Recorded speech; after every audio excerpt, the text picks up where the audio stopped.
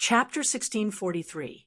Not only did Bronson violate the taboo, but he also used a woman's body to conduct experiments and developed the Garm series of automaton. He even modified Flay's body and modified her heart. This was what Bronson had done to his own daughter. Not only did he deceive Flay and make her go to the battlefield of the night gathering in order to ensure that the Garm series automaton could survive, forcing her to have no choice but to kill Lei Jun. He even modified Flay's body. Was this something a father could do? Divine Works has long since decided to abandon the Garm automaton. However, they're still using the comparison of performance as a reason to send Flay to the battlefield. Wu Yan slowly raised his head. His emotionless voice echoed in the surroundings. Divine Works didn't ask you to join the night meeting to compare the performance of the Garm series automaton and the Angels series automaton, right? These words were obviously directed at Rocky, who was standing at the back with an ugly expression on his face. Perhaps Bronson really did want you to seize the throne of the Demon King. He wanted Divine Works to obtain the right to research the taboo, but Flay was doing an experiment. At that instant, Natsuki, Nagisa, Kimberly, and the others almost didn't understand what Wu Yan meant by experiment. They only understood after a while. It was an experiment to see if Flay's heart could operate normally and produce results. Kimberly raised her head abruptly and enunciated each word clearly. Pro-lusty children. Loki's shoulders trembled strongly. They're born with powerful magic power. Their bodies also possess extremely high magic power affinity. No matter if they're puppeteers or magicians, they're all excellent species. The probability of them being born is 1 in a million. Kimberly's sharp gaze landed on Loki. You and Flay are both pro-confused children created by the people of the Divine Works. Am I right? Nagisa looked like she was punched in the face. Her petite body swayed. Astria's face turned a little pale. Ikaro's eyes fluctuated. Even Natsuki furrowed her brows. Artificial pro-camouflage children, because there was no way to be born with powerful magic power. That's why the heart was installed with a magic circuit that forcibly produced magic power. It was modified into a mechanical heart. It was used to replace the deficiency in this part. Due to the mechanical heart's operation, the body took on too much of the burden and the pigment was destroyed. That's why the hair turned pearl white, the pupils turned red, and the skin turned white. This was the origin of the artificial pro-camouflage children. This was also the origin of Flay and Loki. Liar. Nagisa covered her mouth as if she would vomit if she didn't do so. Her eyes filled with tears. Is it really possible to modify human beings? Why can't? Kimberly said calmly. Wouldn't it be a tempting idea to mass-produce the pro-camouflage children who are born with magic power and destined to become extraordinary puppeteers and magicians? Mechanically modify the hearts of ordinary people to create pro-camouflage children. If it succeeds, we'll have an item that's destined to have a certain power in the future. If it fails, we can still use the organs that haven't completely died to make an automaton. Natsuki's voice slowly turned cold as well. That's how the automaton of the Garm series was born, isn't it? If the modification succeeds, everything will be fine. Even if the modification fails, we can still use it to create a forbidden doll. It's a good deal without any waste. It's a good plan for a new mechanic workshop, isn't it? Everyone fell silent. Without a doubt, an emotion similar to anger quietly spread in the hearts of these people, including Loki. If that's the case, why did Miss Flay's heart activate during the battle between Big Bro and Miss Flay's brother? Nagisa bit her lips. Based on Big Bro's words, isn't that damned Bronson trying to test Miss Flay's heart's function during the night meeting? No one answered Nagisa's question.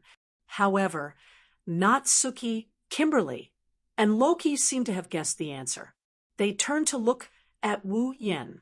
Under the watchful eyes of the crowd, Wu Yen opened his wine-red eyes. Bronson did something to Flay's body and made her heart activate when I was fighting with Loki. He also did something to Ruby's body and made the berserk Robbie lock onto me and kill me. What? Nagisa sucked in a cold breath of air. Natsuki, Ikaros, and Astria had a cold glint in their eyes. Only Kimberly looked at Wu Yen with surprise. Why did he want to kill you? I have something on him. Wu Yen smiled as if he was talking about someone else. But he can't touch me, a student of the academy. Otherwise, the Autonomous Academy has the right to execute him. So, he made that little girl's heart go out of control, and her automaton went berserk to kill you. Natsuki pouted. In this way, regardless of whether it succeeds or not, the blame can be pushed to the automaton, and even that little girl, right? Hearing this, before anyone could react, Loki turned around and walked towards the door at the end of the corridor with Cherub in tow. Where are you going?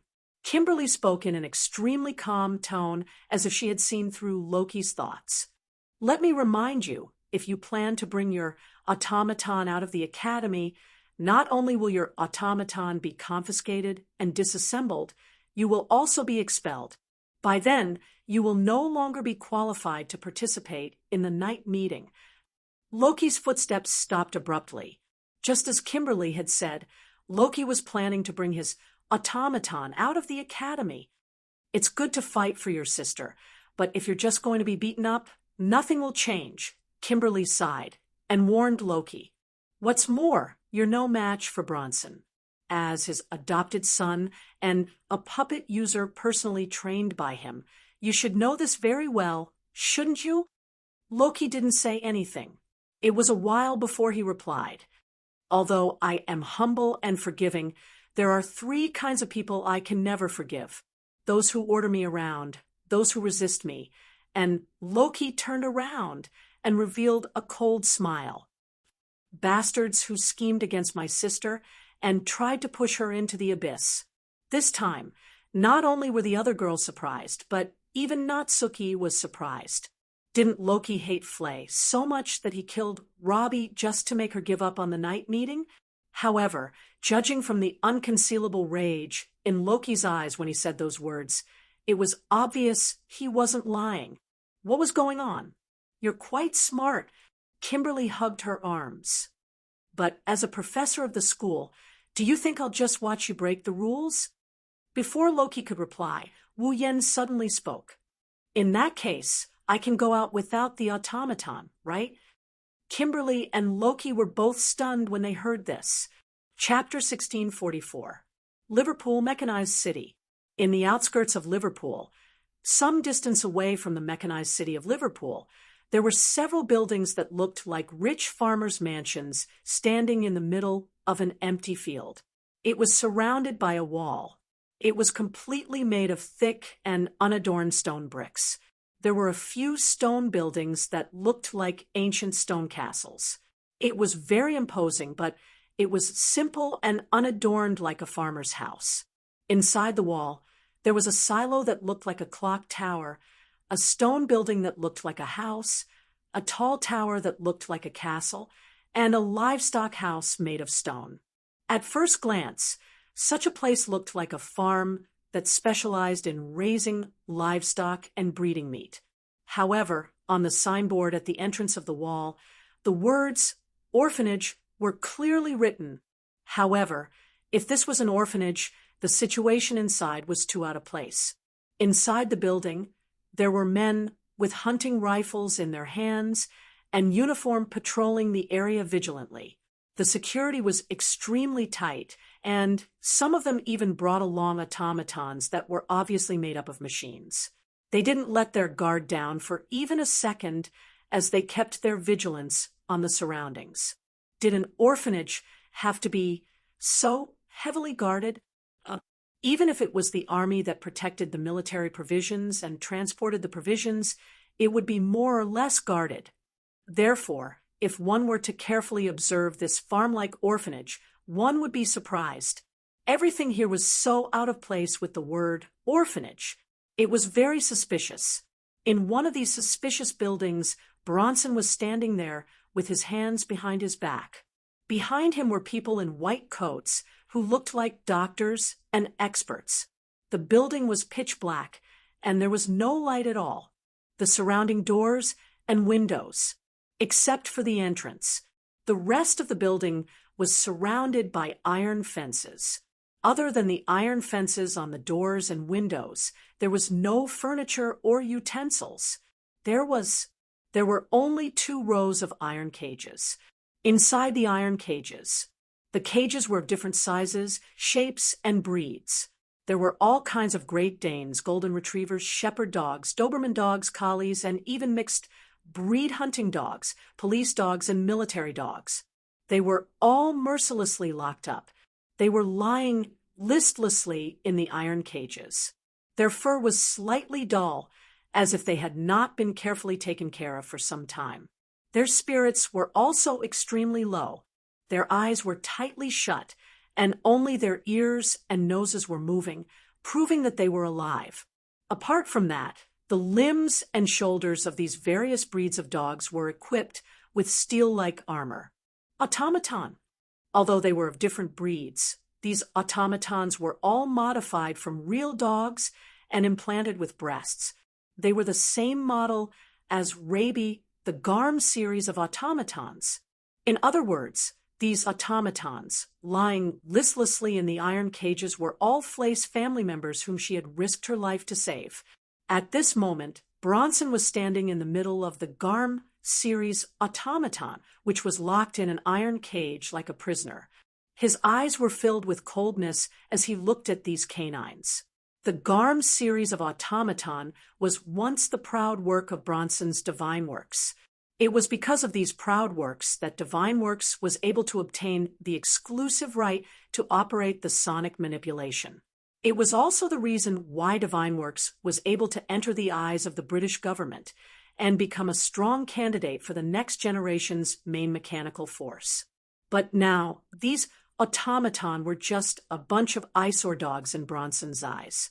Not only did they require a certain amount of funds to maintain, but their performance was also slowly falling out of Bronson's sight. They were also very unstable. Once the secret of their creation was discovered, Bronson would be arrested. How could Bronson find these dog-shaped automatons pleasing to the eye? Not to mention, all of them were now being used by others to threaten him. If it was not for the fact that he had not confirmed Wu Yan's death, Bronson would have declared these eyesore automaton useless.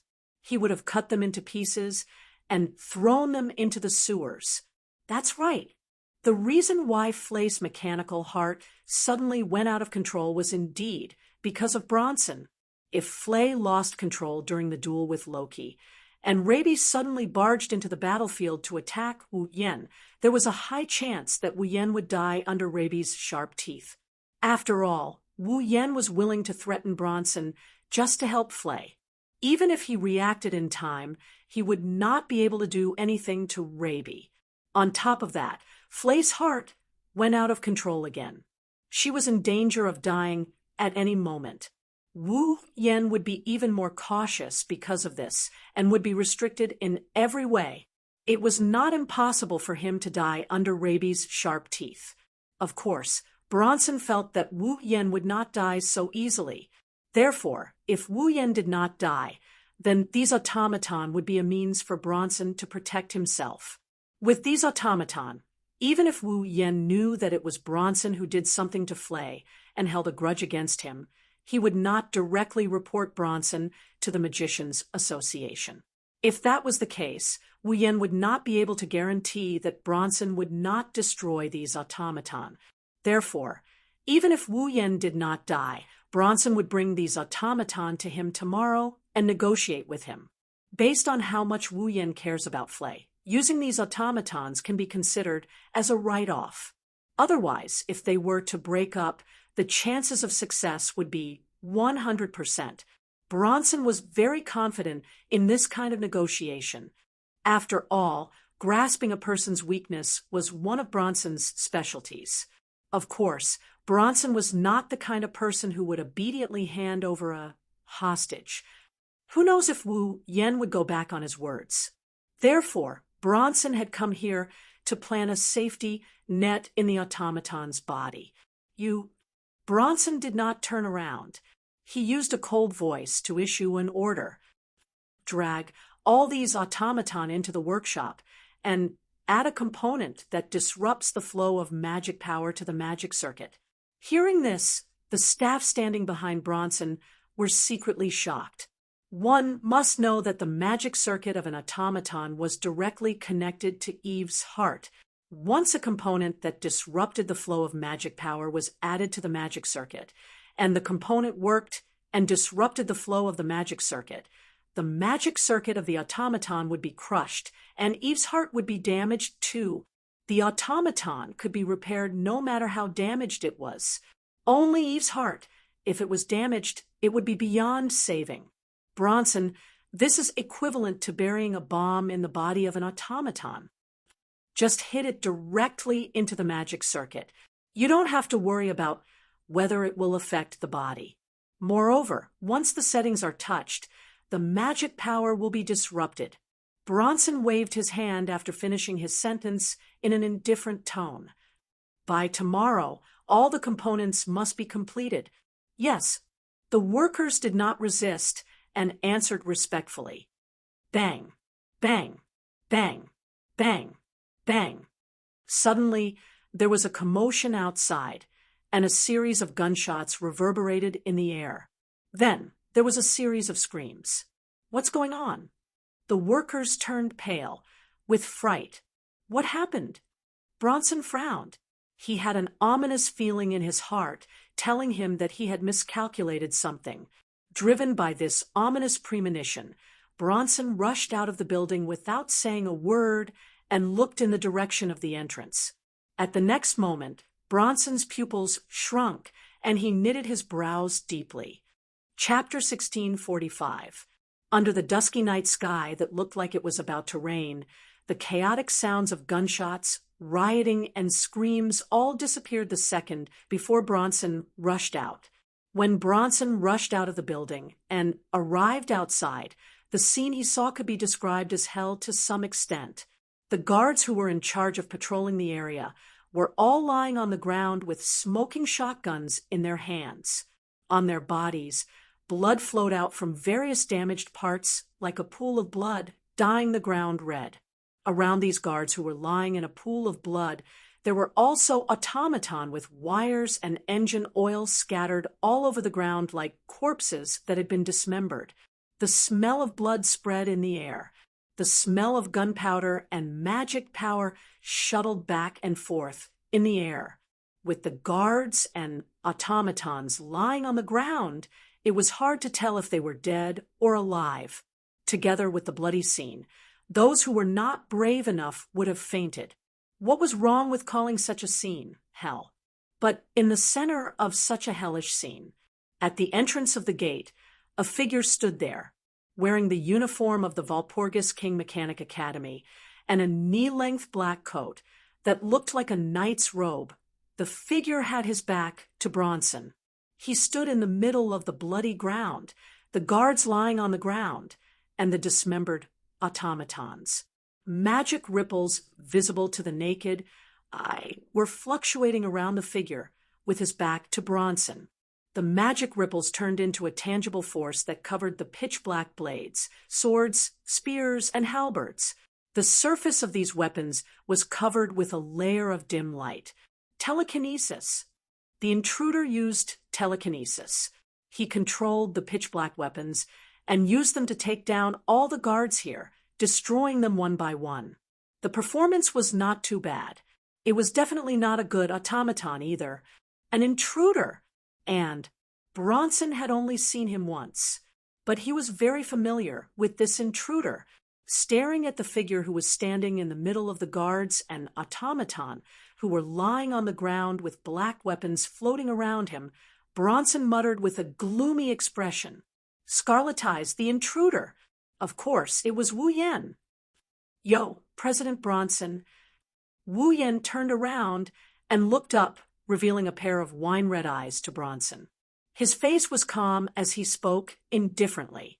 We meet again. Indeed, we meet again. Bronson glanced at the guards lying in a pool of blood. It was just a glance, and he no longer paid attention to them as if they were not his people but strangers. He cast his sharp gaze on Wu Yen. And under such circumstances, such a time, such a scene, this really surprised me. Actually, I don't want to see that face of yours anymore. Wu Yen spoke in an indifferent tone, his wine-red eyes flashing with a cold light. Unfortunately, I said that if you do something you shouldn't do, I will give you a big surprise. Indeed, it is quite a surprise.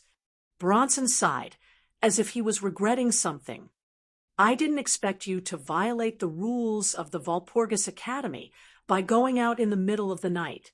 I'm afraid you will be expelled. This won't be the last time we meet, right?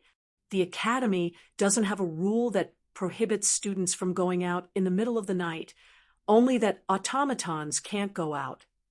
Wu Yen looked at Bronson disapprovingly. So, President Bronson, I'm sorry to disappoint you. At most, I will be punished by the head teacher or the dormitory supervisor. However, this will indeed be the last time we meet. Of course, Bronson said with a smile that came from the bottom of his heart. Although there isn't a rule that prohibits students from going out in the middle of the night, I remember there is a rule in the academy. If a student attacks a commoner, they will be sentenced to death. Sir, are you looking for death? I'm sorry to disappoint President Bronson as well. Wu Yen retracted his expression and walked towards Bronson step by step. I'm here to be the messenger of justice. I'm here to dig out all the disgusting experiments you've conducted here, including the modifications you've done to the human body, the dissection, and the abandonment of the human body. Bronson's breath caught in his throat. Those artificial pro-camouflage children should all be here, right? Wu Yen glanced at the buildings around him. Also, those failed modifications that were intended to be used to make bandoliers should also be stored here, right? Bronson's expression changed again and again, finally turning into a murderous expression. You sure know a lot. You won't live long if you keep doing that. Sir Scarlet Eyes, what a coincidence. In many people's eyes, I deserve to die, but I'm still alive.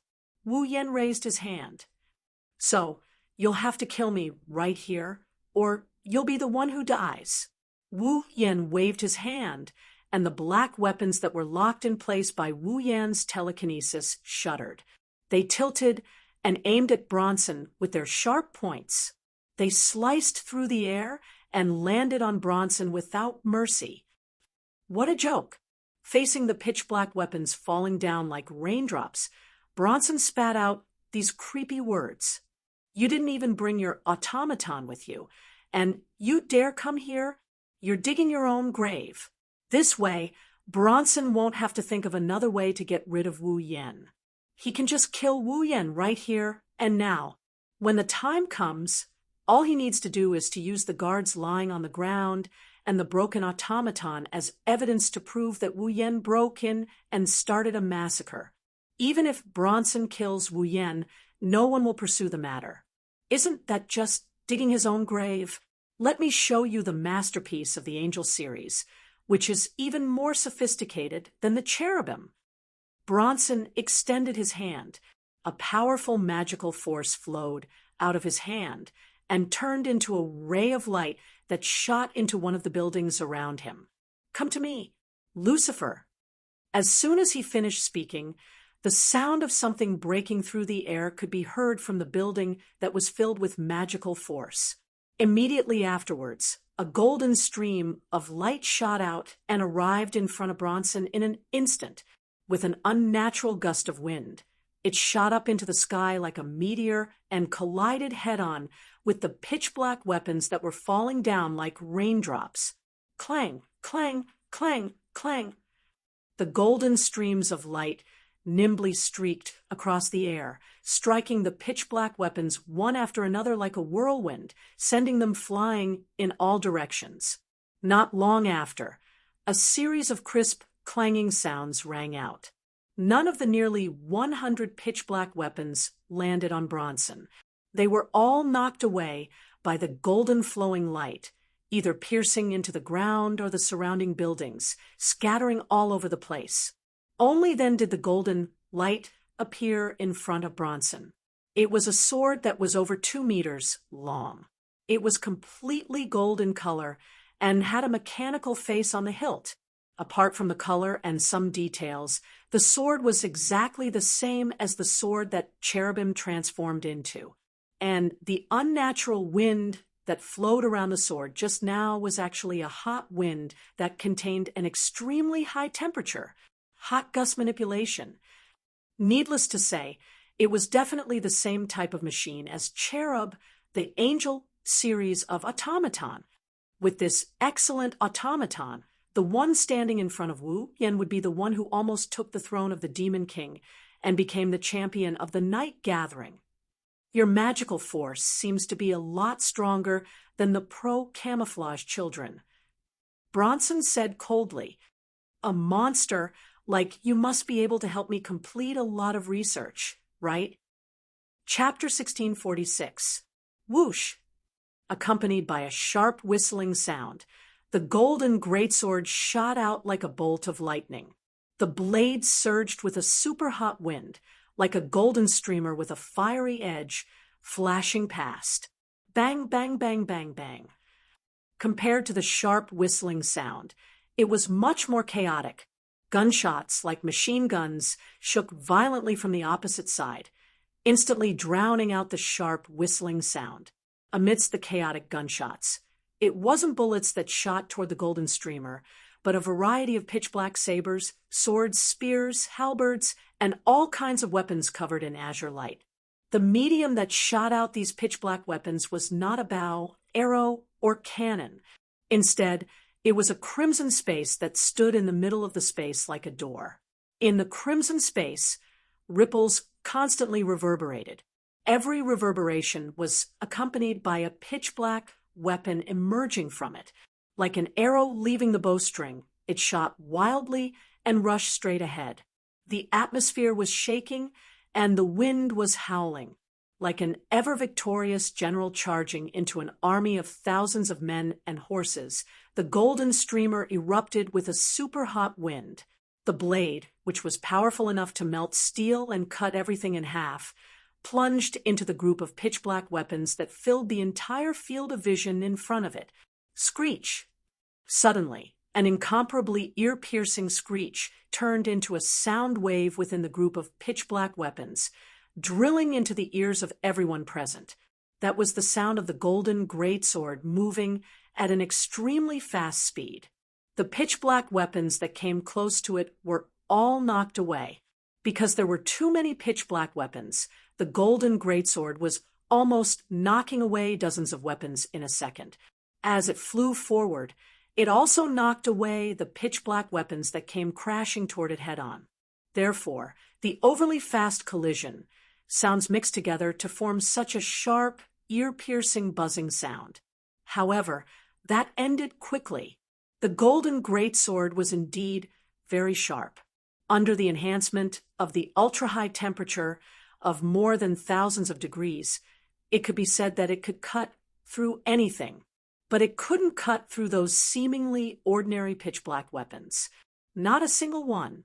So, no matter how sharp the golden greatsword was, no matter how powerful the sudden attack was, the speed of the sudden attack became slower and slower under the continuous collision of pitch-black weapons. Clang! Finally, the sound of steel colliding with steel sounded. The golden greatsword still couldn't break through the storm-like weapons. When the sudden attack slowed down to a certain extent, instead, it was bounced back by the pitch-black weapons. Seeing this scene, Bronson controlled the Angel series automaton, named Lucifer, to return the golden greatsword to his side. Looking ahead, his face was so gloomy that it seemed like water was about to drip from it. In front of him, the crimson space was still rippling, and pitch-black weapons were poking out one after another, as if they would never run out. Bronson's face was extremely unsightly. What exactly is that crimson space? What exactly was the pitch-black weapon that even Lucifer, who had been enhanced by several thousand degrees Celsius, could not cut through?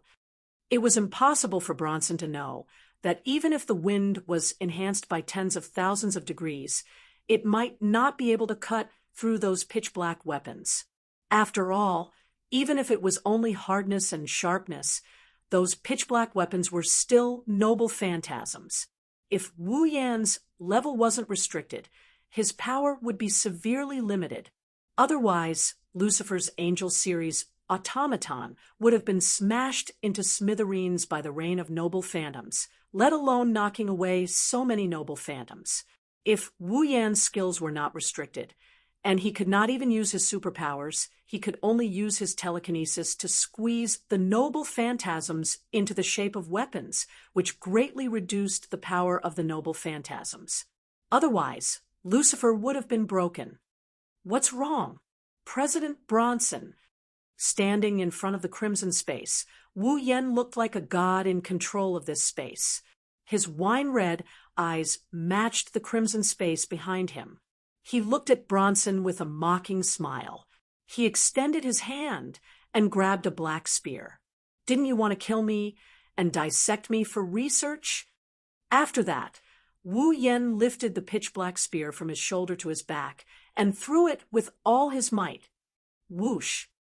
With the help of his telekinesis and strength, the pitch-black spear shot out as fast as lightning. Bronson only saw a flash of black light in front of him, and the pitch-black spear was less than 5 meters away from him. Goo!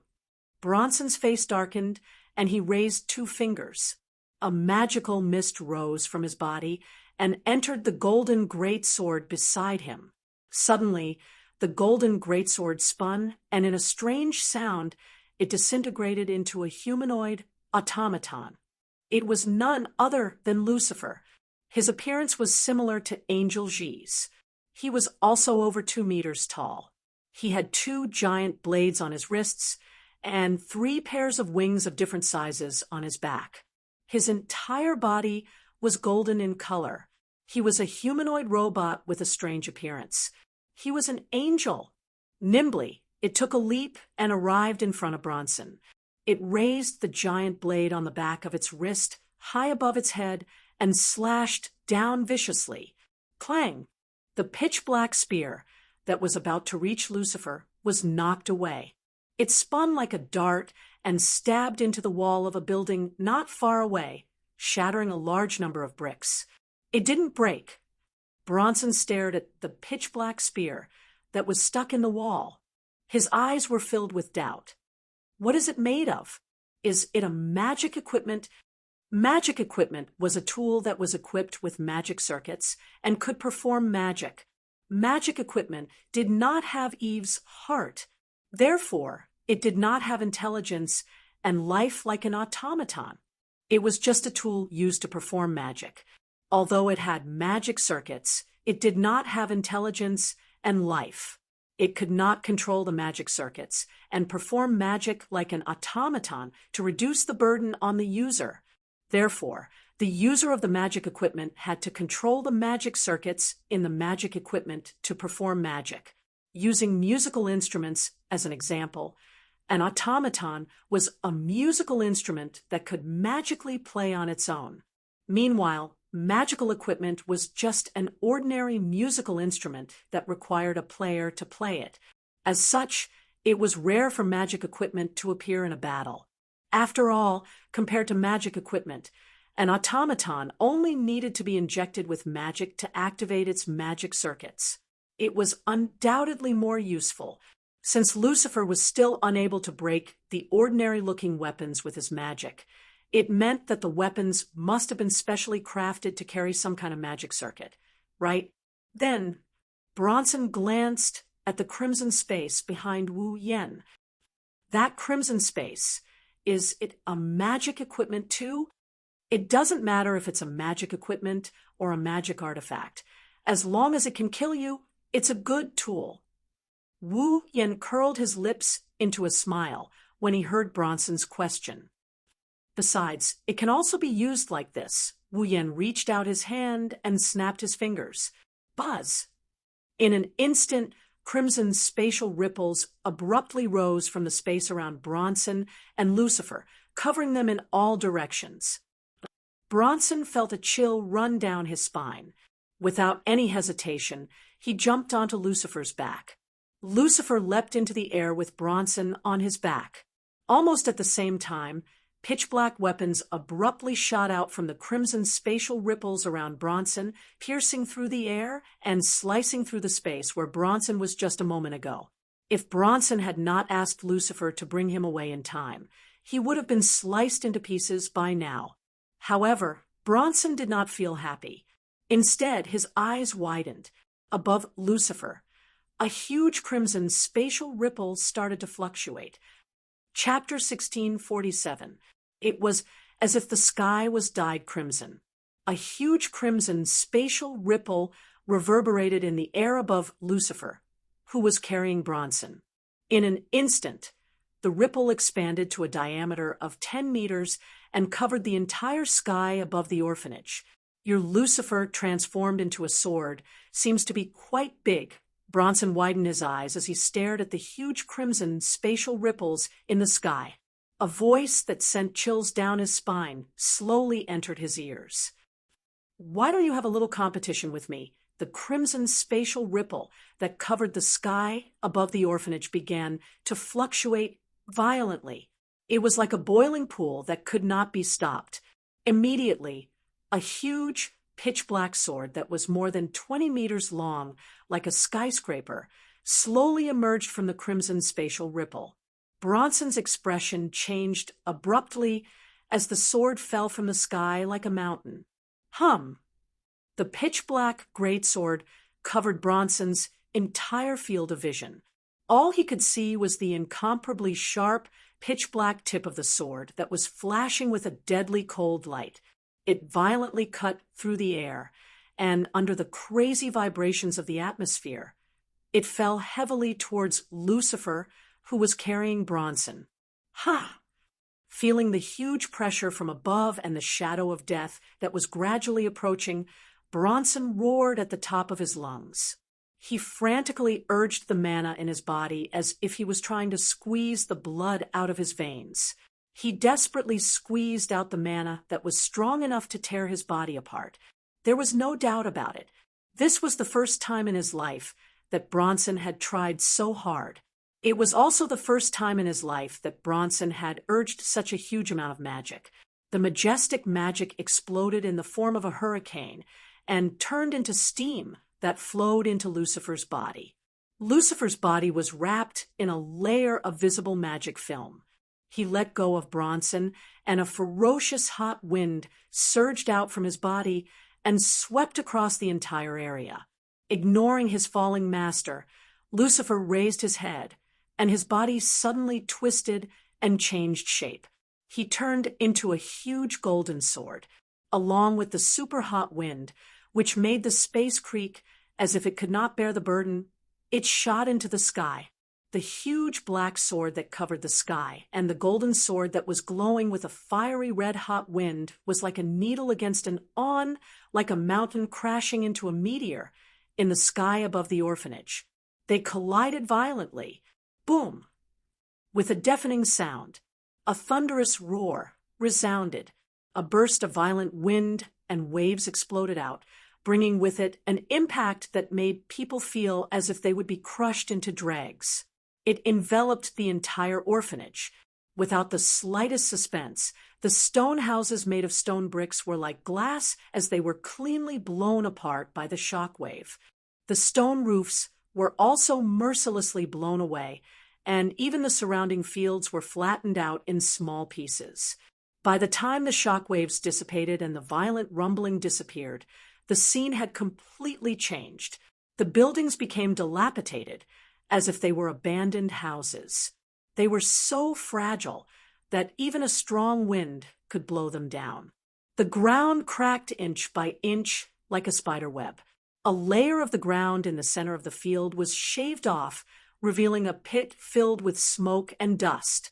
In the pit, Bronson knelt on the ground, his skin covered with scars.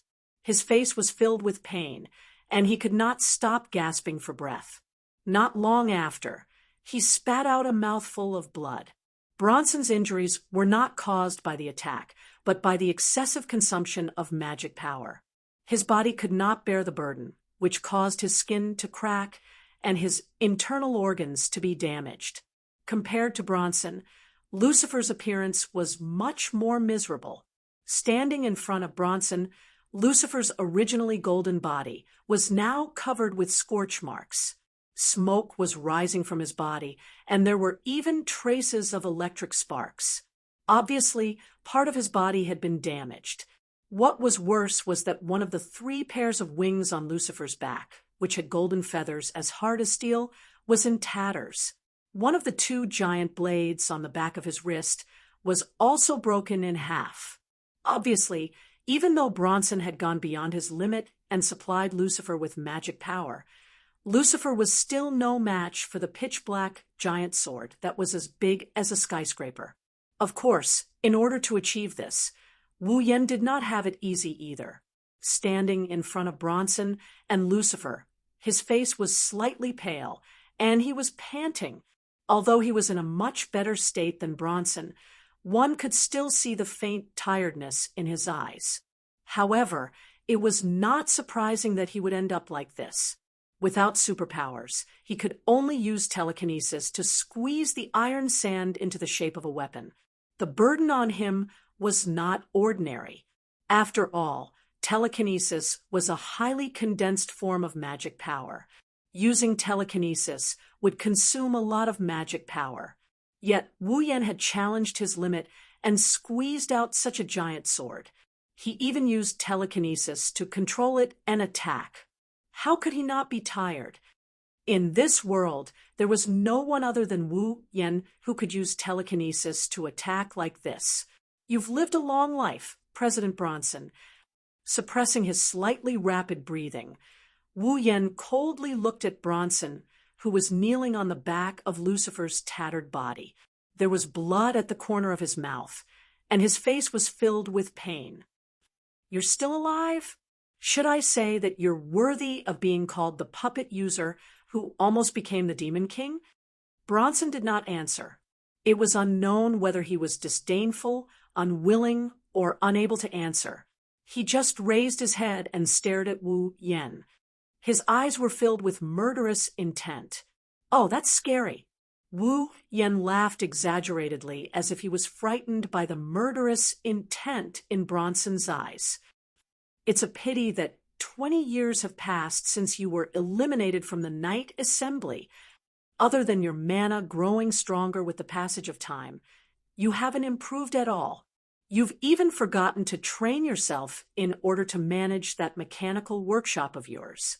How foolish! Stupid! Bronson was so angry that he laughed. Individual progress is nothing but degeneration. The progress of the times is irreversible.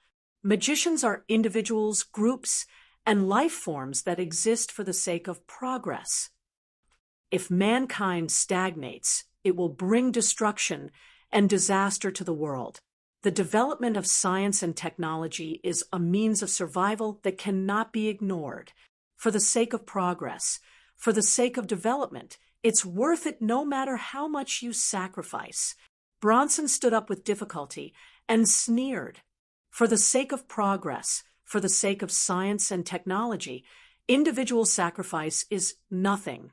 No matter how strong one is, one cannot survive alone. If you don't want to be destroyed, the only way to survive is to strengthen the group. This is the true path of survival, the true progress. Wu Yan smiled. His smile was full of pity and sympathy.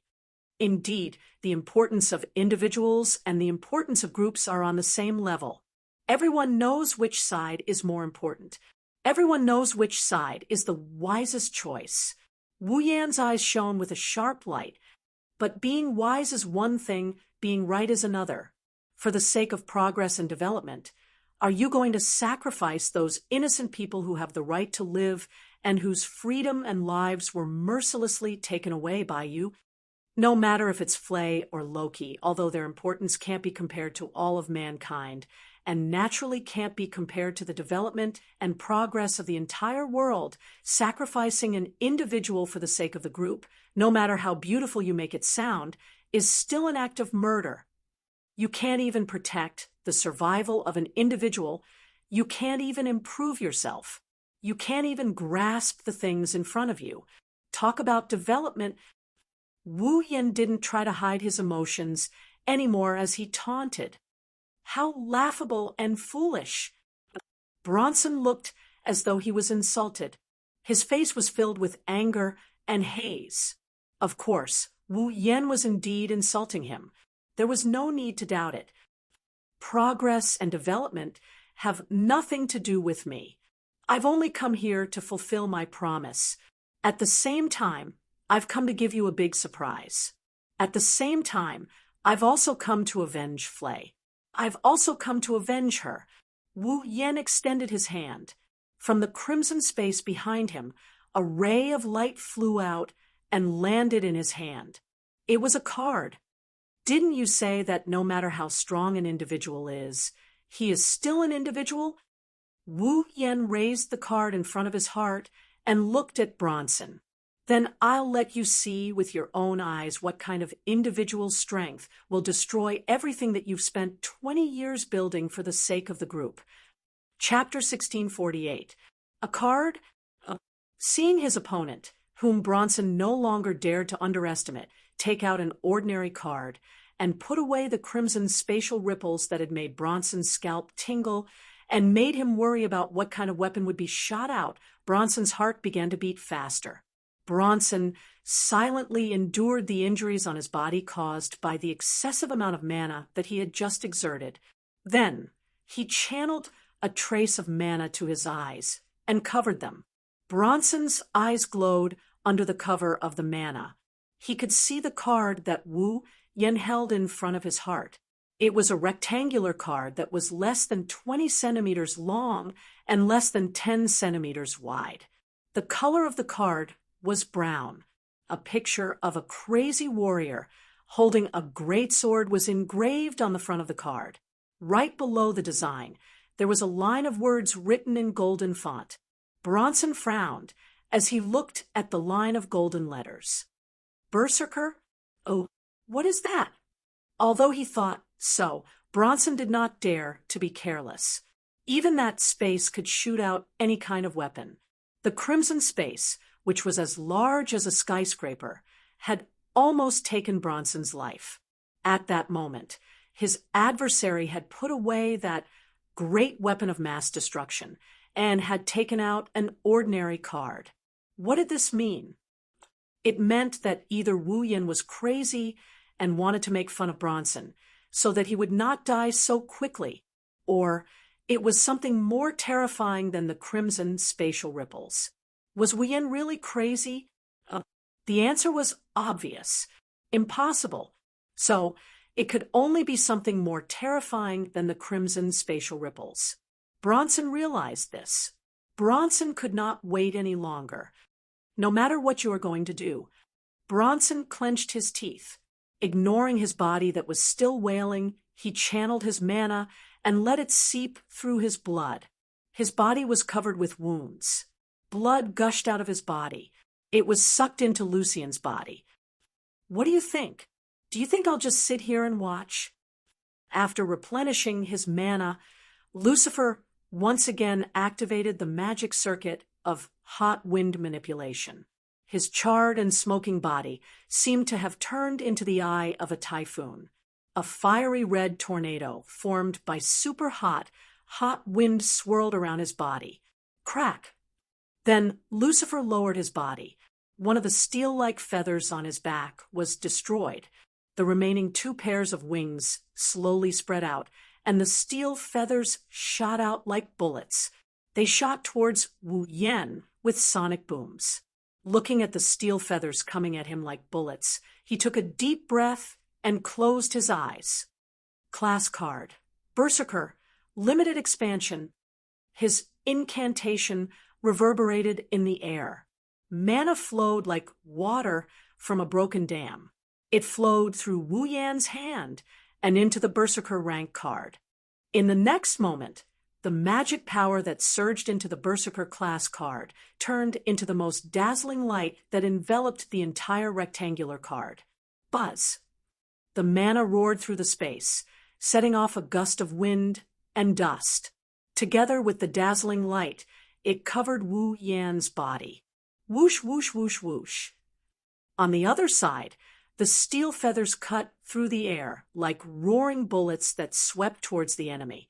They crossed the space and shot into the magic light that brought up a gust of wind and dust. Clang! However, when the steel feathers shot into the magic light, a sharp sound of metal clashing resounded in the air above the dilapidated orphanage. Bronson could clearly see that as the sharp sounds of metal clashing resounded, the steel feathers that were supposed to pierce through the enemy with irresistible force were knocked away like garbage and fell to the ground one by one. Bronson endured the pain in his body due to the forced activation of his mana and stood up with difficulty. He cast his gaze towards the flash of mana and was immediately stunned. Bronson thought that Wu Yan was going to use some means to summon his automaton, but when he saw the situation in the magic light that dimmed, Bronson knew that he was wrong. In the dimming light, Wu Yan's figure once again entered Bronson's sight. He was still wearing the student uniform of the Walpurgis Wang, Lee School of Mechanics, and the pitch-black coat that resembled a knight's robe. His wine-red eyes glowed as he stared at Bronson, reminiscent of a lone wolf that had set its eyes on its prey. After such a huge commotion, Wu Yan didn't change at all. If there was a change, it would be that in Wu Yan's hand there was something that no one could ignore. Wu Yan flipped his hand and held it horizontally above his head. It looked like an earth-colored rock block.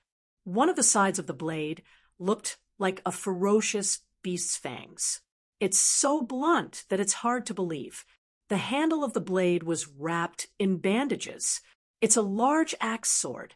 Looking at the axe, which seemed to be made of rock and looked more like a blunt weapon without a handle than a sword, Bronson felt goosebumps all over his body. Not for any other reason, but because Bronson could smell the scent of death from the shape of the axe. If the sword that Lucifer transformed into was like a divine sword used by gods to slay demons, then the axe in front of him was like a monster used by demons to slaughter and destroy lives. Smelling the scent of death from the sword, Bronson's mind, which had been stretched taut due to the unfavorable battle situation, snapped with a snap. Lucifer! Using the last of his strength, Bronson squeezed out all the remaining magic power in his body and violently channeled it into Lucifer's body. Kill him for me! Lucifer's eyes lit up like an angel's. He nimbly lowered his body, and like a cannonball, he channeled all the heat into his remaining greatsword. Raising it above his head, he slashed at Wu Yan with the greatsword as he flew forward. This time, Wu Yan did not use Gate of Babylon to suppress Lucifer. Instead, he smirked, stomped his feet on the ground, and rushed towards Lucifer. This is the power of the person you look down on. Wu Yan raised his head and looked at Lucifer, who was rushing towards him. Witness the legend of heroes born from miracles. Raising the ferocious-looking axe above his head, Wu Yan leaped into the air and rushed into Lucifer's arms. Roar! Kill 100 of them! The overlapping runes of the liberation spell rubbed against the air and shook the air. At that moment, it was as if the world had turned dark. The only thing left in the world was Lucifer, who was about to slash his enemy with his giant sword. However, Lucifer's sword was destined not to be able to slash down, because in front of him, the enemy had disappeared. No, it should be said that the ferocious axe in the enemy's hand disappeared in front of Lucifer's eyes. It turned into a torrent, like a whirlpool. It was like a beam of light, completely disappearing from sight. Yes, The axe that looked heavier than rocks and fake mountains moved at a speed faster than the speed of sound. It turned into a beam of light and was slashed by Wu Yan at Lucifer before it could even make a sound. Wang! By the time Lucifer noticed it, 8 beams of light had already slashed at him from the front. Top, bottom, left, right, top left, bottom left, top right, and bottom right. A total of 8 directions, surpassing time in the truest sense, overlapped with each other and formed a vortex. Then, the 8 beams of light that formed a whirlpool shape seemed to burst out at the same time, mercilessly landing on Lucifer's body. Pucci.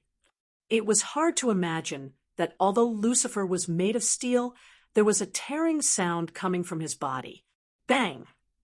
Then there was an explosion.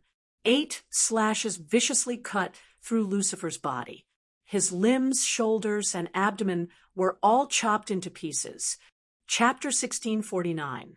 Bang! Amidst the muffled explosion, Lucifer, with smoke and electricity all over its body, was charred black except for its head and upper body. Its limbs, shoulders, and lower abdomen were all slashed into pieces by the 8 vortex-shaped slashes that turned into beams of light. Not far away, Bronson's mind went blank with a buzzing sound. He stepped back involuntarily, his eyes full of shock. The extremely fast slash turned into a beam of light. Furthermore, it was even faster than the speed of sound. In an almost negligible amount of time, it was as if the 8 consecutive slashes had burst out at the same time. Was that an attack that a human could make? No. After living for so long, Bronson was very sure that even the highest level of automaton with the highest performance and the most excellent, powerful, and outstanding magic circuit couldn't do such a thing, let alone human beings. At least, Bronson had never seen an automaton that could do it with such a godly skill. There was no way he could defeat this opponent. Realizing this, Bronson finally couldn't hold back the panic in his heart and stepped back again and again. But soon he calmed down. Although the godly skill of 8 consecutive slashes was indeed incredible, Wu Yan had made a fatal mistake. An automaton wasn't a human. As long as Eve's heart wasn't damaged, even if its head was chopped off, the automaton could still repair it, let alone its limbs, shoulders, and lower abdomen. Lucifer was seriously damaged, but its Eve's heart wasn't damaged. Its magic circuit could still be activated, and it could still fight. He hadn't lost yet. Unfortunately, Bronson was wrong again. The real Kill 100 was a bow and arrow type noble phantasm.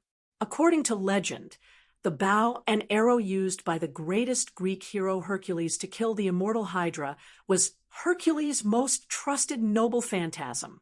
And after killing the Hydra, Yi Zichen was stunned. Even if other weapons were used as means, Hercules could also use moves that imitated the noble phantasm's ability. This was because the Real Kill 100 Beast skill was able to release 9 tracking lasers. Therefore, when other weapons were used as means to imitate the noble phantasm's ability, what was released was a 9-hit combo that was released at a high speed by combining all the attacks. Therefore, the Kill 100 that Wu Yan released with the large axe in his hand was a move that was as powerful as a noble phantasm's ability. It had a 9-hit combo, and just now, Wu Yan released an 8-hit combo. Bang! Bronson took a heavy step forward. Only Lucifer's broken body remained in his sight. Sparks, gears, and electric wires were coming out from its limbs and lower body. Wu Yan raised the axe in his hand once again and swung. Swoosh! The crisp, whistling sound swept the wind and blew in all directions. Bronson could only see a laser-like beam of light blooming in front of Lucifer. Then, the beam turned Lucifer's and pierced into Lucifer's chest. Slash! This time, Bronson heard the tearing sound clearly. The beam of light tore Lucifer's chest apart, penetrated his heart, and came out from his back. It returned to its original form of an axe. The axe was huge, and when it pierced through Lucifer's body, it almost pierced through the rest of Lucifer's body. When Bronson came to his senses, Lucifer's body was still pierced through, hanging on the axe in Wu Yan's hand. The calm expression on Bronson's face froze. Bang! Lucifer's body, which was hanging on the axe, emitted electric sparks. Then, with a loud explosion, it exploded into pieces. The machine-like head was thrown into the air, and then fell heavily on the ground. It rolled a few times and came to Bronson's side. It was only then that Bronson realized what had happened. He really lost. He lost to a kid who was still studying in the academy, who didn't even go through the baptism of the night party, who didn't carry an automaton, who threatened him, and whom he planned to kill not long ago. Phew! Wu Yan waved the axe in his hand, which didn't match his body size. He turned around and looked at Bronson with a sneer on his face. He lifted his feet and walked towards Bronson. This is the strength of an individual that you look down on the most. Are you satisfied? Bronson looked at Wu Yan walking towards him. He couldn't help but take a step back. There was a trace of panic on his face. His eyes wandered left and right, as if he was trying to find an escape route. However, it didn't take long for Bronson to give up with a bitter smile. His opponent was an existence that could unleash 9 consecutive strikes at the same time as if they had turned into beams of light. No matter how fast Bronson was, could he be faster than the speed of sound? Could he be fast enough to turn into one of the 9 consecutive beams of light? There was no point in running away. This time, I have indeed lost. Bronson admitted his defeat. He pretended to be calm as he looked at Wu Yan. But do you really intend to kill me? Wu Yan didn't speak. He continued to approach Bronson with the axe in his hand. Even if you expose my secret actions and present the evidence of me breaking the taboo to the Magician Association, it won't do you any good, right? Bronson stared at the approaching Wu Yan. A drop of cold sweat slid down his cheek. Sir, you just want to take back those Garm series automaton, so I won't detain them. If you want to avenge Flay, you've done a great job this time, so there's no need for you to continue, right? Wu Yan didn't say anything. His footsteps were so loud that they could pound Bronson's heart.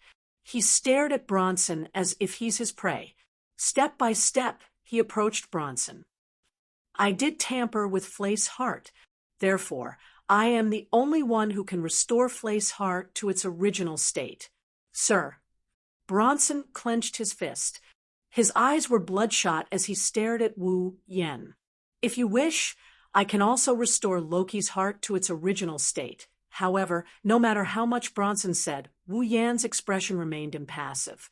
Only the sound of his footsteps and the gaze of a predator staring at its prey made Bronson's heartbeat accelerate to the limit. His blood started pumping faster and faster. Sir. As if he was forced to a dead end, Bronson spoke in a deep voice. Is there a need to be so ruthless? A mocking smile appeared on Wu Yan's face. It told Bronson whether he was going to be ruthless or not. This time, Bronson understood. This person won't let me go. If I don't think of a way, I will die. I will die. Bronson's heart skipped a beat. He reached into his pocket and pulled out a pistol. He aimed at Wu Yan and pulled the trigger without hesitation. Bang! Clang!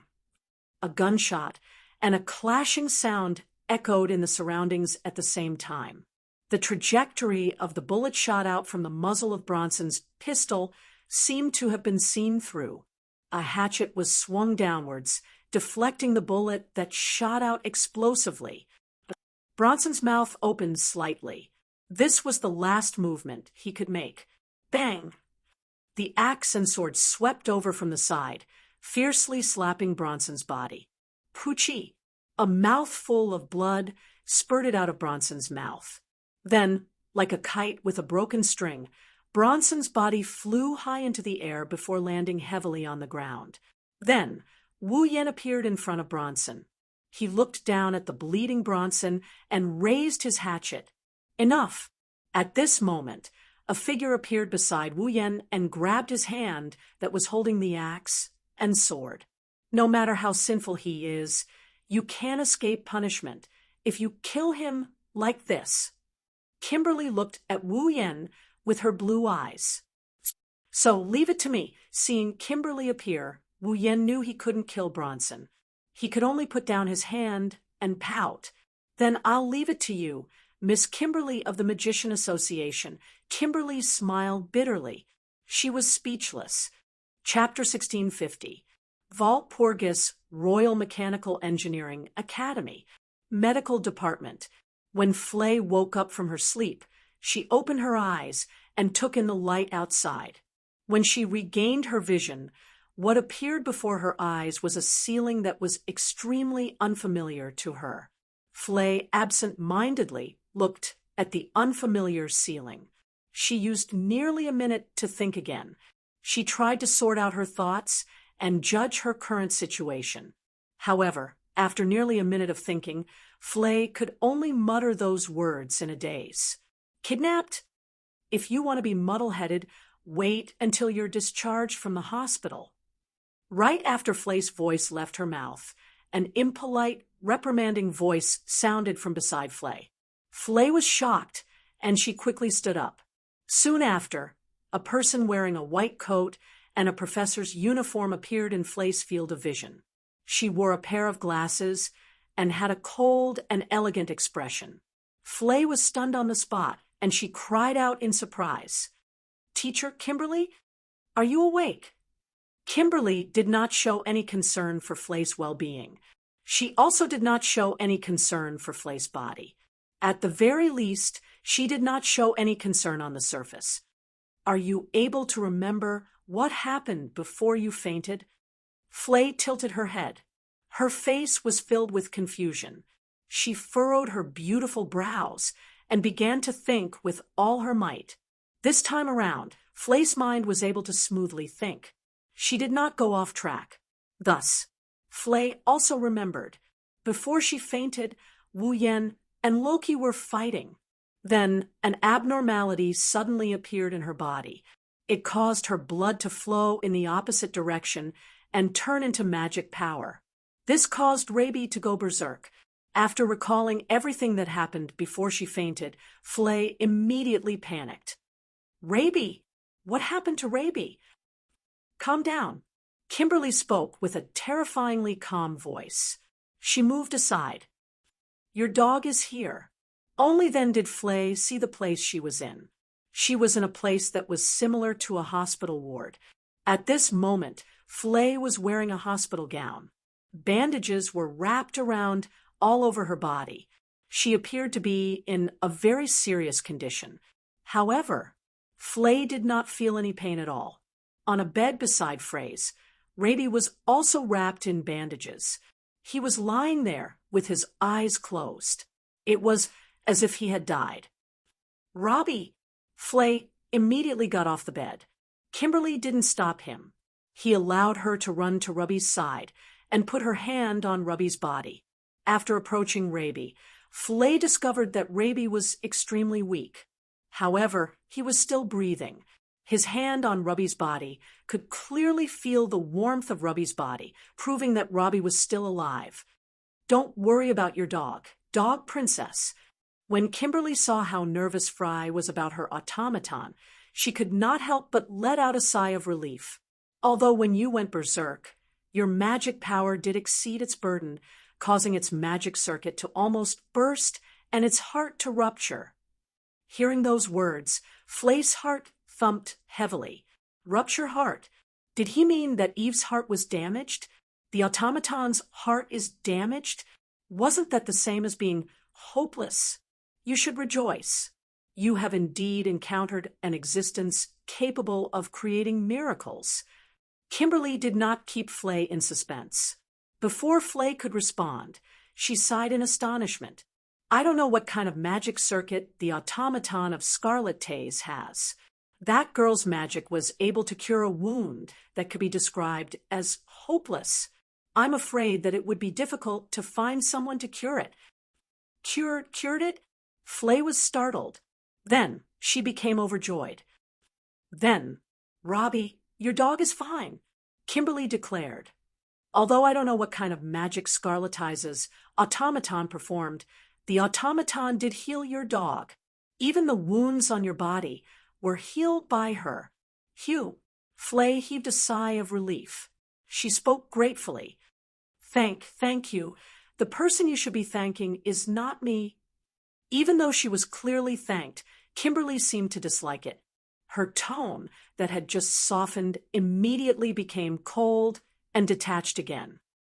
Also, it is still too early to thank me.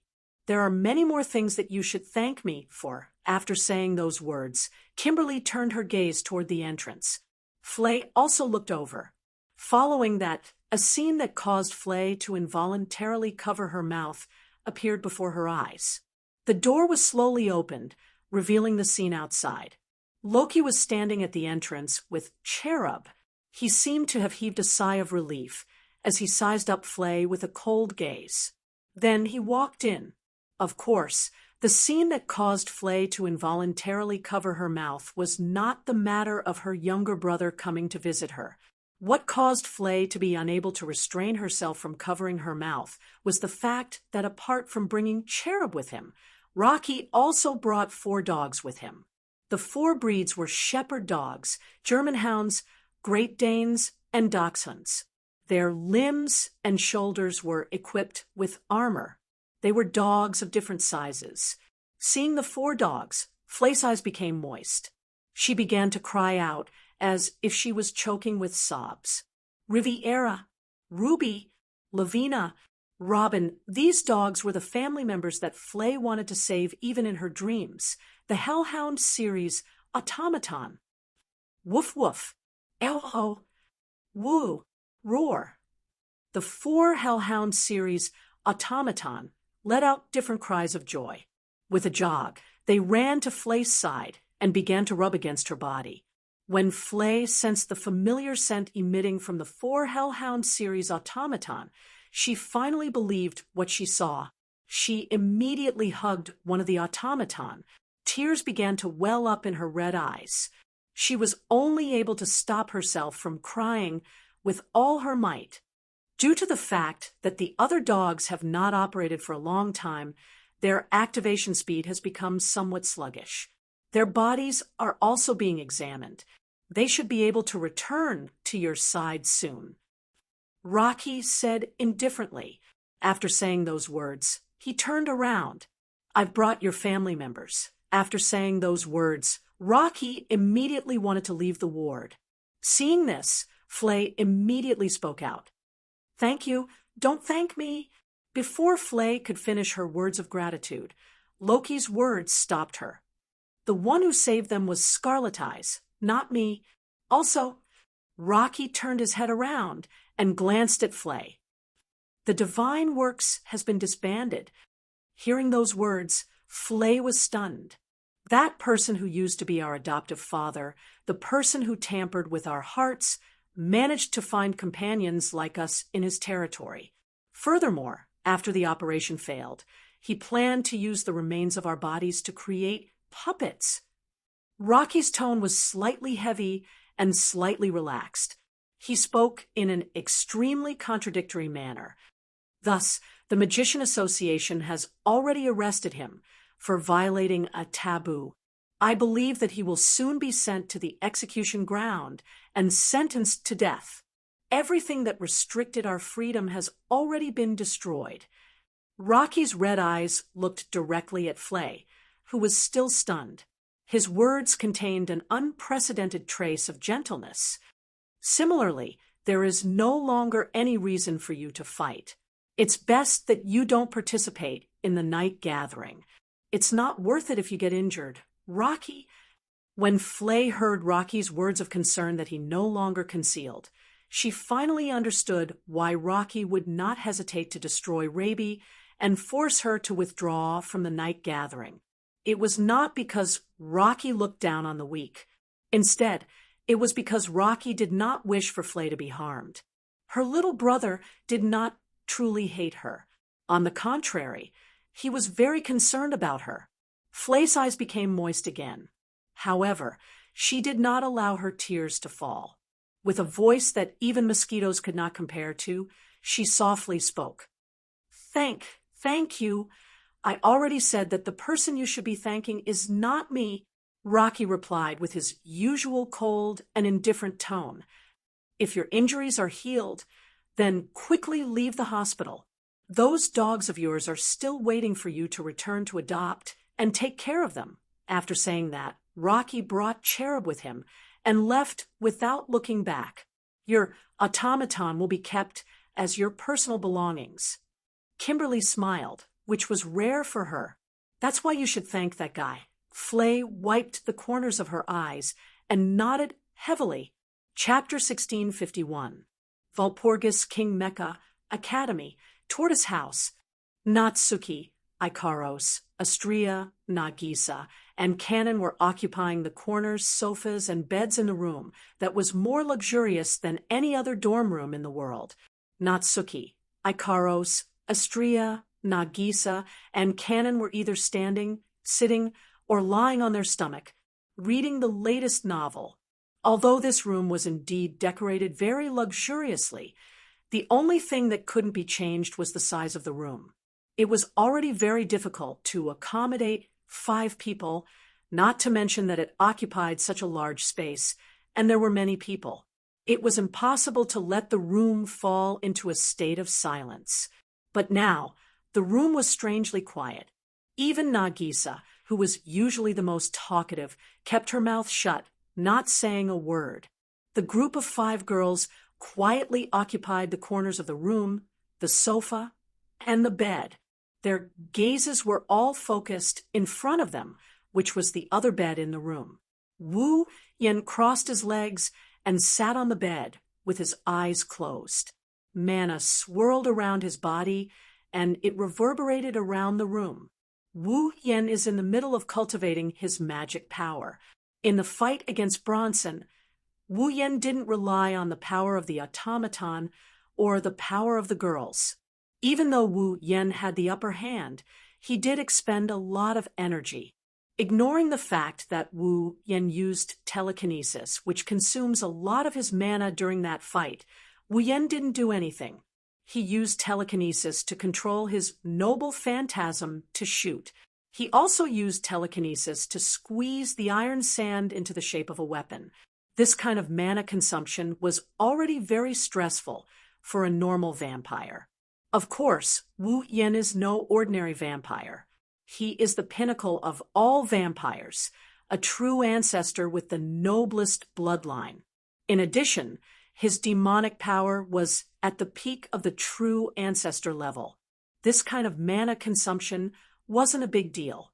Therefore, the real mana consumption came later, the place where he used telekinesis to form the Great Sword and the limited expansion card. Originally, just by using it, telekinesis consumes a lot more MP than normal magic. Wu Yen also used telekinesis to form a sword that is at least 20 m long and as big as a skyscraper. The amount of mana consumed was enough to crush a pure-blooded vampire. As for the limited expansion class card, its magic consumption was even higher than the formation of the giant sword. One had to know that if one wanted to limit the expansion of a class level card, the user had to use the magic attire as a medium. Only then could they use the magic attire as a basis to materialize the heroic spirit's relic. However, Wu Yen didn't use his magic attire.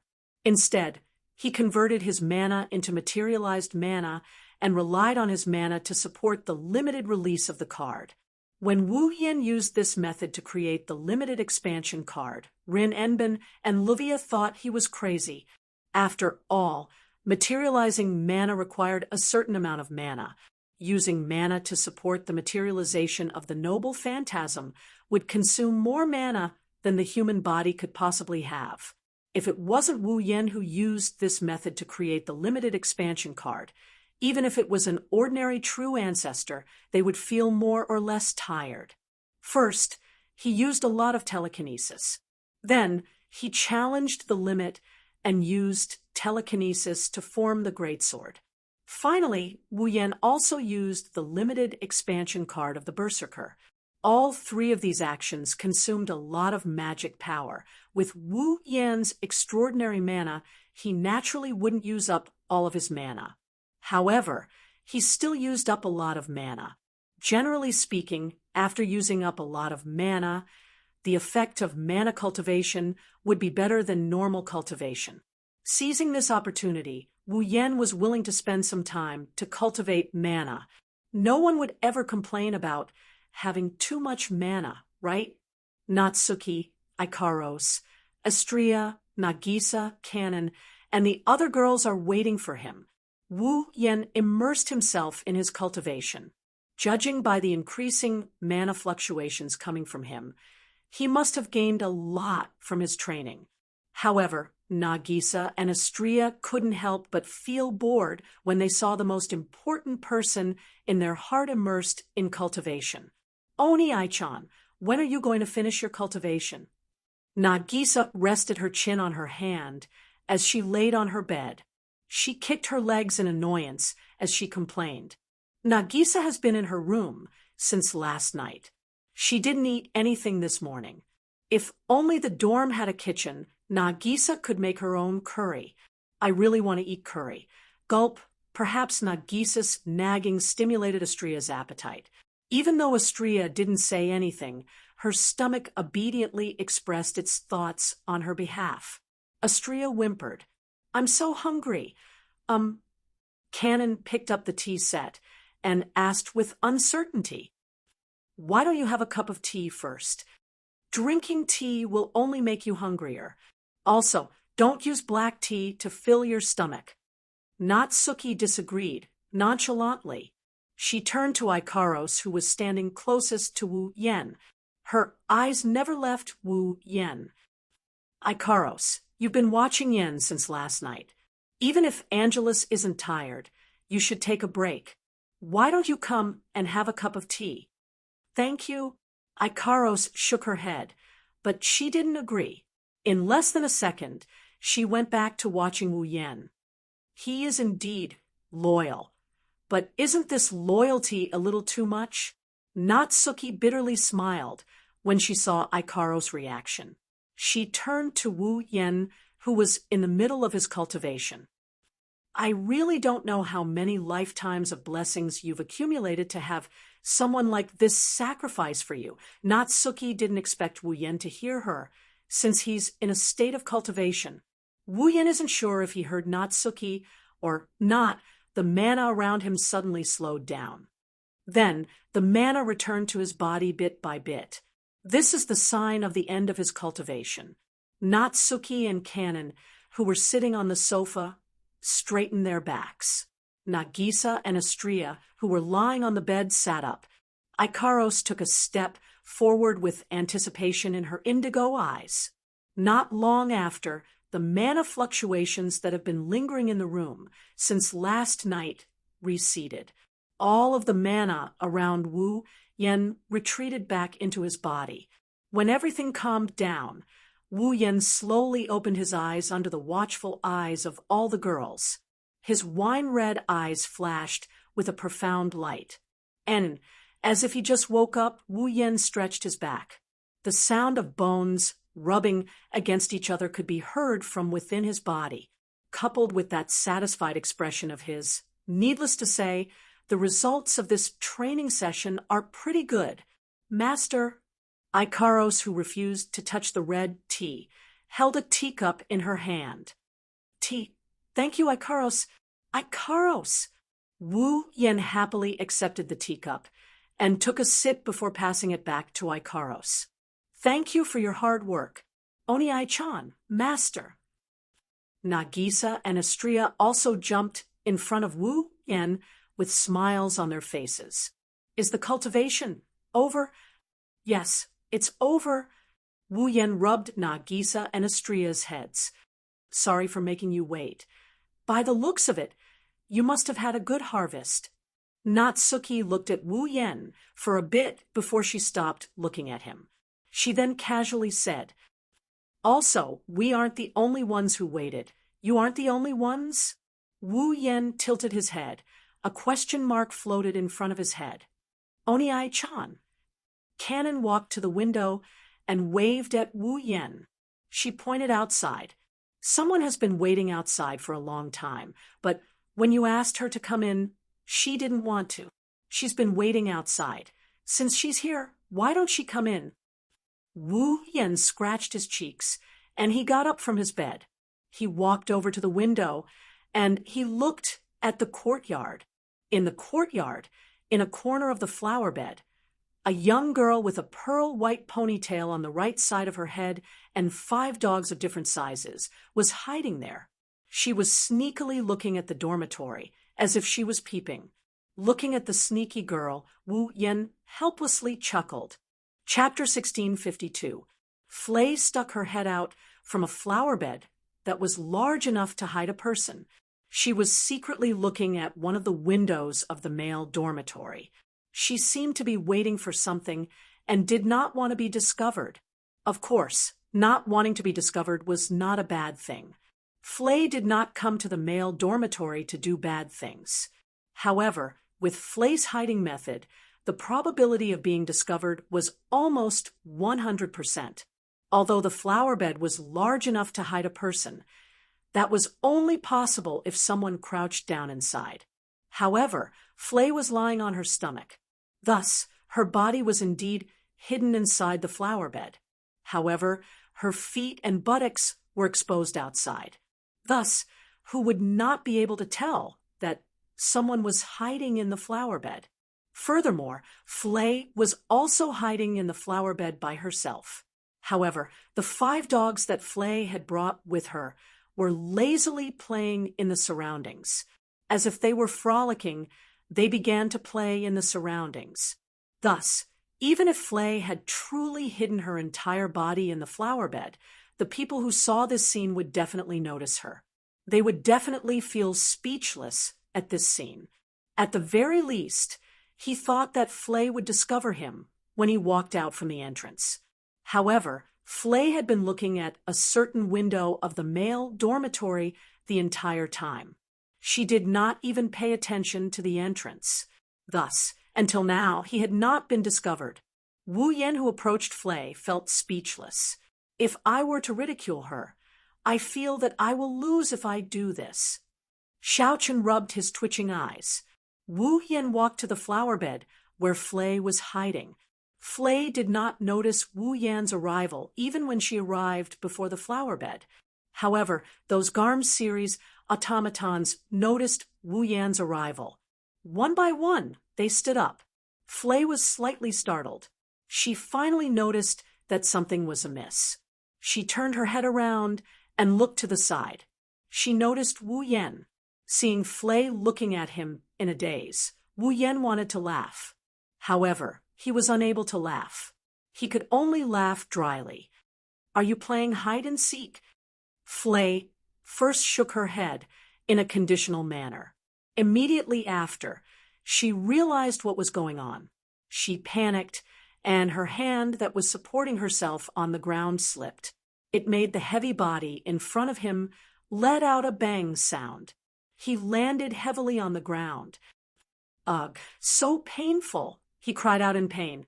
At the same time, he stretched out his hand and rubbed the pair of plump breasts that had the widest contact and suffered the most blows. Flay cried out with tears in her eyes.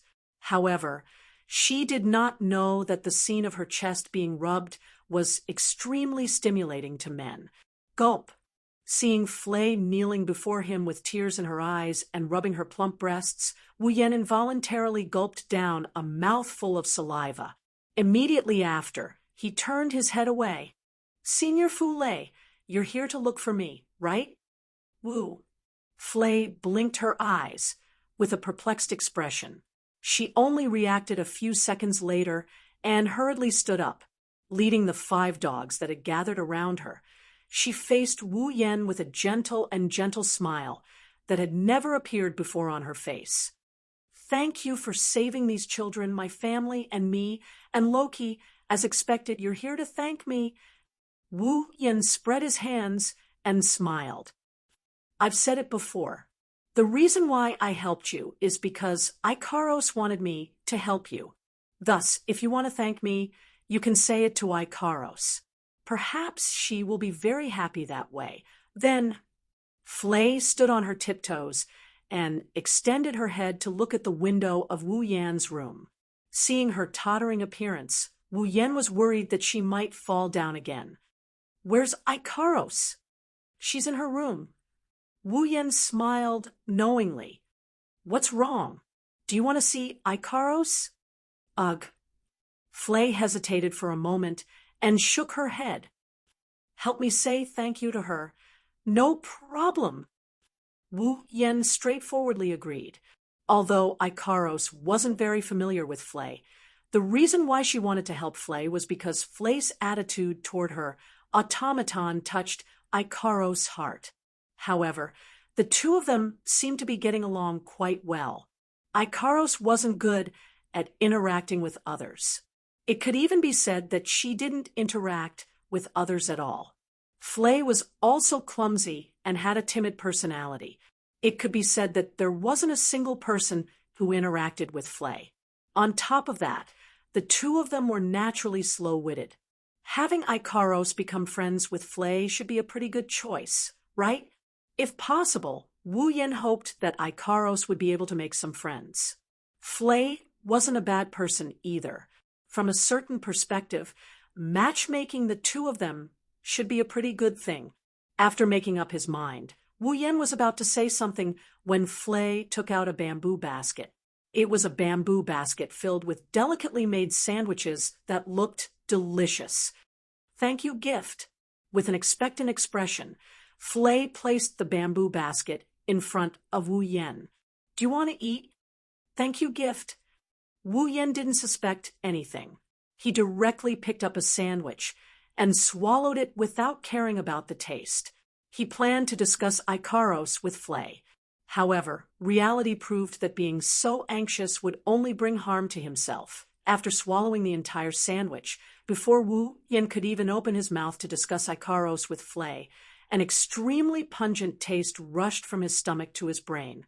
Wu Yan's mind went blank. Soon after, Wu Yan's facial expression changed at a speed that others would find difficult to match. Starting from the color of his skin, his face first turned green. Then it turned black. Then it turned red. Then it transitioned to green. In the end, his entire face turned deathly pale. Resisting the pain and dizziness brought about by the pungent taste in his stomach and brain, Wu Yen staggered back 2 steps. He looked at Flay with disbelief. You put poison in the sandwich?" "Whoa." With a panicked expression, Flay began to whimper. That's not poison. It's so disgusting. It's not poison." With a trembling finger, Wu Yen pointed at Flay. "I was unable to tell what ingredient, cooking method, or seasoning this taste came from. If it's not poison, then what is it?" That. Flay hugged Raby's neck and spoke in an incomparably wronged manner. "That's the medicine I obtained from the medical department when I was discharged from the hospital this morning. Drugged? How is that not poisoning?" Wu Yen was nearly driven mad. However, he discovered that something seemed to be wrong with his body. Starting from his stomach, a burst of heat began to run through his body. Like a stream of water, the heat flowed through his blood and flowed to all parts of his body. This caused Wu Yan's body to gradually heat up. Originally, Wu Yan was only treating this so-called medicine as a joke. After all, regardless of what sort of medicine it was impossible for it to poison a true ancestor to death. However, now, Wu Yan was unable to ignore this so-called medicine. Evidently, this medicine was taking effect. Furthermore, it was a medicine that not even a true ancestor was immune to. Sensing that his body was becoming hotter and hotter, and his head was becoming more and more fuzzy. Wu Yan forced himself to maintain his final consciousness and glared at Flay. Exactly what sort of medicine did you put in there? Is it taking effect? Even though Flay was clearly being glared at, the timid Flay did not feel afraid for the first time. Instead, she stared at Wu Yan with an expectant gaze. In the next instant, Flay gave an answer that completely stunned Wu Yan. I also do not know what sort of medicine it is. Flay tilted her head. However, the professor from the medical department said that it could increase the reproductive ability of cows and horses. Increase the reproductive ability of cows and horses. Wu Yan cried out involuntarily. If a medicine that could increase the reproductive ability of cows and horses was eaten by a human, wouldn't it be equivalent to a powerful aphrodisiac? It was no wonder that not even a true ancestor was immune to this so-called medicine. That medicine was simply not something that could endanger one's life. No matter how strong a true ancestor's vitality was, they would not be able to do anything about this medicine. However, the medicine's effect was continuously increasing in Wu Yan's body. This was also a fact. If this were to continue, Wu Yan might really lose his reason and turn into a pervert.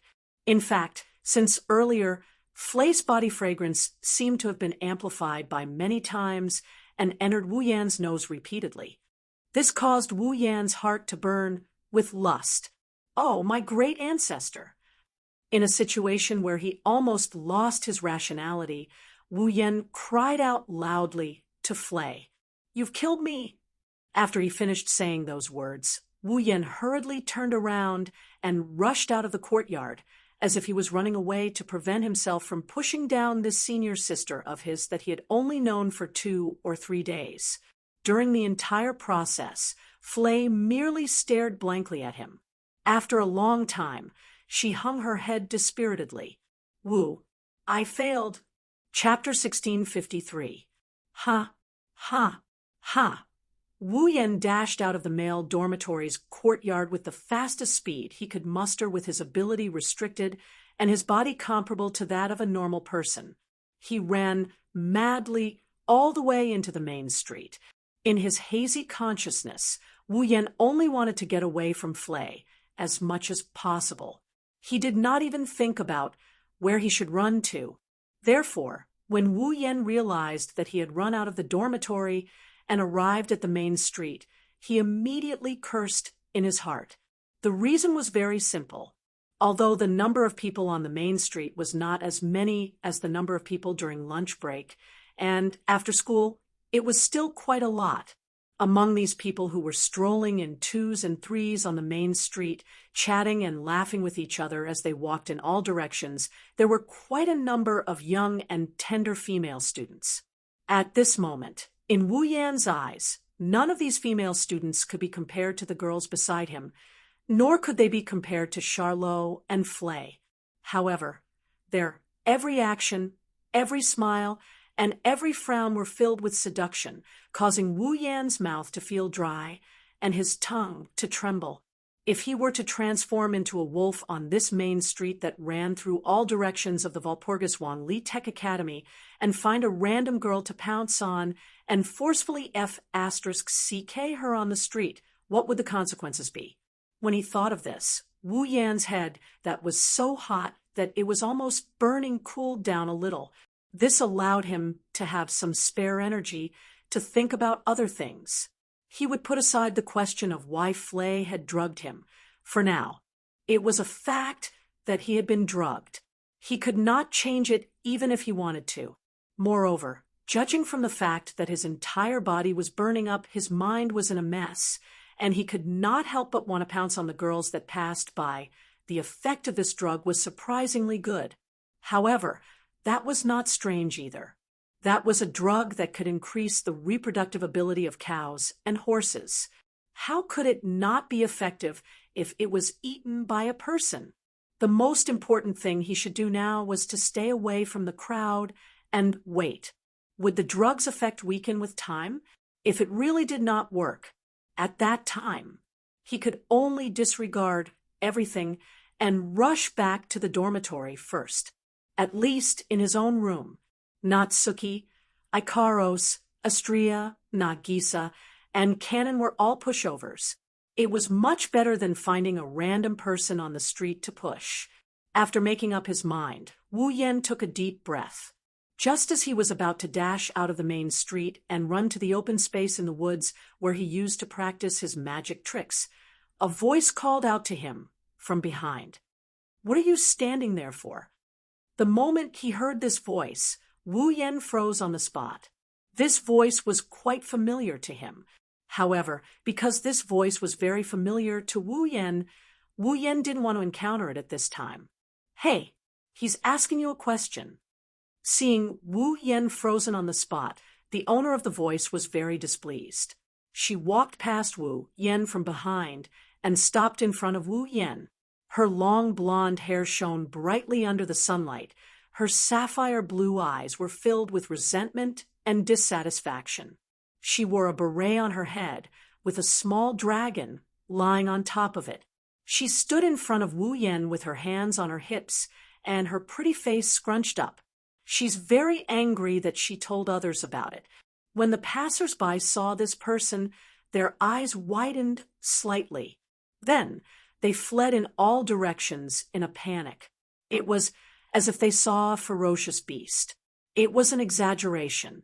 Thanks to this, Wu Yan didn't have to worry about being pushed down by a random person on the street. However, from another perspective, the appearance of this girl with a small dragon was the worst thing that could happen. Xia, xia. Feeling the fragrance coming from the girl in front of him that made his hot body itch for action, he sweated profusely and jumped a good distance away as if he was bounced off. "Charlotte! Hey, what's with your reaction?" Charlotte seemed to have suffered a huge blow when she saw Wu Yan jump away as if he had seen a ghost. Tears even appeared at the corners of her eyes. Isn't this too much? As the most notorious Tyrantrex in the Walpurgis Royal Tactical Academy, Charlotte was revered by everyone. It was also because of this that Charlotte didn't have a single friend in the academy. Now, she finally found a friend who could be considered on good terms with her. In the end, this person acted like everyone else and distanced himself from her. How could she not be affected? Thus, when he saw Charlotte's almost impossible tearful expression, Wu Yan endured the heat in his body while sweating profusely. He bitterly laughed out loud. "I'm sorry, I didn't do it on purpose. You should know that I'm not the kind of person who would distance himself from you for no reason." Charlotte coldly snorted and wiped the corners of her eyes. She accepted Wu Yan's explanation. Then, she finally noticed Wu Yan's abnormal state. "What's wrong?" Charlotte frowned when she saw Wu Yan's face covered in sweat. His face was red, and he looked like he was in a lot of pain. She walked over with concern. "You're sweating so much, and your face is so red. No matter how I look at it, it doesn't look normal." No, I'm fine." Wu Yan quickly retreated, but before he could, Charlotte was already in front of him and grabbed his hand. Wu Yan couldn't help but freeze up at the touch of her skin. He couldn't retreat any further. On the other hand, Charlotte was shocked when she grabbed Wu Yan's hand. "It's so hot." The moment she grabbed Wu Yan's hand, Charlotte's hand started to burn. That's the temperature of Wu Yan's body. "Don't tell me you're sick." Charlotte frowned. She reached out and touched Wu Yan's forehead without hesitation. "Wah, it's too hot. You're definitely having a fever." Wu Yan didn't answer. It should be said that this time, he really didn't have the energy to answer. Touching Wu Yan's forehead and arms, the softness of Charlotte's hands entered his nostrils.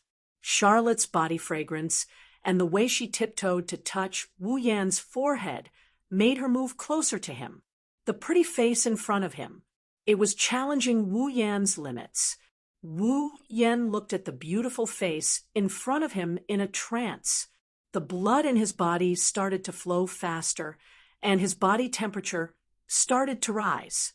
Finally, he couldn't help it. He reached out and hugged Charlotte. Huh, huh, huh.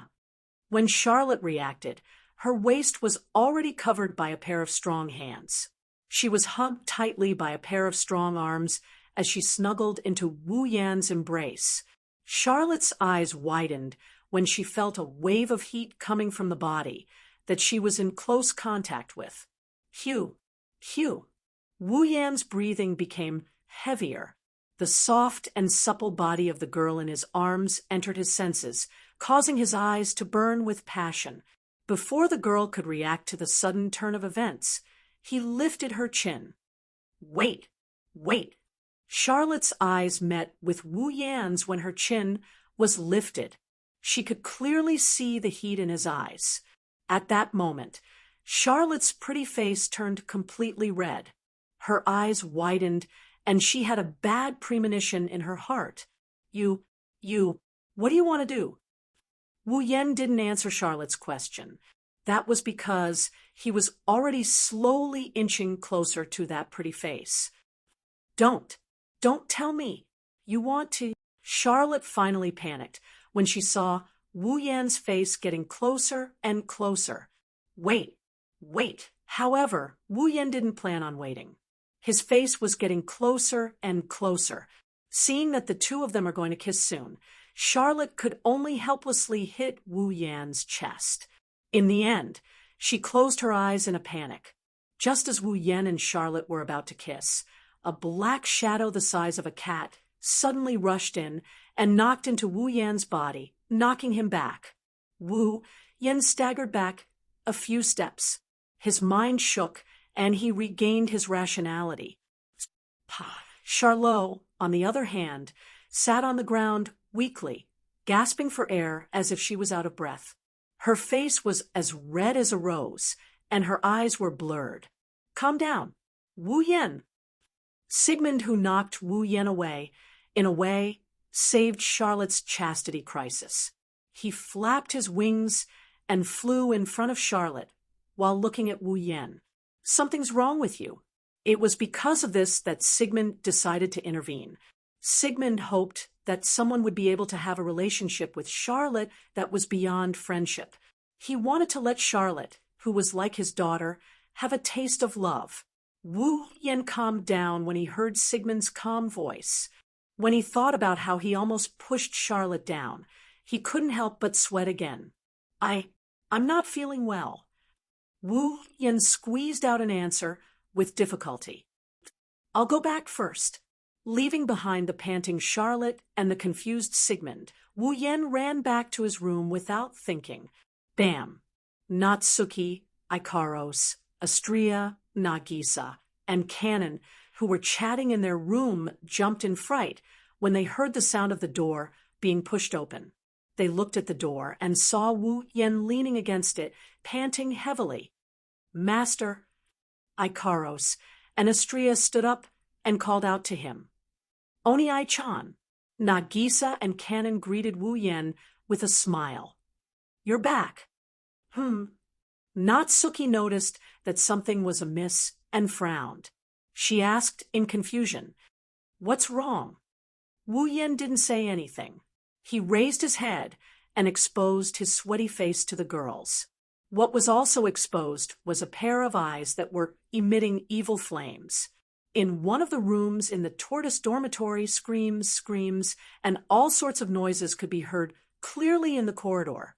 However, it didn't take long for these sounds to turn into cries of pain, gasps for breath, and moans that made people think of, Today is destined to be a good day. Chapter 1654. The next morning. His back is aching and he's exhausted. Wu Yan slowly regained consciousness. Before opening his eyes, Wu Yan noticed that this awakening is a bit different from the previous ones.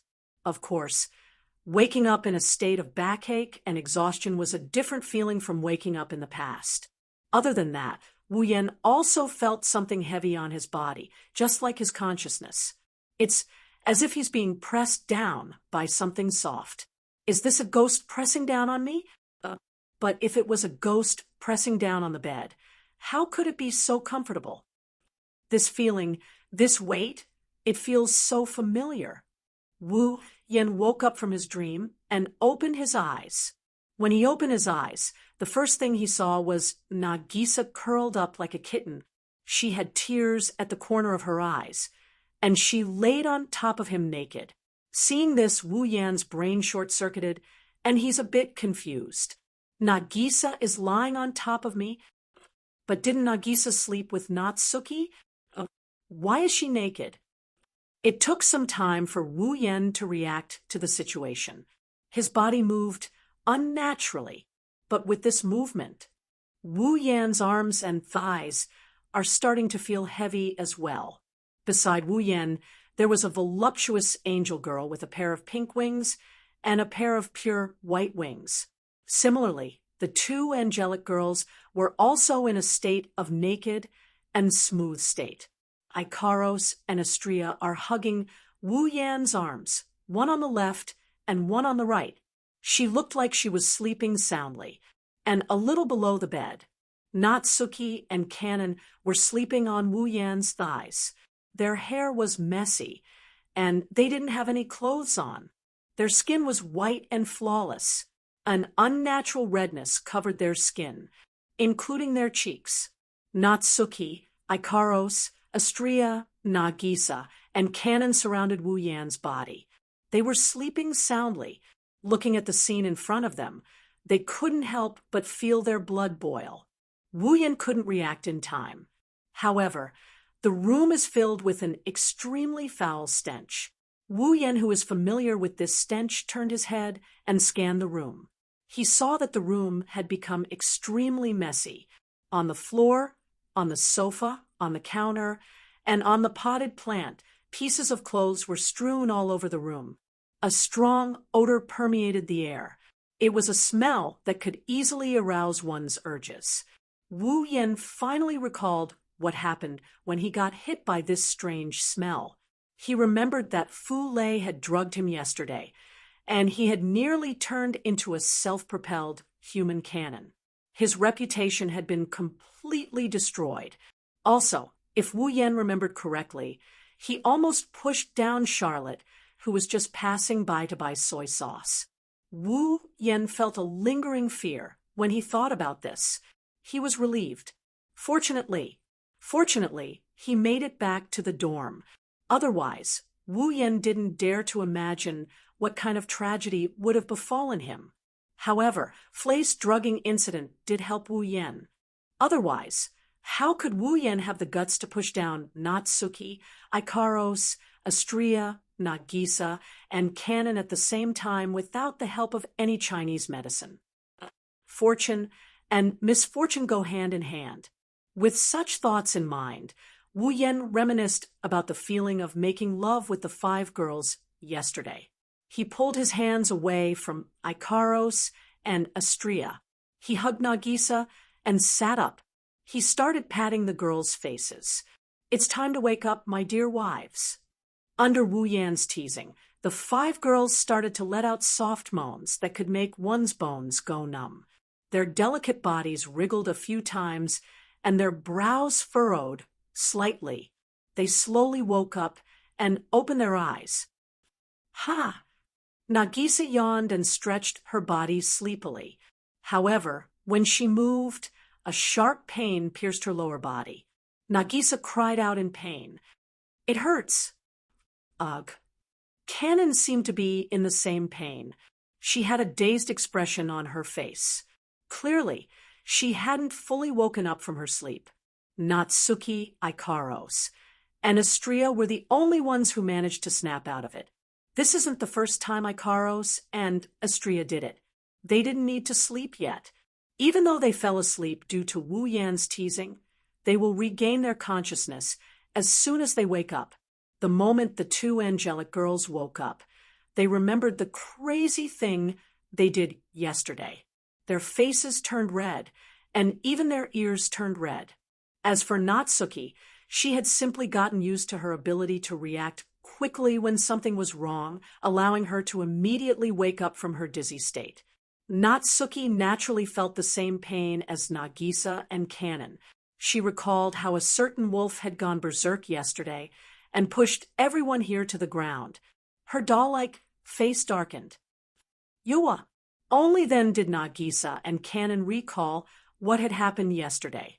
They cried out in shock and anger, grabbing the sheets on the bed and wrapping them around themselves. The next moment, Natsuki's sharp and cold gaze landed on Wu Yen, causing him to shiver. Is there anything you want to explain? Natsuki's voice was as childish and calm as ever. It gave off a contradictory feeling of calmness and innocence. However, there was no calmness or innocence in her voice. There was only bone-chilling coldness. It wasn't hard to imagine how angry Natsuki was at Wu Yan's actions yesterday. Pervert, idiot, big idiot.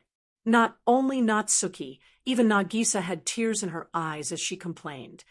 He didn't even give me time to prepare myself and treated Nagisa like that. Nagisa is really angry that Kanon, on the other hand, seemed to be trying to mediate the fight. With a red face, she pulled the blanket to cover her body as she squeezed out those words in a fluster. Neijishichan Minamiya-sensei, calm down. Whether or not Natsuki and Nagisa calmed down is another matter. However, the two of them stopped talking. They glared at Wu Yen as if they want to see through him.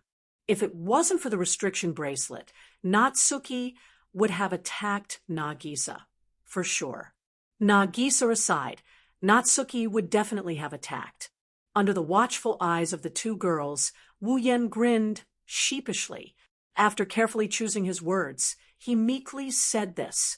If I told you that a woman drugged me with an aphrodisiac, would you believe me? There was no need to answer that question. Natsuki, Nagisa, Kanon, Astria, and even Ikaros looked at Wu Yen suspiciously. That was only natural. A woman drugged a man. Could it be that this woman wanted this man to push her down? Although it wasn't impossible, this possibility was definitely much smaller than a man suddenly going berserk and forcing himself on a group of girls. They couldn't help but be suspicious. It's true. Someone really drugged me yesterday. Even if you don't believe me, you should at least understand me. Wu Yen didn't know what was the most sincere expression. He didn't know what was fake either. He tried his best to defend himself. Do I look like the kind of scum who would go berserk and force himself on all of you? Other than Ikaros and Kanon, Natsuki, Nagisa, and Astria checked Wu Yen out before they spoke in unison. What else? Wu Yen almost coughed up blood. At least believe me. As soon as he finished speaking, the entire place fell silent. Humph. After a while, Natsuki got impatient. She snorted and shifted her gaze away from Wu Yen. It looks like you're not lying. I'm not interested in the details, so I won't ask, but you have to know that there won't be a next time. Don't worry about it. Wu Yen patted his chest in glee. Next time, it will definitely be under the condition that you are willing to do it. Natsuki flinched and shouted angrily. Who would be willing to be with you? Chapter 1655. Walpurgis Wangli Academy Student Cafeteria.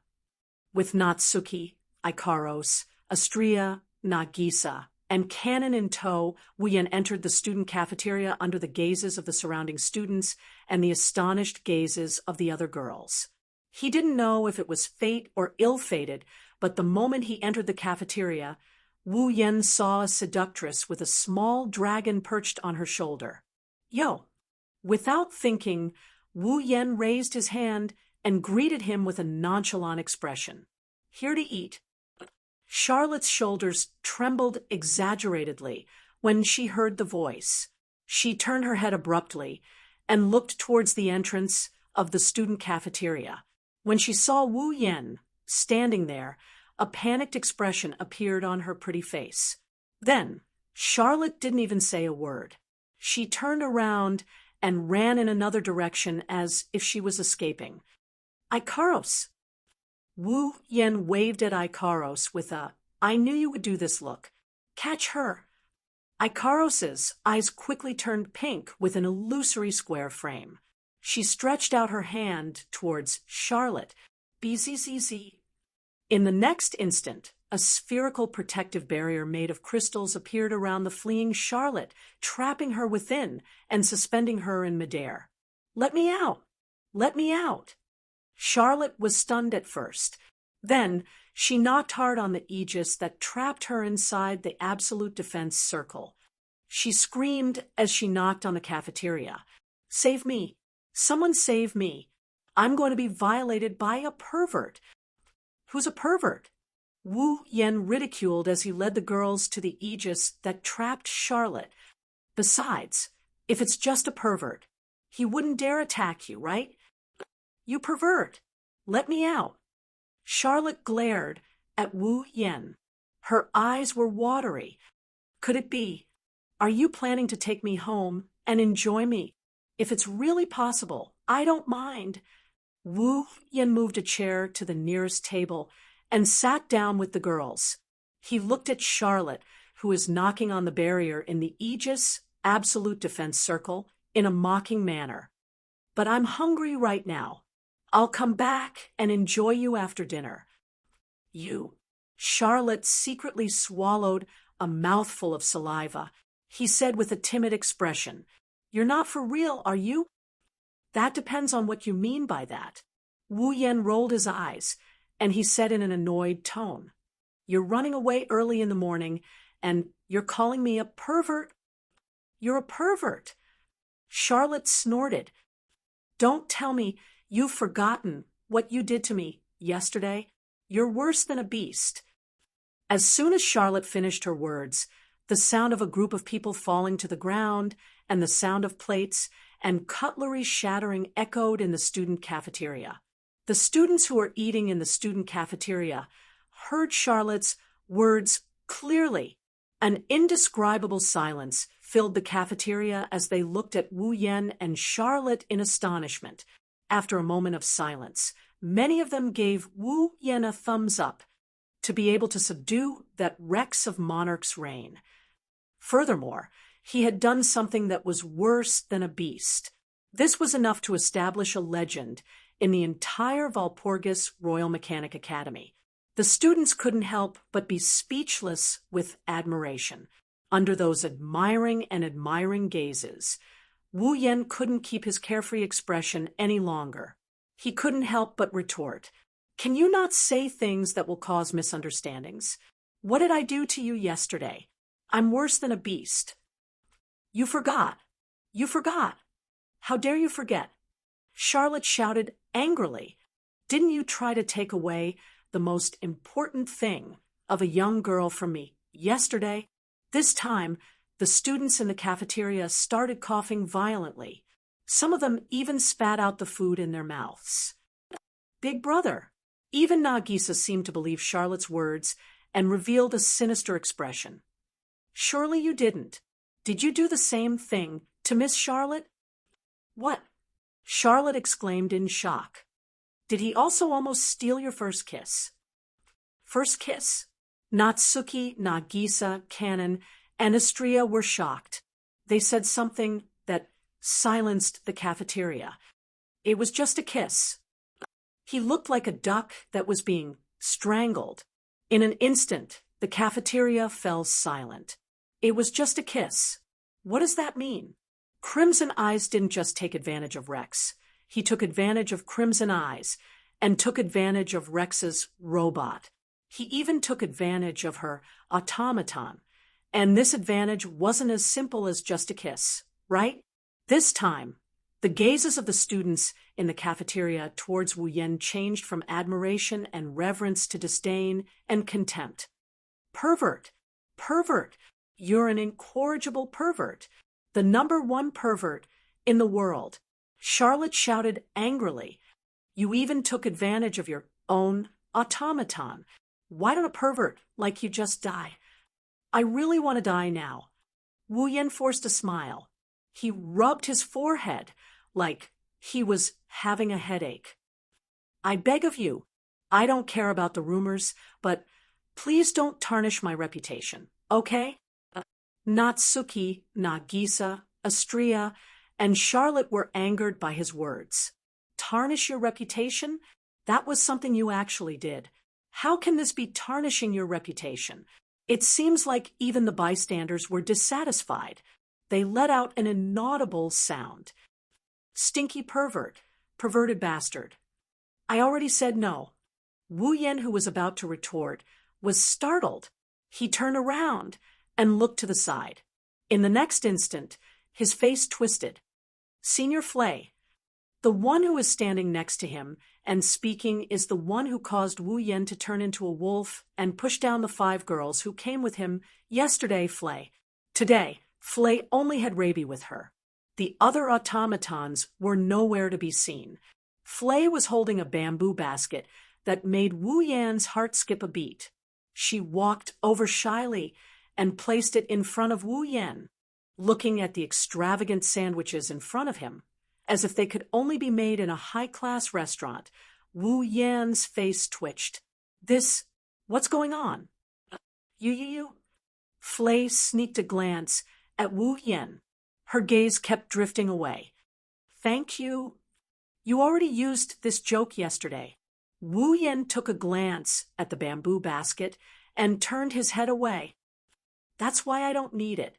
Please take it back. Being rejected by Wu Yan in such a cold manner, the pearl-colored girl with a ponytail was petrified. Her legs went soft, and she knelt on the ground. She tightly hugged Raby beside her and started crying. I'm the one who wants to cry, okay? Wu Yan felt a headache coming on. I was screwed over by you yesterday. You must have put something in the sandwiches again today, right? You? Flay buried her head in Raby's fur. It was unknown if she was really crying or if she was faking it. Her shoulders were trembling. You don't believe me. You just screwed me over yesterday. How am I supposed to believe you? If this continued, there would be no end to it. At that moment, Wu Yan decided to change the topic. Oh, that's right. Why did you only bring Raby with you today? This method of changing the topic worked. Flay raised her head and answered softly. I had everyone take turns to rest so that we can prepare for tonight's battle. Tonight's battle? Wu Yan and the group of girls were startled. Hey! Shoujo, who was still trapped in the Aegis, spoke in a helpless manner. Don't tell me you've forgotten that tonight is the opening ceremony of the night gathering? Shoujo's reminder caused Wu Yan and the others to remember. In that case, Wu Yan spoke in an uncertain manner. The night gathering is going to start today. Furthermore, there will be a battle between the 99th ranked and the 100th ranked. Shoujo cast a glance at Flay. In other words, Flay will be fighting against that Japanese tonight. In an instant, the group of people turned their gazes to Flay. Facing the crowd's gazes, Flay displayed a firm smile. Everyone could not help but feel relieved. Chapter 1656. Dang, dang, dang, dang, dang. The clock tower of Walpurgis Royal Mechanic Academy rang its rhythm, bringing up a light and solemn chime that turned into echoes, echoing in the sky above the academy. Behind the central lecture hall of Walpurgis Royal Mechanic Academy, there was a stage on the lawn sandwiched between the medical department and the law department. Light trucks were arranged in all directions of the lawn. Wires were plugged into them, and they were ready to work at any time. At the front of the lawn was a temporary stage, and behind it was a passageway. On the left was a central lecture hall, and on the right was an ancient Roman-style auditorium. The auditorium surrounded the entire lawn.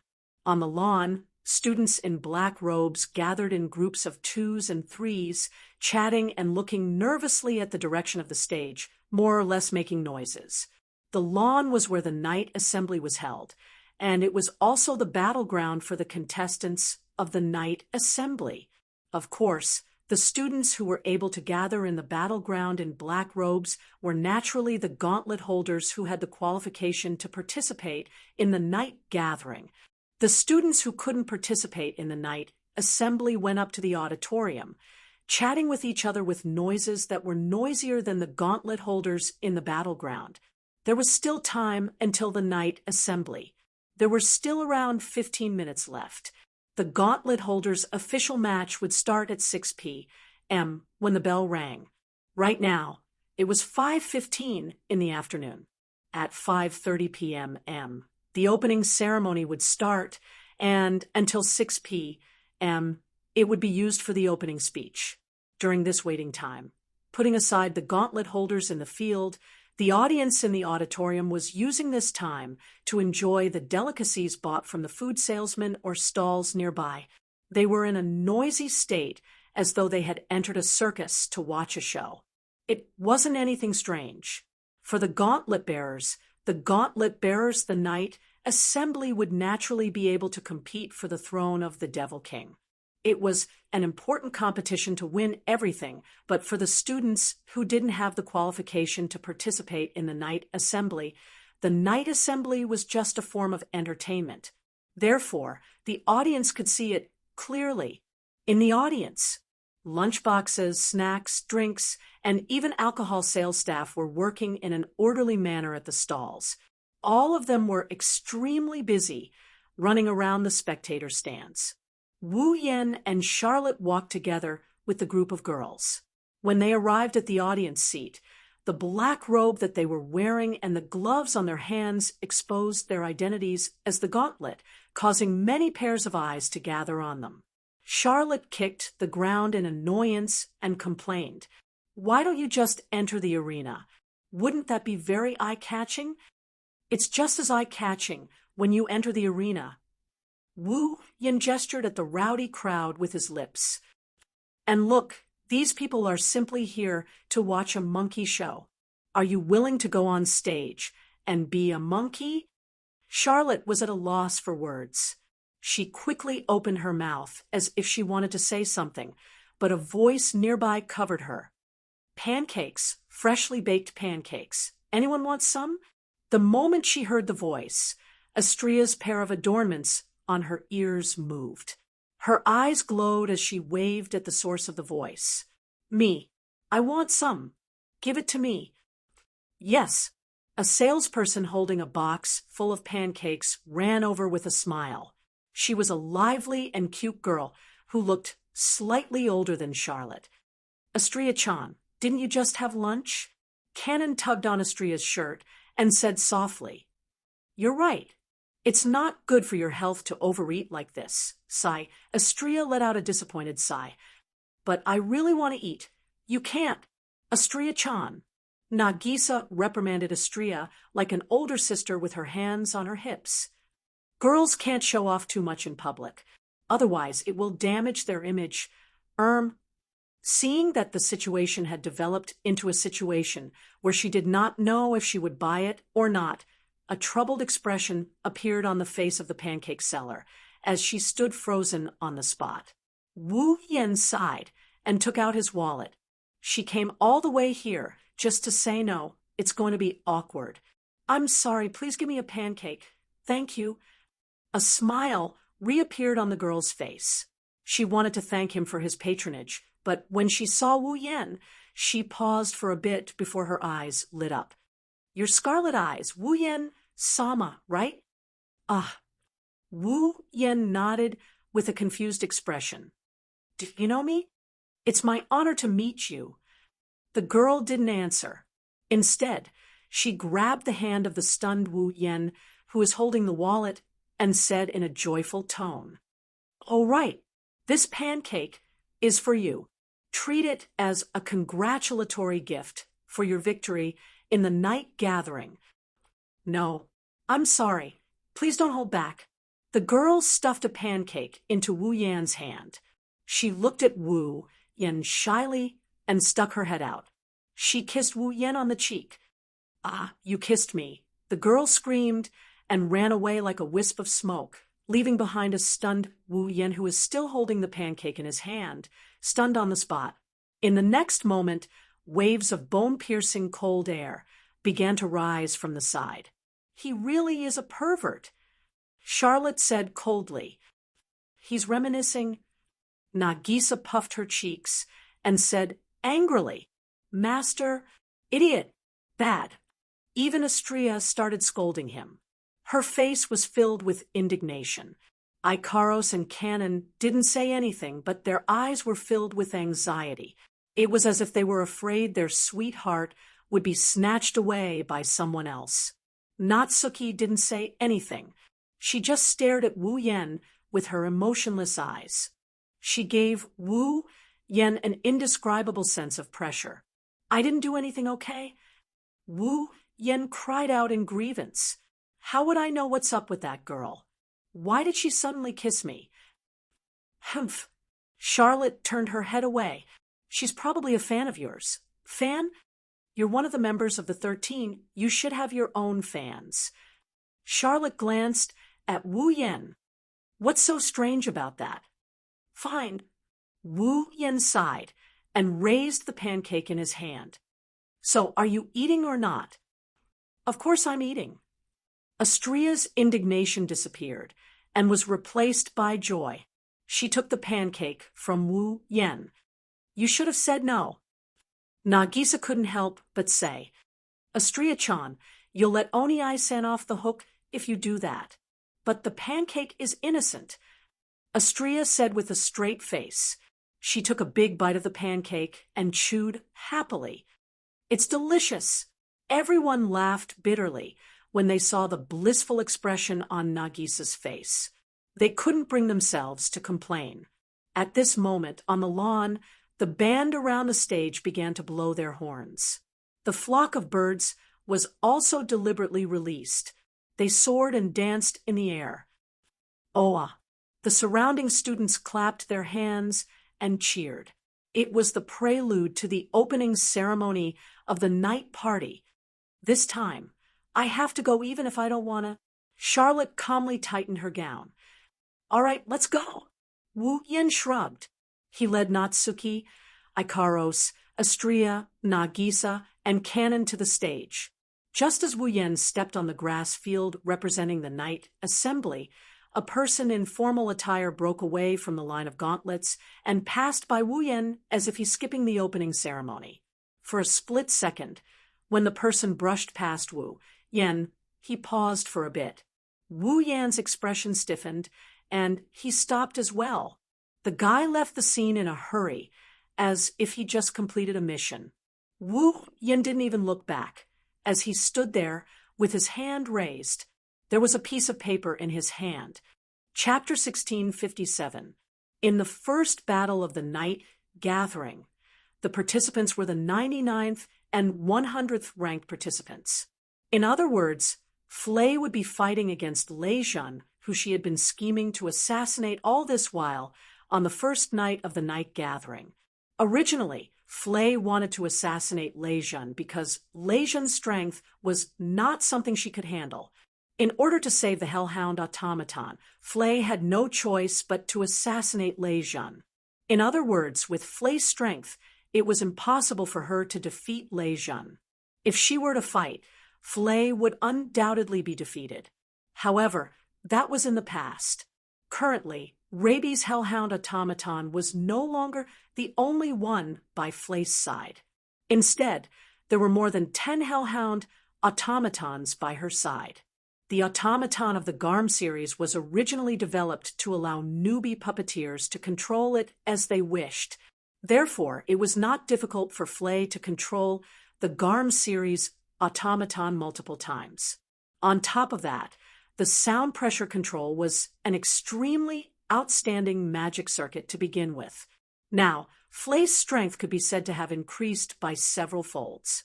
Of course, with Flay's current level of skill in magic.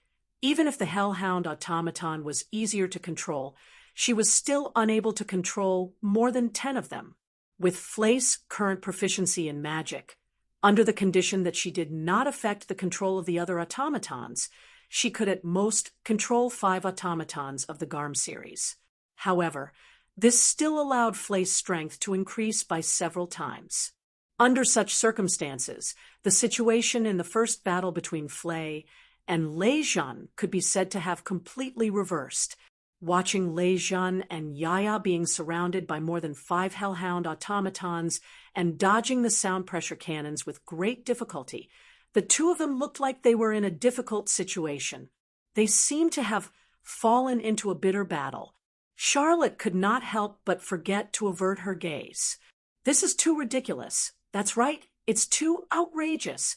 With Lei Jun's strength, even if he couldn't enter the ranks of the 13, he would definitely be an excellent puppet user who would follow closely behind. Now, because Flei had obtained the help of the other automaton from the Garm series, she was able to obtain the help of the Garm series. His strength had improved greatly. The level of these two people had already surpassed the level of those ranked in the top 20 or 30. It was close to the top of the 13 meet NDS. Yet, in the first battle of the Night Gathering, this first battle had evolved to a level that the previous Night Gathering's first battles could never reach. Wasn't it ridiculous for the first match to be at this level? It could be heard from the frequent cheers and cheers from the audience. How exciting would tonight's first battle be? I'm afraid that the puppet users who are at the bottom of the night meeting are under a lot of pressure right now, right?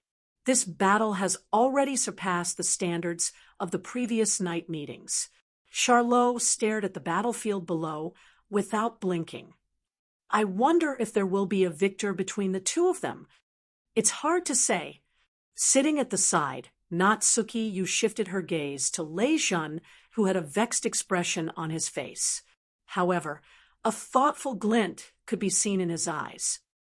Judging from that brat's appearance, he should be trying to think of a way to break this stalemate. If he can think of a way within an hour, that brat will be the victor. An hour? Charlot was slightly startled. Then he understood.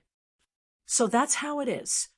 The lower-ranked contestants had to stay on the battlefield for a full hour before they could request to leave. In other words, Lei Jun had to either come up with a way to break through the encirclement of the Garm series automaton within an hour and defeat them one by one, or he had to hold on for an hour and go back to slowly think of a way. Lei Jun was a person of action. However, his brain was not weak either. If he was given an entire day, Lei Jun should be able to think of a way. At that time, Flei would have no choice but to announce her defeat. Of course, on the second night of the Night Gathering, the 98th ranked contestants would also enter the battlefield and cause chaos. No one could predict how the situation would turn out. That's why the best course of action is to decide the victor tonight. If Flei wants to defeat Lei Jun, she has to defeat Lei Jun while she still has the strategic advantage.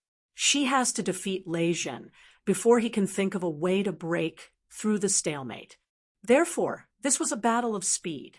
Lei Jun has to think of a way to break through the stalemate. Flei has to defeat Lei Jun before he can think of a way to break through the stalemate. Whoever manages to break through the stalemate first will be the victor. Suddenly, Charlotte realized that someone's voice was missing from her side. She scanned her surroundings. Her gaze landed on Natsuki and Nagisa and Kanon, who were chatting excitedly while watching the battle. Then she finally noticed something. Wu Yan, Ikaros, and Estrella are missing. Where are they? Charlot asked in a daze. Where did they go? Who knows? Who knows? Natsuki glanced at Charlot and replied casually, maybe he's caught up in something troublesome again. At the same time, Wu Yan led Ikaros and Estrella to the front of the central lecture hall as they sneaked past the venue of the night gathering. Wu Yan looked at the large building in front of him. He raised his hand and looked at the piece of paper in his hand. This piece of paper was stuffed into Wu Yan's hand by the guy who suddenly left during the opening ceremony. He passed by Wu Yan. There's only one sentence written on it. The Night Gathering Executive Department awaits your arrival. Without a doubt, this was an invitation letter. Even though it's just a piece of paper, the words Night Gathering Executive Department appeared on it. This simple invitation letter isn't as simple as it seems.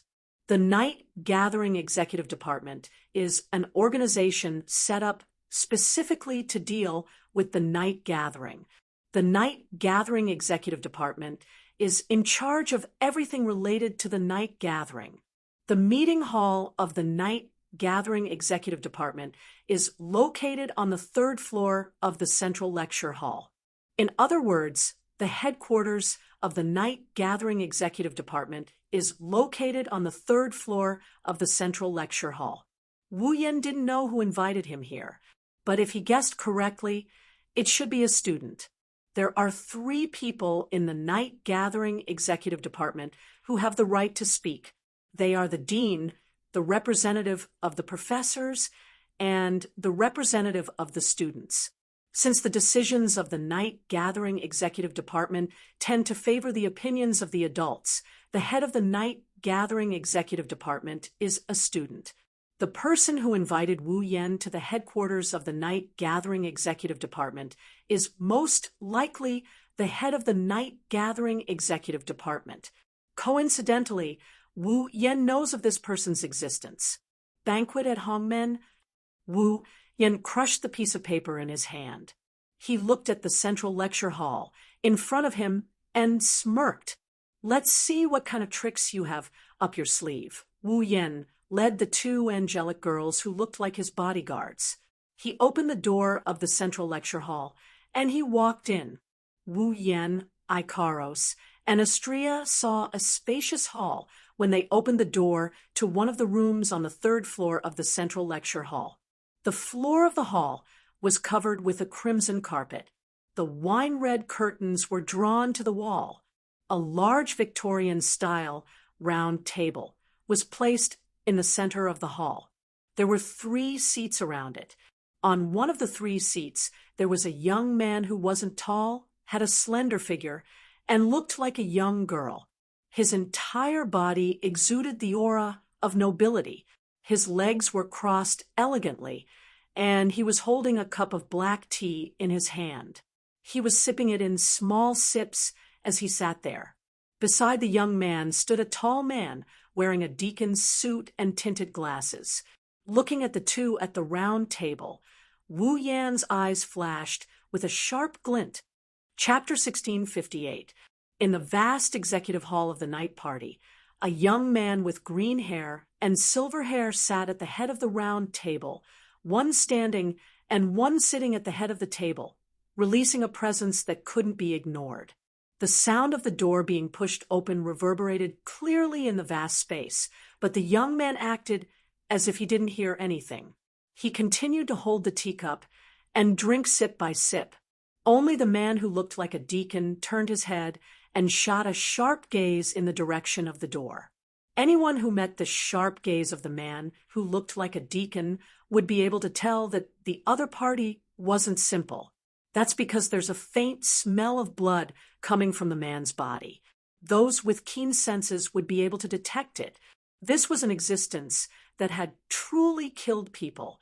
Moreover, other than the smell of blood, there was also an extremely strong sense of oppression coming from the other party's body. This told others that this person not only knew how to kill people, but his methods of killing people were also definitely of the valiant kind. However, those with keen senses would be able to detect it. On this person's body, there was a hidden smell of blood and a sense of oppression that made people feel extremely out of place. That feeling of incompatibility was as if the other party was a wolf in sheep's clothing. Compared to the deacon, who gave off a sense of incompatibility, the young man sitting at the head of the table who was elegantly enjoying his tea looked like a normal person. Of course, that's just how it looks. My honored guest. As if he was satisfied, the noble and elegant young man put down the teacup in his hand and slowly stood up and turned around. He faced the door with a sly smile on his face. Willie? Palace. Welcome to my palace. Palace Hall? Did this person treat the meeting hall of the executive department as his own palace? I don't know if he's arrogant or confident. Pursing his lips, Wu Yen led Ikaros and Astria into the meeting room of the executive department. Their footsteps were muffled on the luxurious carpet. The young man watched as Wu Yen and the two angelic girls got closer. The sly smile on his face got thicker and thicker to the point where it looked like he's up to no good. Looking at that smile, Wu Yen felt a bit nauseous, so he didn't go any closer. Instead, he stopped 5 meters away from the boy and met the eyes of the boy, who is full of smiles. I'm not a person who likes to beat around the bush. His first sentence was a tit for tat. This caused the eyes of the man standing behind the young man, which were hidden under his tinted glasses, to quickly condense killing intent. He moved a few steps to the side, so that there's no obstacle between him and Wu Yen. Clearly, this man had the intention of charging forward. Really, you can't be rude to my esteemed guest. The young man was clearly being treated with disrespect in the beginning, but he still sounded happy. He spread his hands and said, as if he was putting on a show, "However, I don't mind beating around the bush. At the very least, please give me the esteemed Scarlet Eyes. Do you have the time to introduce yourself?" The head of the night meeting hall's executive department, number 10 of the 13, Cedric Granville. Cedric Granville. Wu Yen looked at the boy with a gaze that seemed to be able to see through everything before he opened his mouth with a smile. That is not a smile. "For now, I'll treat you as this person." "Treat me as this person?" The young man raised an eyebrow. The sly smile on his face turned into an enigmatic one. "That's an interesting way to put it. It seems like you're not as simple as I thought." "Well." The young man showed an exaggerated smile. He looked at Ikaros and Astria behind Wu Yen. His eyes were filled with curiosity and amusement. "You can carry 5 high-performance automatons with you, and you've even suppressed Marshall before. You defeated Felix and even sent Bronson, who almost took the throne of Demon King, to prison. Everyone knows that you're not simple. Everyone only knows about the first half of the fight. No one knows about the fact that I defeated Bronson, the head of the nightclub executive department." Wu Yen shrugged. "Since you know this, doesn't that mean you're the same as me?" "Using your logic, let's assume that's the case for now." The young man smiled nonchalantly. His gaze never left Ikaros and Astria as he spoke in a praising tone. "You have a very beautiful automaton." And Wu Yen glanced at the young man. "You didn't ask me to come here just to see my automaton, did you?" No, it's just a little." The young man waved his hand. His expression was as pure as an angel's, but his words sent chills down everyone's spine. "After all, one of my few interests is to destroy beautiful things." "That's a good interest." Wu Yen smiled knowingly. "I'll see if I can kill you later." Pung. As soon as he finished speaking, the man standing next to the young man who looked like a deacon suddenly stomped on the ground and charged forward. Mana fluctuations flashed on the man's body. The man had clearly used some kind of magic to make his figure disappear in a flash. No, he didn't really disappear. The man's speed increased to a point where the naked eye couldn't catch him. In the blink of an eye, he appeared in front of Wu Yen and grabbed Wu Yan's neck. During the whole process, Wu Yen didn't move a single muscle. His neck was easily grabbed by the attendant's hand. The man who looked like a deacon tightened his grip on the neck that looked like it would break with a single pinch. His eyes, which were hidden under his tinted glasses, were filled with murderous intent. "Although you're the young master's VIP, can you please watch your mouth a little?" Shen said without a trace of a smile. "The Granville family's deacons are excellent, but not perfect. If you want to point out a flaw, it would be that you can't stand to hear your master being bad-mouthed." Wu Yen laughed when he heard that. He laughed as if he was watching a clown perform. His laughter was full of sarcasm, and he wasn't worried that his neck would be crushed. This caused Shinobi's murderous gaze to turn cold. Just as Jun was about to teach Kirin a lesson, the young man's unhurried voice entered his ears. "Stop it, Jun. As a deacon, it's my duty to stand up for my master." Jun replied without turning his head, as he tightened his grip on Wu Yan's neck. "So, even if it's the young master's order, please let me delay it for a while." "Well, I don't mind." The young man's reproachful words carried an imperceptible dissatisfaction as it reverberated in the air. "But rather than standing up for me, I hope you care more about my safety." Jun paused for a moment before his expression changed. He turned around and looked at the young man.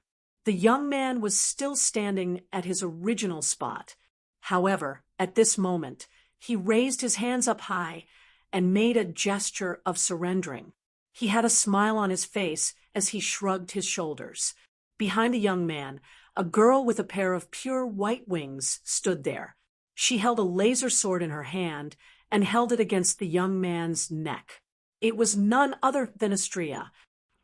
Jun was shocked. He turned around and looked behind Wu Yan. He saw that where the two angel-like girls were supposed to be standing, the one with long golden hair and pure white wings had disappeared at some point in time. All that was left was the girl with pink wings and pink hair, who was staring at the real girl with a pair of illusory square frames and a pair of cold, heart-piercing crimson eyes. Jun's scalp tingled as he looked at the pair of cold crimson eyes. He had a feeling, if he really dared to crush the neck in his hand, then this beautiful girl, who was as beautiful as an angel in front of him, would definitely blast him into pieces before he could do so. Chapter 1659. One of them was choked by a hand, while the other was held by a sword. Both of their necks were in a position where a fatal wound could be inflicted on them within a second. Tension filled the air. Oh, what a shocking speed! The young man with the laser sword on his neck said with a smile on his face, "This is the first time I've seen an automaton that can move faster than a real one. Is there a magic circuit inside it that increases its speed? Or is it a magic circuit related to space?" "You think that speed is magic?" Wu Yan smiled calmly. "If that's the case, then I'm sorry, but can you not compare my Astrea to your automaton? You can tell that it's really my automaton." The young man asked in surprise.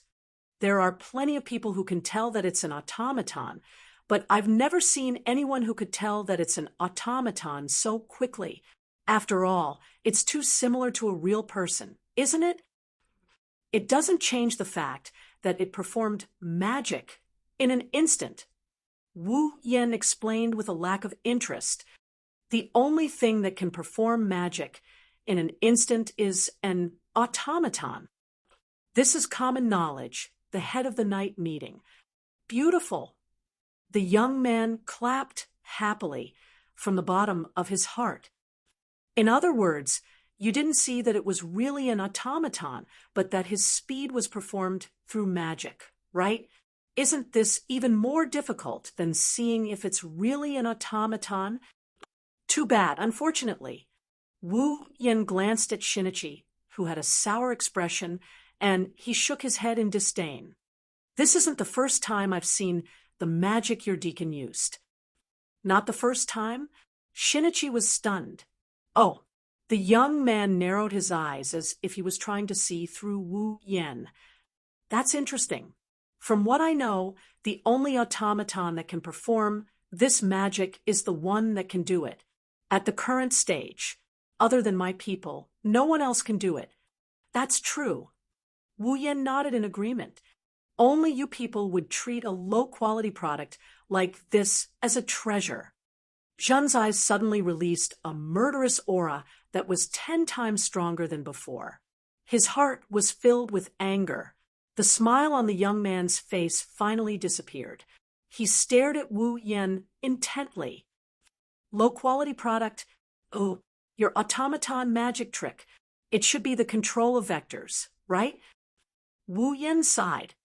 Controlling the vectors related to your body to increase your attack, defense, and speed. Isn't it? You've seen through it to this extent. The young man was still smiling. However, the smile disappeared from his eyes. We call this magic trick complete control of vibration.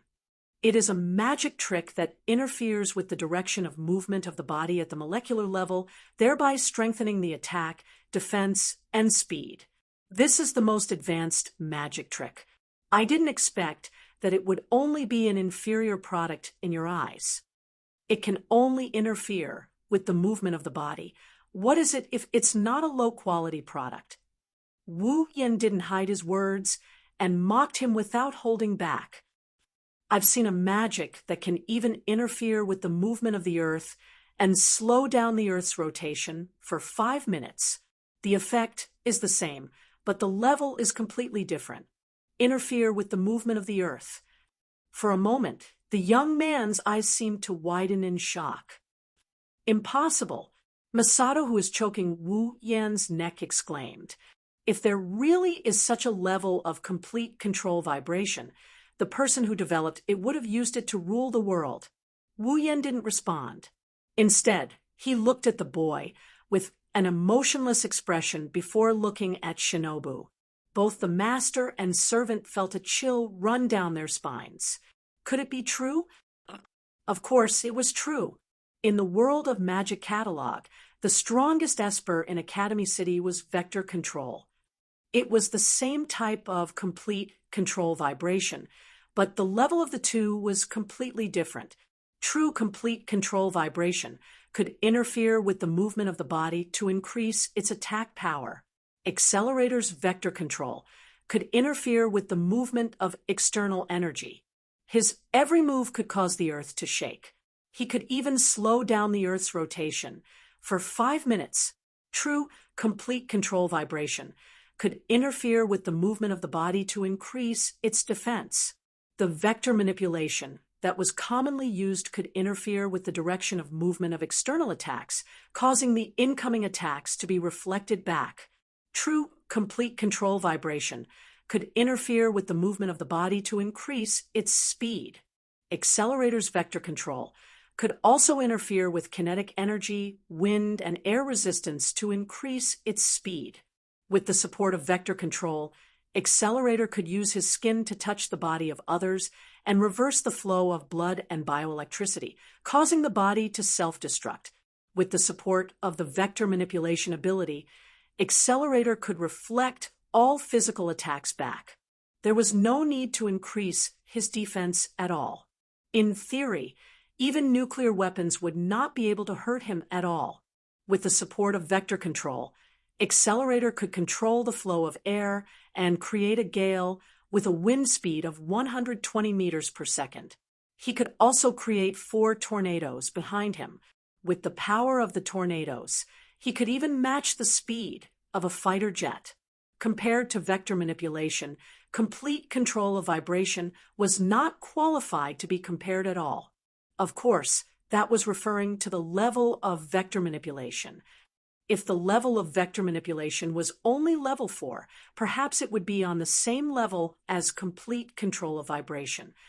Of course, no matter how strong vector control was, it was still a superpower in the Magic Catalog. It had nothing to do with the nimble girl invulnerability world. It wouldn't appear in this world. Wu Yan didn't bother to explain this point. He glanced at Astrea. Astrea understood and withdrew the laser sword from the boy's neck. She flapped her wings and flew into the air. She circled around the hall and returned to Wu Yan's side, landing next to Ikaros. The real's hand was still on Wu Yan's neck. If he really wanted to, he could have snapped Wu Yan's neck right now. Faced with such a situation, Wu Yan not only called Astrea back, he also ignored the pressure on his neck, as if he didn't care about his own life and death. Seeing this, the truth, who was in control of this person's life and death, gnashed his teeth in hatred. Really? The young man revealed a helpless expression for the first time. He already retreated. If you don't stop, wouldn't that make me look weak? The real's expression changed a few times. He unwillingly withdrew his hand and returned to the boy's side. In truth, the youth really wanted to ask if the complete control vibration that could shake the entire earth really existed. And if it did, who possessed it? However, perhaps it was because he subconsciously did not want to, or perhaps he did not dare to think that there was such a level of complete control vibration. The young man suppressed the doubts in his heart and forced a smile. Don't tell me you don't want to ask me why I asked you to come here? I told you from the start, I don't like to beat around the bush. Wu Yan chuckled at the boy. But you like to beat around the bush. That's why I accompanied you for so long. In other words, Wu Yan had already asked from the very beginning. It's just that the youngster kept spouting nonsense. It's not that Wu Yan didn't ask. It's because the boy liked to play. And Wu Yan played with him. The boy choked. He was a little annoyed. In the past, other than facing his own parents, he had always been the one to take the lead in everything. But now, he's a level lower than Wu Yan. How could the boy not be annoyed? However, as if he had thought of something, the young man laughed happily again. I want to introduce you to someone. After saying that, the young man gently snapped his fingers. At the same time, the door to the hall opened. Chapter 1660. At the same time, everyone's eyes converged in the direction of the entrance of the hall. Thus, everyone present was able to clearly see it. Outside the door, a young girl pushed open the door and walked in slowly with her head lowered. It was a young girl wearing the uniform of the Walpurgis Royal Tactical Academy. The girl had long flaxen hair that reached her waist. She wore a beret on her head. Her figure was slender, but not tall. She was well-proportioned, but not voluptuous. If you only look at her figure, she was the type that wasn't hard to find. There was nothing special about her. Wu Yan, Ikaros, and Astria flinched at the same time when they saw the girl in front of them. Their faces were filled with shock and astonishment. It was because the girl in front of them, whether it was her figure, appearance, or dress, they were all too similar to someone. Charlotte? That's right. The girl in front of them looked like she was carved from the same mold as Charlotte. If there was a difference, Charlotte's hair was a dazzling golden color, while the girl in front of them had a rustic flaxen color. Charlotte's face was as beautiful as a fairy's. The girl in front of them wasn't weak either, but the weakness in her eyes and the depression on her face made her weaker than Charlotte. But without a doubt, the girl in front of them was very similar to Charlotte. If the girl in front of them was Charlotte's twin sister by the same mother, then no one would doubt it. No, it should be said that the girl in front of them is Charlotte's twin sister, biological sister. Let me give you a proper introduction. As if someone was about to make a grand entrance, the young man introduced with a formal smile. Angelique Birao. I heard that she's the younger sister of Tyrantrex. Wu Yan had his suspicions, but when he heard the boy's straightforward introduction, he reacted. He looked at the girl named Aliette Kagura. He looked at Birao. So, you're Charlotte's sister? Angelique stopped in her tracks. Not only that, she took 2 steps back and stood there timidly. Her timid gaze carefully shifted to Wu Yan. From this point alone, Angelique didn't resemble Charlotte at all. After all, no matter what, Charlotte was always full of confidence. Sometimes she would even show her strong and violent side. It was impossible for her to show such a weak side. But no matter how weak she appeared, it was undeniable that this girl had the same aura. Wu Yan felt the same aura as Charlotte. It was the same aura as Charlotte, who came from a prestigious family and went through many hardships. At this point, Wu Yan can be considered to have confirmed the other party's identity. Because of this, His face darkened. No matter what, he was aware of the existence of the original storyline in this world. Looking at Charlotte's younger sister appearing here at the academy, and instead of meeting her own sister, she came here to meet him under the arrangement of the head of the night party. How could Wu Yen not guess what's going on? Wu Yen used a slightly cold and smiley emoji and turned around to look at the smiling young man. What do you mean by this? Due to certain reasons, Angelique is now mine. The young man chuckled and spread his hands. Originally, I wanted her to meet her sister, but after thinking about it, I think it's better for you to meet Angelique first. Wu Yen lowered his head. When he raised his head again, all the emotions on his face had disappeared. In other words, you plan to use Angelique as a hostage to get Charlotte to do things for you.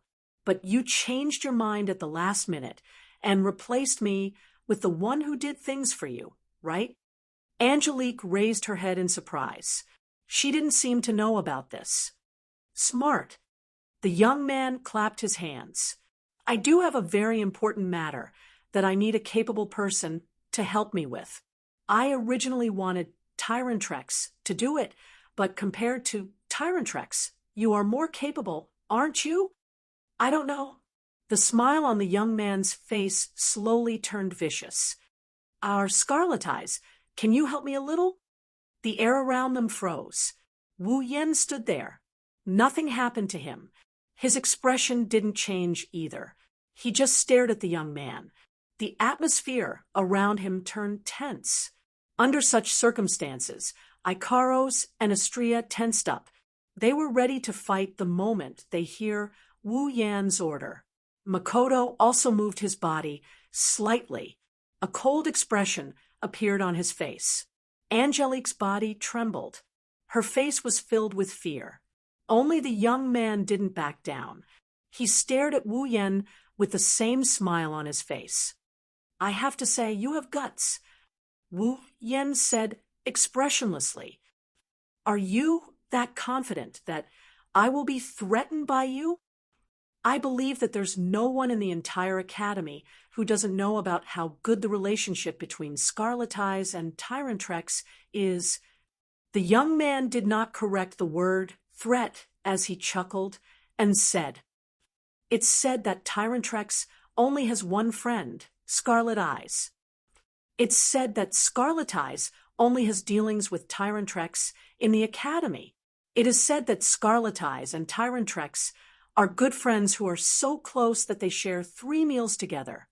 It's said that for the sake of Scarlet Eyes, Tyrantrex went to the students who hated her one by one to get the information he needed. The young man got happier as he spoke. He looked forward. I don't know if these are enough reasons for me to threaten you with confidence. As the young man spoke, the atmosphere became more and more tense. This time, Angelique wasn't afraid. She stared at Wu Yen intently. Her gaze wavered. No one knew what she was thinking. Ikaros and Astria took a step forward and clenched their fists. It seems like you're confident in suppressing me, Wu Yen said calmly. Aren't you afraid that I'll kill you here and take Angelique away?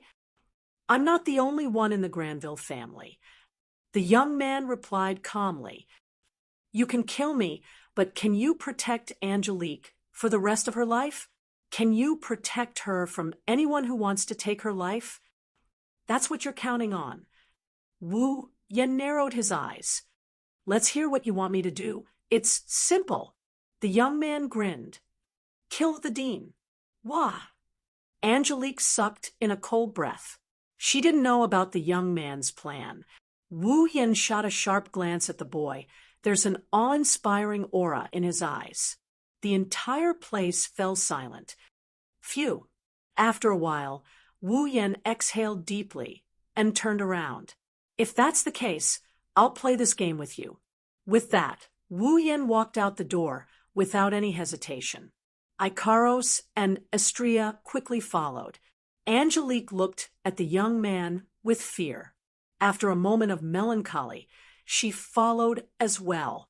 Only the young man and the young man were left. They looked at the door until the commotion disappeared. "Young master." The young man couldn't help but speak. "Is this really okay?" "Why do you say that?" The young man replied without turning his head around. "Compared to Tyrantrex, he's more suitable, isn't he?" "Young master, but young master, he's too dangerous." The young man gritted his teeth. "He's not someone that young master can control at all. Don't you get it, Jean?" The young man looked like he was on drugs. His eyes were filled with crazed desire. This is what makes it interesting. Chapter 1661. Clang, clang, clang, clang, clang. When Wu Yen brought Icaros and Astrea out of the central lecture hall, the bell from the clock tower started ringing. When the bell rang, it means the first battle of the night gathering has been going on for an hour. In other words, if the outcome of the first battle of the night gathering was still not decided by the time the bell rang, that is, if the battle between Flay and Lei Jun was still not decided, then Lei Jun, who was ranked 100th, would have completed his duty of waiting and could apply to leave the stage.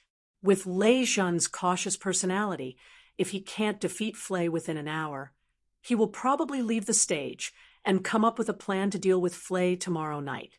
However, tomorrow night, the 98th ranked person would also enter the arena, causing the battlefield to become chaotic, leading to the unpredictable development of the battle situation. Thus, it was very possible for Lei Jun to continue fighting. He might even be able to kill Flay tonight. No matter what, the first battle of the night gathering had reached this stage, and it was about time for things to calm down a little. At least for those who were looking forward to the night party, the passion of the audience that was so lively on the first night should have faded by quite a bit. For the next period of time, Kirin, it won't be as rowdy as tonight. After all, the night gathering would last for 100 nights, which was more than 3 months. After such a long time, even if the gauntlet's heartstrings were tensed, it was impossible for the audience to maintain their enthusiasm for such a long time. It was only natural that they would calm down a little. But what Wu Yen should be focusing on right now isn't the night meeting. "Master," while walking towards the male dormitory, he said, "Master." Astrea said softly, "Are you really going to assassinate that headmaster? Didn't I tell you?" Wu Yan's expression didn't change at all. "I'll play with that guy whose head is so rotten that it makes people want to vomit. Play?" Astrea tilted her head to the side. A question mark appeared in front of her head. "What do you mean by that?" "Well," Wu Yen rubbed Astrea's head and smiled. "There's no need to worry about these boring things. Anyway, for us, it's nothing. After all, this is just a small interlude." Astrea nodded, as if she didn't fully understand what was going on. She didn't continue asking.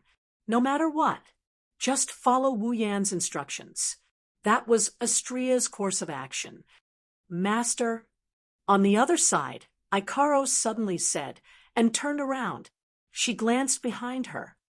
There, following Icaros's gaze, Wu Yen turned around and looked behind him. He couldn't help but chuckle. Not far behind the three of them, a head wearing a beret peeked out from a corner. When he noticed Wu Yen and the others looking at him, he jumped in fright and ran away without hesitation. Wu Yen rolled his eyes, and he waved his hand. Icaros and Astrea spread their wings and took to the sky to chase after the fleeing figure. Ah! Following a scream, Icaros and Astrea grabbed the man's collar and flew back. They landed in front of Wu Yen. Bang! He didn't know if it was because his legs gave out or because Icaros and Astrea suddenly let go of him. The man fell to the ground with a dull thud. He was in so much pain that tears almost fell from his eyes. "I didn't think you'd follow me," looking down at the person sitting on the ground, rubbing her, but Wu Yen crossed his arms. "Angelette, didn't that annoying guy put you under house arrest?" Men," Angelette exclaimed. She looked up and saw Wu Yen standing in front of her. Then, as if she saw a ghost, she shuffled her, and retreated far away. Hey! Seeing how Mariette is trying to avoid him like the plague, Wu Yen had a rough idea of what's going on, but he still felt hurt. I'm here to save you. Don't you think it's unreasonable for you to act like this? Anne Juliet's shoulders trembled as she pulled down her beret to cover her face. I'm sorry, I'm sorry, I'm sorry, I'm sorry, I'm sorry, I'm sorry, I'm sorry. Forget it. Wu Yen sighed helplessly as he looked at Mariette, who seemed to be bullied. I just want to ask, since you followed me, why are you still running away? Ugh. Angelique grabbed her hat as she retreated backwards. She timidly glanced at Wu Yen and immediately cried out as though she had given up on herself. Simply unreasonable. Wu Yen, Ikaros, and Astria froze on the spot. It took them a while to recover from their shock. Huh. I have nothing to do with you. And Juliet cried out with tears in her eyes. Why did you save her? Wu Yen, Ikaros, and Astria looked at each other. Wu Yen scratched his face as he looked at Anne Juliet with uncertainty. You purposely followed me, and after you were discovered, you ran away like a rabbit. In the end, it was just to ask me this. What's with that expression? And Juliet shouted angrily at Wu Yan's speechless expression. Am I wrong? I'm not saying you're wrong. Wu Yan glanced at Anne Juliet. I'm just a little dumbfounded. Huh? It was Anne Juliet's turn to be stunned. What do you mean? Looks like you still don't understand. Wu Yan looked straight at Anne Juliet. His soft yet powerful voice echoed in the air. You only need a reason to kill someone. What reason do you need to save someone? She couldn't help but look at Wu Yan. Looking at his nonchalant and perfunctory expression, she couldn't help but feel indignant again. That's a nice way to put it. You saved me for Oni-sama. Charlotte, huh? Wu Yan pondered for a moment before shaking his head. Maybe that's part of the reason. So it's for Oni-sama? And Juliet's grip on her hat tightened. Her expression turned gloomy. As expected of Oni-sama, she shines wherever she goes. Even with House Birao's decline, there are still people willing to do that kind of thing for Oni-sama. And Juliet's words were filled with admiration, jealousy, and inferiority. Wu Yan took a deep look at her. Do you hate Charlotte that much? Of course not. And Juliet said without hesitation. She lowered her head immediately. From the looks of it, and Juliet didn't hate her sister. Instead, she seemed to have some negative emotions towards her sister. For example, jealousy. For example, inferiority. For example, envy. If you think about it, it's understandable. And Juliet's talent was extraordinary, but compared to Charlotte, she was still lacking. And Juliet's personality was weak. Charlotte, on the other hand, was very competitive. She was destined to attract attention wherever she went. And judging from the fact that there wasn't a single ripple of mana coming from her body, she was either not a puppet user or a magician. Either that, or she was so weak that others wouldn't be able to sense her unless she used her mana. However, at such a young age, not only was she able to become one of the 13 people when she was only in her second year, she even obtained an automaton like Sigmund, who was so outstanding that no one could help but be envious of her. Come to think of it, Anne Juliet must have felt both proud and inferior towards her sister, right? In short, Wu Yan slowed down his tone. Since everything is fine now, let's go see Charlotte. She should be happy. I don't wanna. And Juliet clenched her fists and closed her eyes. Please don't mind me. Just treat it as if nothing happened. After that, and Juliet turned around again and ran away as if she was running away. Wu Yan rubbed his aching forehead. He waved his hand again. Ikaros and Astrea leaped into the air and chased after Angeliette. In the next moment, Mariette's shriek resounded through the air. Chapter 1662. Walpurgis King Mecha Academy, Tortoise House. In the room, Natsuki, Nagisa, and Kanon listened to Wu Yan's account of what happened during his trip to the night meeting hall. They fell silent. Assassinate the dean? However, the dean was not a person who had committed a heinous crime, nor did he have any grudges with them. Just because someone threatened him with his friend's sister's life, did he have to take the life of this innocent person who had committed no heinous crime and had no grudges with him? For Ikaros and Astrea, it wasn't a big deal. It wasn't that Ikaros and Astrea had a heart of stone, it was just that they didn't feel lost at all. Even if they had to be despised by everyone, as long as it was something Wu Yan wanted them to do, they would do it without hesitation. That was all. However, it was a different story for Natsuki, Nagisa, and Kanon. Natsuki was an attack demon commander. Although she wasn't all that kind-hearted, she was still an existence that punished evil. She wouldn't feel guilty about this kind of shady business, but she wouldn't approve of it either. Even someone as arrogant as Natsuki, who didn't care about anything, was like this, let alone Nagisa and Kanon. Nagisa and Kanon were the ones who were truly kind to the point of blinding. After all, with Nagisa and Kanon's personalities, they would love stray cats even if they met one, bring it home, and adopt it. Are we really going to assassinate the dean? Nagisa didn't try to hide her displeasure at all. Her cute face was gloomy, but Nagisa doesn't think it's a good idea. Oni-chan. Kanon looked at Wu Yan pleadingly. She was in a difficult position. If we do that, we won't be able to stay in the academy anymore, right? For the time being, I don't think we have to continue hiding here. Wu Yan knew Nagisa and Kanon didn't like this idea, so he smiled bitterly. After all, we still have a mission to complete. It won't be long before we finish replicating Eve's heart. Before that happens, if we hide in the academy, we shouldn't be discovered. In other words, Natsuki frowned. Are you really going to assassinate the dean? Are you going to? Wu Yan mused for a bit before continuing. Actually, I don't think we can kill the dean. You don't think we can kill the dean? Many young girls were at a loss. Edward Rutherford. Wu Yan looked at the girls. The dean. He's not a simple character. I heard it from Miss Charlotte. Misha raised her hand.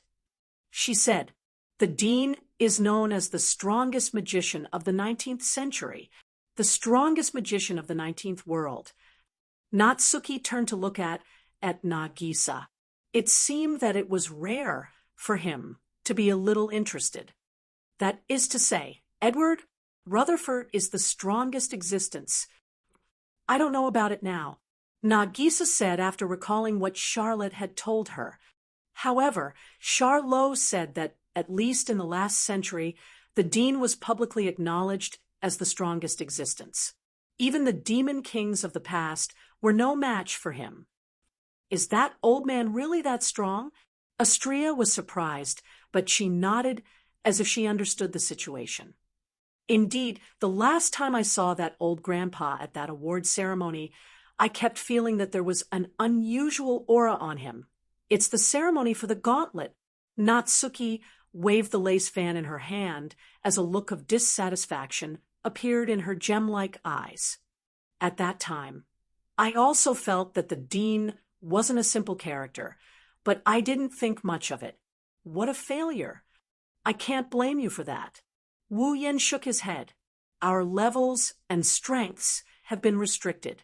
Our strength has definitely surpassed the academy head.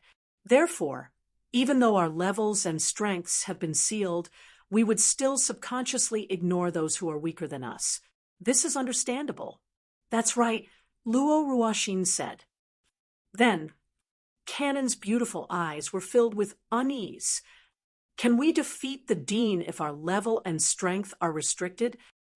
Win. Wu Yen subconsciously looked at Ikaros and Estria. Without a doubt, Ikaros and Estria are the strongest trump cards in the group. On the surface, Natsuki hid her personal guardian and only used her space manipulation magic in front of outsiders. Nagisa and Aurora hid their familiars and only used their byproduct freezing ability. Canon also hid her purification ability and only used her healing ability. Each of the girls had their own trump cards hidden. However, compared to Ikaros and Estria, their trump cards were lacking. Ikaros hid almost all of her strength and only used Aegis. She was only responsible for defense. On the other hand, Estria didn't hide her strength. She was the opposite of Ikaros. She hid her Aegis-type shield, which is superior to Aegis. Of course, this doesn't mean Ikaros and Estria are the strongest trump cards in the group. What makes Ikaros and Estria the strongest trump card in the group is their strongest ability, Pandora Mode. As long as they activate Pandora System, Pandora Evolution, and enter Pandora Mode, Ikaros and Estria will be the strongest in the group. With Pandora Mode as their trump card, Wu Yen and Ko might have what it takes to challenge the strongest magician of the 19th century. That's for sure. Even if it doesn't work out, Wu Yen still has 7 rank cards as his trump cards. Once he uses dreamy summoning and turns himself into a heroic spirit, Wu Yen will be able to unleash unparalleled power in this world. No matter how strong the Dean is, he can at least gang up on them. Thinking about it, Wu Yen shook his head and tossed away the thoughts of wanting to give it a try. Anyway, I don't think the Dean will be taken care of so easily. It's impossible that the head of the night party doesn't know about it, but he still asked us to kill the Dean. I see. Natsuki understood. Killing the Dean is just a bait. Does that person have another goal? Then, Nagisa and Canon's eyes lit up. We don't have to kill the Dean anymore. No, we still have to kill him. It doesn't matter if we can kill him or not. We have to at least make it look like we're doing it. Wu Yen poured a bucket of cold water on Nagisa and Canon. He rubbed Nagisa and Canon's heads, and he continued in a gentle tone. All right. You don't have to do it. I'll do it. Master. Ikaros and Estria stood behind Wu Yen to show their support. Nagisa and Canon opened their mouths as if they wanted to say something, but in the end, they looked at each other and lowered their heads in grievance. Natsuki glanced at Wu Yen and her frown loosened. She nodded. You're right. At least we have to do it on the surface. If we can't kill him, the mastermind will have nothing to say. If we can, the Dean can only blame himself for being too weak. Wu Yen shrugged and didn't say anything else. Together with the girls, they looked at the bed in the room. Ugh. Ugh. On the bed, Angeliet's hands and feet were tied with strips of cloth. Her mouth was also tied with strips of cloth. She struggled there. Henriette, coming to the bedside, he looked at Henriette, who was struggling on the bed. Wu Yen smiled, as if he was bidding her farewell. The restraints on your body aren't that tight. You can break them with a little struggle. Once you're free, go see your sister. She has been longing to see you for a long time. Ugh, ugh. She struggled with all her might and kept shaking her head. Her meaning is clear. She wants Wu Yen to leave her alone. It wasn't easy for you to be reunited with your family. Don't be so stubborn. Wu Yen sighed. Cherish the time you have with your family. It wasn't easy for you guys either. Don't let your thoughts get the better of you, okay? After that, Wu Yen turned around and walked towards the door. Natsuki, Ikaros, and Estria followed him without hesitation. Nagisa and Canon hesitated for a moment, but they followed with determination. Henriette was the only one left struggling on the bed. Chapter 1663. Unbelievable. Unbelievable. This is unbelievable. Behind the central grand lecture hall, on the lawn between the medical department and the faculty of law, which was also the venue of the night meeting, Charlot was swinging her dazzling blonde hair as she kicked the flagstone angrily. He actually ran away from the start and didn't come back until the end. That guy, what does he think the night gathering is? Calm down, Charles. No matter what, Wu Yan is ranked fourth. Who knows how long it will take for him to go on stage? There's no need for him to stay here on the first night, right? Sigmund, who was perched on Charlotte's shoulder, spoke in a calm voice. Although it's a pity that you can't be with him. No, no. The anger on Charlotte's pretty face immediately turned into panic. And no, I don't have any regrets. Is that so? Sigmund shook his head. If that's the case, why are you still so angry? I just... Charlotte was at a loss for words. After mumbling for a long time, she tapped her palm. Yes, I'm just dissatisfied with his attitude. Since we're going to participate in the night gathering, we have to focus and observe every battle to collect information, right? Sigh. Sigmund sighed dumbfounded. But if I'm not mistaken, I'm not sure if I'm wrong. Wu Yan said he wouldn't participate in the night gathering, right? But, Charlotte stammered. In the end, he still has to go on stage, right? Then he has to do his homework, right?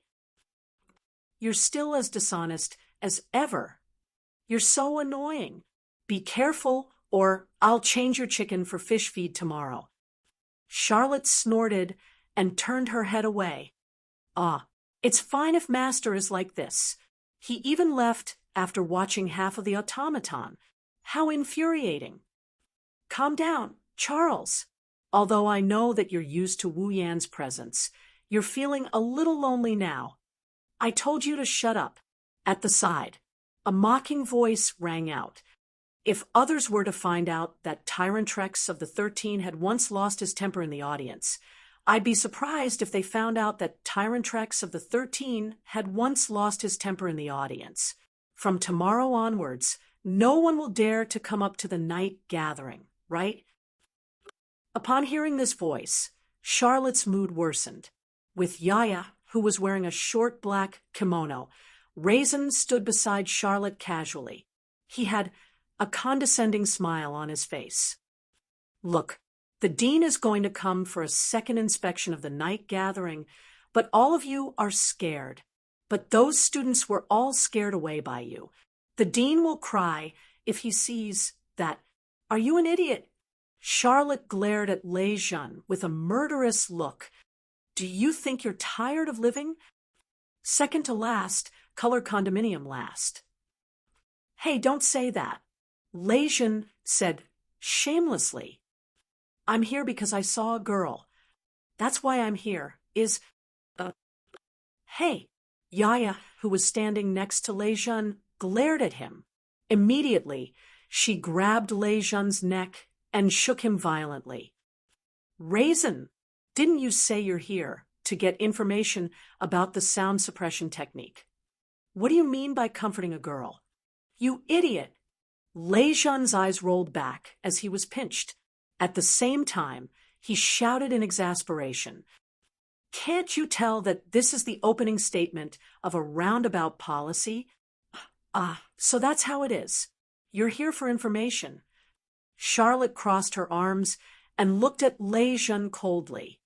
Not only are you a thick-skinned idiot who plays with automaton, but you're also a scumbag who does not hesitate to use the feelings of a young girl to achieve your goal. Why are you still alive here? Why don't you die? Why are you still standing in front of me? Raisin opened his mouth. His eyes were filled with remorse.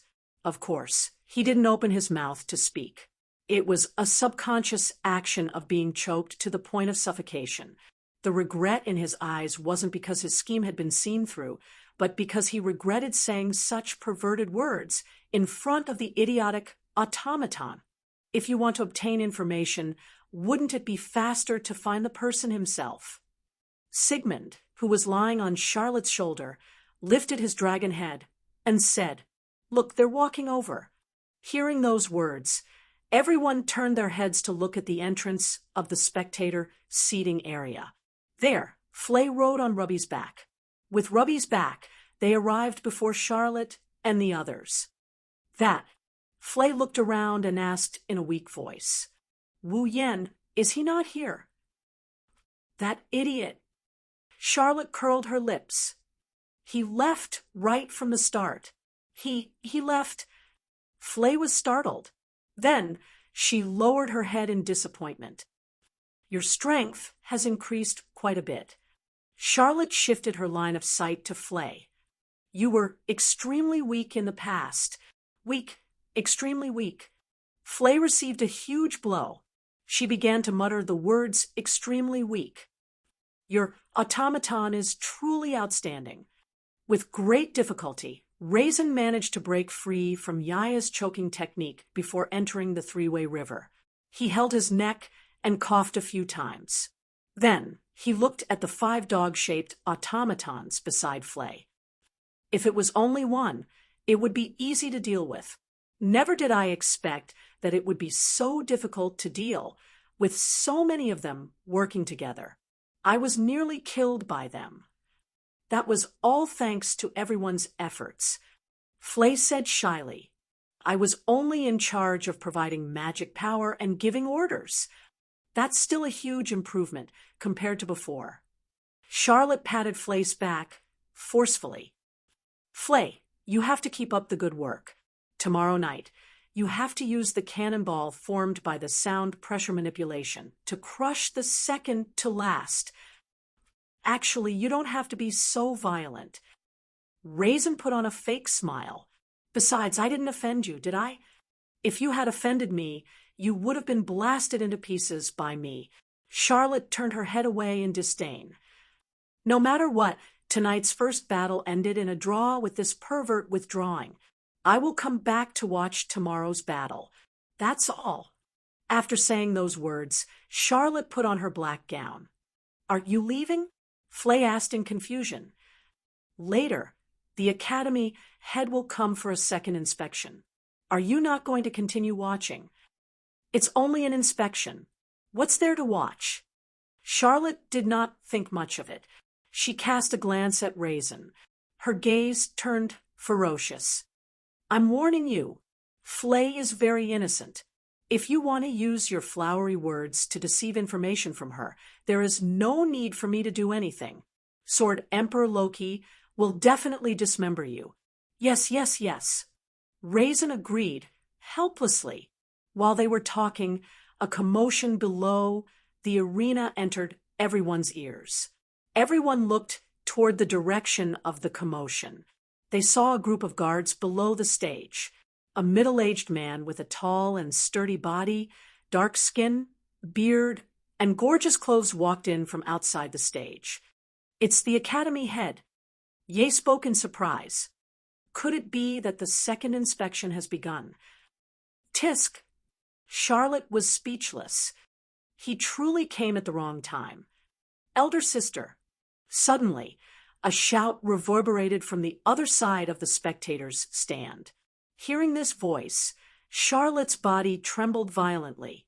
She quickly turned her head around and looked over. Then she covered her mouth with an expression of disbelief.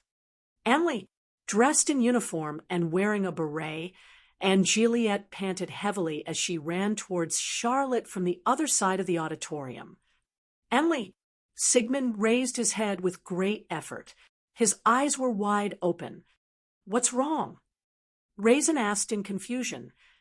"Is it someone you know?" "Anley, Anley," Charlotte muttered a few times as if she was sleep-talking. Her delicate body was trembling in excitement. "It's Anley. It's really Anley." Unfortunately, Anley did not give Charlotte the opportunity to express her feelings for their reunion. She screamed, "Lady Big Sister, please stop Mr. Wu Yen.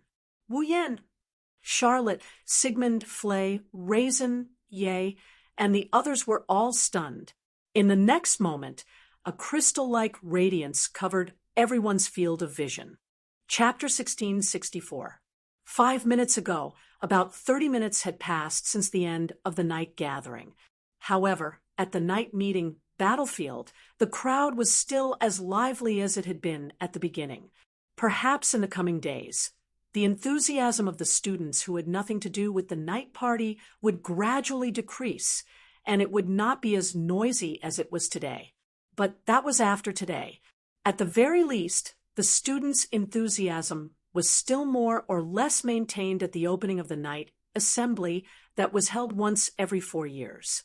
Even though the first battle ended in a draw, or rather, it could be said that both players had won, the night party was still not over yet. Every year, the night party would be held at 6:00 sharp. It would start at midnight and end the next day at 12:00 sharp. Before the clock struck 12:00 in the morning, even if the battle had ended, the night party would not be considered as over. Therefore, even though there were no more battles on the battlefield of the night assembly, there were still all kinds of stalls around the auditorium. The salespeople were also holding the goods in their hands as they walked around and shouted. The students didn't leave the auditorium either. They were all immersed in it, as if they were celebrating a festival. It was very lively.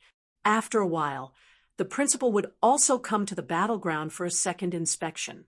He would check all the facilities, equipment, and measures that supported the night gathering to see if there were any mistakes so that the night gathering could continue to be held successfully.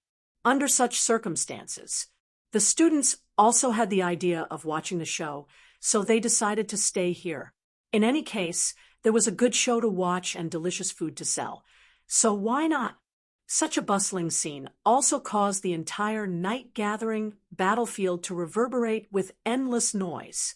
No one noticed that at a certain moment, a few figures had appeared silently in the air above the battlefield of the night gathering. It floated in the air. Wah! Nagisa held Cannon's hand tightly. He wasn't afraid at all. Instead, he stepped on the air with curiosity. Clang! Clang! Clang! It sounded like someone was knocking on glass. Similar to standing on the ground, the foundation gate on Itagami Island seems to have something similar. The floor was made of transparent glass. He stood on top of it. It was the same as floating in the air. Was this the same principle? Nisha-chan. Cannon gently tugged at Nagisa's hand when she saw the curious expression on Nagisa's face. This is different. Right now, you're just standing in the space. Natsuki's emotionless voice sounded. I've created a solid foothold in this space. You can think of it as a flat space in the middle of a square space, and you can just stand on it. This looks fun. Astria flapped her wings and tapped on the air beside Cannon and Nagisa. When she felt her feet touch the ground, she removed her wings and stood on it. Wow, he was really standing in the air. Ikaros-senpai, come here quickly. Ikaros nodded silently and flew over to Astria's side. Instantly, the girls lined up in a row and stood in the void. Wu Yen stood in front of the group of girls as he looked down at them from a high vantage point. After a while, when the dean appears, Wu Yen will attack him. When that happens, the crime of attacking the dean will fall on Wu Yan's head. In the autonomous Walpurgis Royal Tactical Academy, such a crime was punishable by capital punishment. In other words, the moment he attacks, the entire academy will become Wu Yan's enemy. Naturally, it would no longer be possible for them to continue to attend classes in the academy, return to their dorms in the ordinary way, eat in the student cafeteria in the ordinary way, and sleep in the ordinary way. It was a serious matter, but Wu Yen didn't think of other ways to solve it. That's because Wu Yen didn't think it was that bad. The replication of Eve's heart is nearing completion. Their goal of coming to this world is more or less complete. When that time comes, there's no need for them to stay in the academy. Therefore, Wu Yen didn't want to think of other ways to save Aliette just to stay in the academy. Rather, before he completes his mission, he might as well play with that so-called night meeting executive department head for a bit. That's not a bad idea. At least, that's how it is for now. Oni-chan. Nagisa and Kanon looked at Wu Yen anxiously. Master, Ikaros and Astria couldn't help but call out to him softly. Actually, with our means, it's easy to come up with other solutions. Natsuki said helplessly, "Why do you want to play so big?" "That's why I said from the start, since he wants to play, I'll play with him." Wu Yen looked down as he replied, "It's not a bad idea to use this opportunity to see what the strongest magician of the 19th century is capable of. If he can't even survive our attacks, then so be it. You don't look like someone who would say something like that." Natsuki looked at Wu Yen thoughtfully. "Could it be that you know something else?" "I'm just thinking that the other party might be thinking the same thing as us, thinking that we can't kill the dean." Wu Yen chuckled. It's an enigmatic laugh. "If we really do kill the dean, what do you think he'll do if he has anything to do with that annoying bastard?" "You—" Natsuki shifted her gaze away in dissatisfaction. "Since when did you become so evil?" "Let's do the same." Wu Yen shrugged. "The only way to deal with evil people is to use the same evil method." After that, Wu Yen waved his hand to stop Natsuki and the girls who were about to say something. "All right, it seems like the main character is here." Upon hearing that, the group of girls lowered their heads and looked down. Then, the scene of the dean being escorted by a group of guards and entering the battlefield during the night fell into the eyes of the group of girls. Natsuki let out a sigh. "I didn't think I'd become a criminal one day. It's not a bad idea to change things up once in a while." Wu Yen chuckled and turned to Ikaros. "Ikaros, I'll be the one to attack. I'll leave this to you." "Yes, Master." An illusory square frame appeared in Ikaros's eyes. Her eyes quickly turned crimson red, changing her pure and holy temperament. She was cold and beautiful at the same time. At the same time, Wu Yen raised his hand. A crimson spatial ripple spread out from his hand.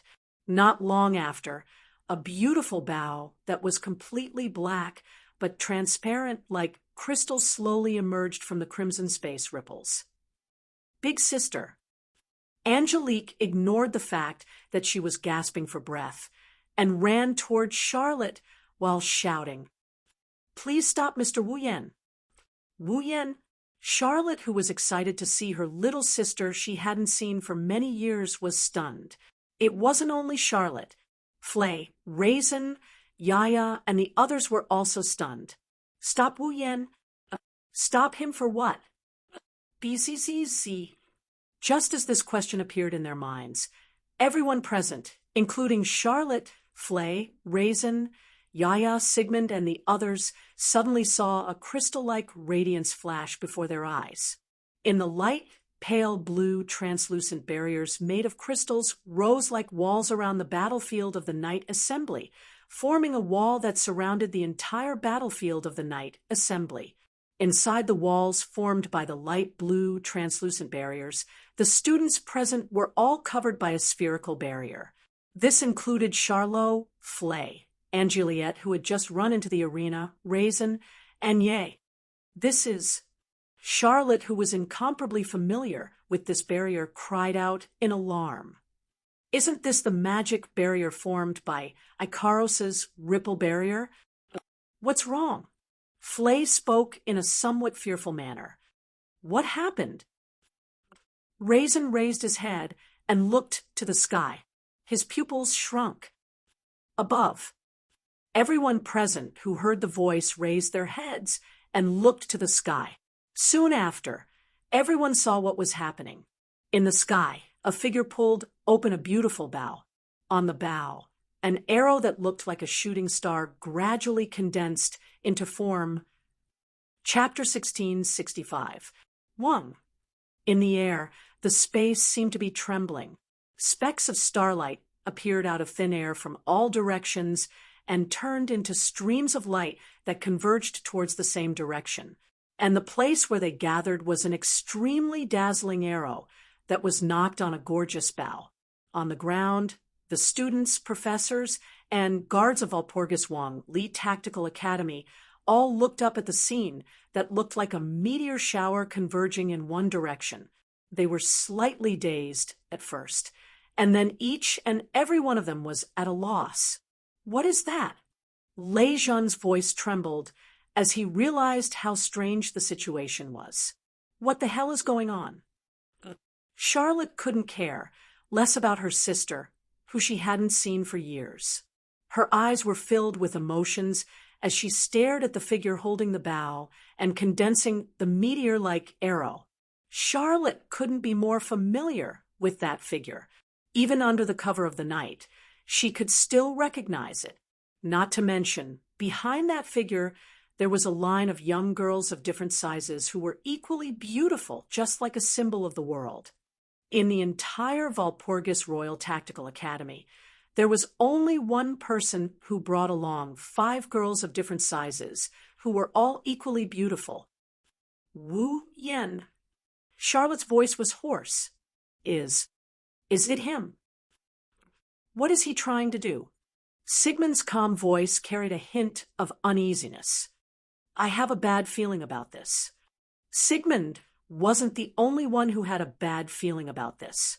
But no matter how bad the feeling was, no one dared to do anything. It wasn't that they didn't want to, but there was an aegis, absolute defense circle around them, trapping them inside. What the hell is this? Damn it! I can't open it. Let us out. Let us out. Perhaps the uneasiness in everyone's heart had turned into an atmosphere that spread to everyone present.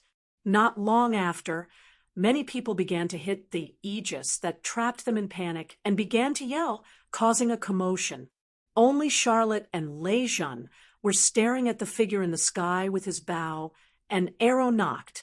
Then they suddenly remembered. Holding the bow? Why is he holding the bow? Who was he aiming at with this bow? An arrow. With this thought in mind, the ominous feeling in their hearts grew even stronger. They forcefully turned their heads and looked in the direction of the arrow that was gradually forming in the sky. In the next moment, Charlotte and Lei Jun's expressions changed drastically, because in the direction the arrow was pointing at, in the middle of the battlefield of the night gathering, stood a figure who did not fit in with the surroundings at first glance. Why is he so out of tune with the surroundings? The reason was simple. The Aegis Absolute Defense Circle, defensive barrier, formed a wall around the battlefield of the Night Assembly, encircling the entire battlefield. Inside the walls formed by the Aegis, the students, professors, and guards were also surrounded by a spherical Aegis, trapping them firmly inside. However, in the direction the arrow was pointing at, there was no Aegis around the figure standing in the center of the battlefield of the Night Assembly. Out of everyone present, he was the only one who was safe and sound. No, that should be the case. He was the only one not protected by the Aegis. That person was none other than the Academy Dean. Could it be? Charlotte's voice finally started to tremble. Yen, is he planning to attack the Academy Dean? How could that be? Lei Jun, and Ye said those words at practically the same time. However, all of them had forced smiles on their faces. Big sister. Not far away, Mariette, who was also trapped in the Aegis, shouted at the top of her lungs. Quickly, stop Mr. Wu Yen. At this moment, everyone understood what was going on. Wu Yen was indeed planning to attack the Academy Dean. It was because Angeliet knew this that she said the words that made Charlotte stop Wu Yen from speaking. Understanding this point, Charlotte's pretty face turned ghastly pale in an instant. With some shock, she let out a sorrowful cry. Stop! However, it was already too late. In the sky, the starlight that converged on the arrow flickered and disappeared into thin air. Aiming the fully formed meteor shower arrow at the only figure not enveloped by the aegis, Wu Yan's wine-red eyes glinted with a deadly cold glint. Soon after, he released his hand without hesitation. Swish!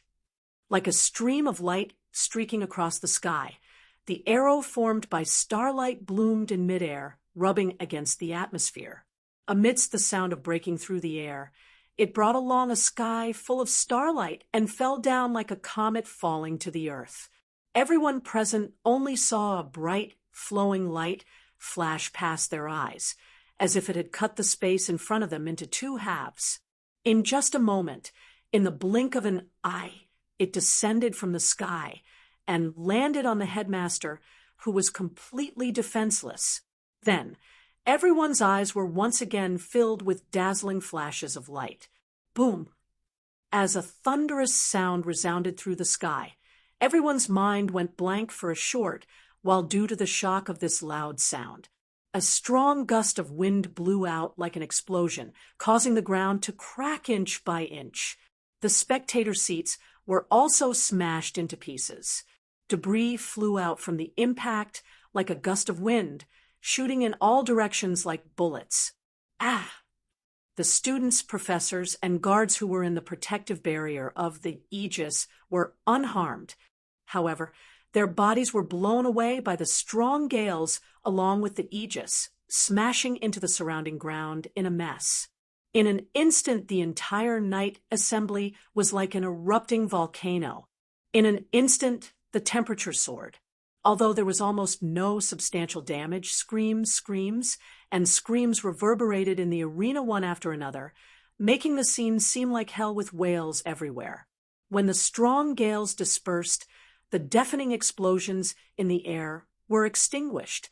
After everything calmed down, all the aegis in the surroundings seemed to have shattered and dissipated. One by one, the people who had fallen to the ground raised their heads and looked around with lingering fear. Then, their faces were filled with fear. There was no other reason.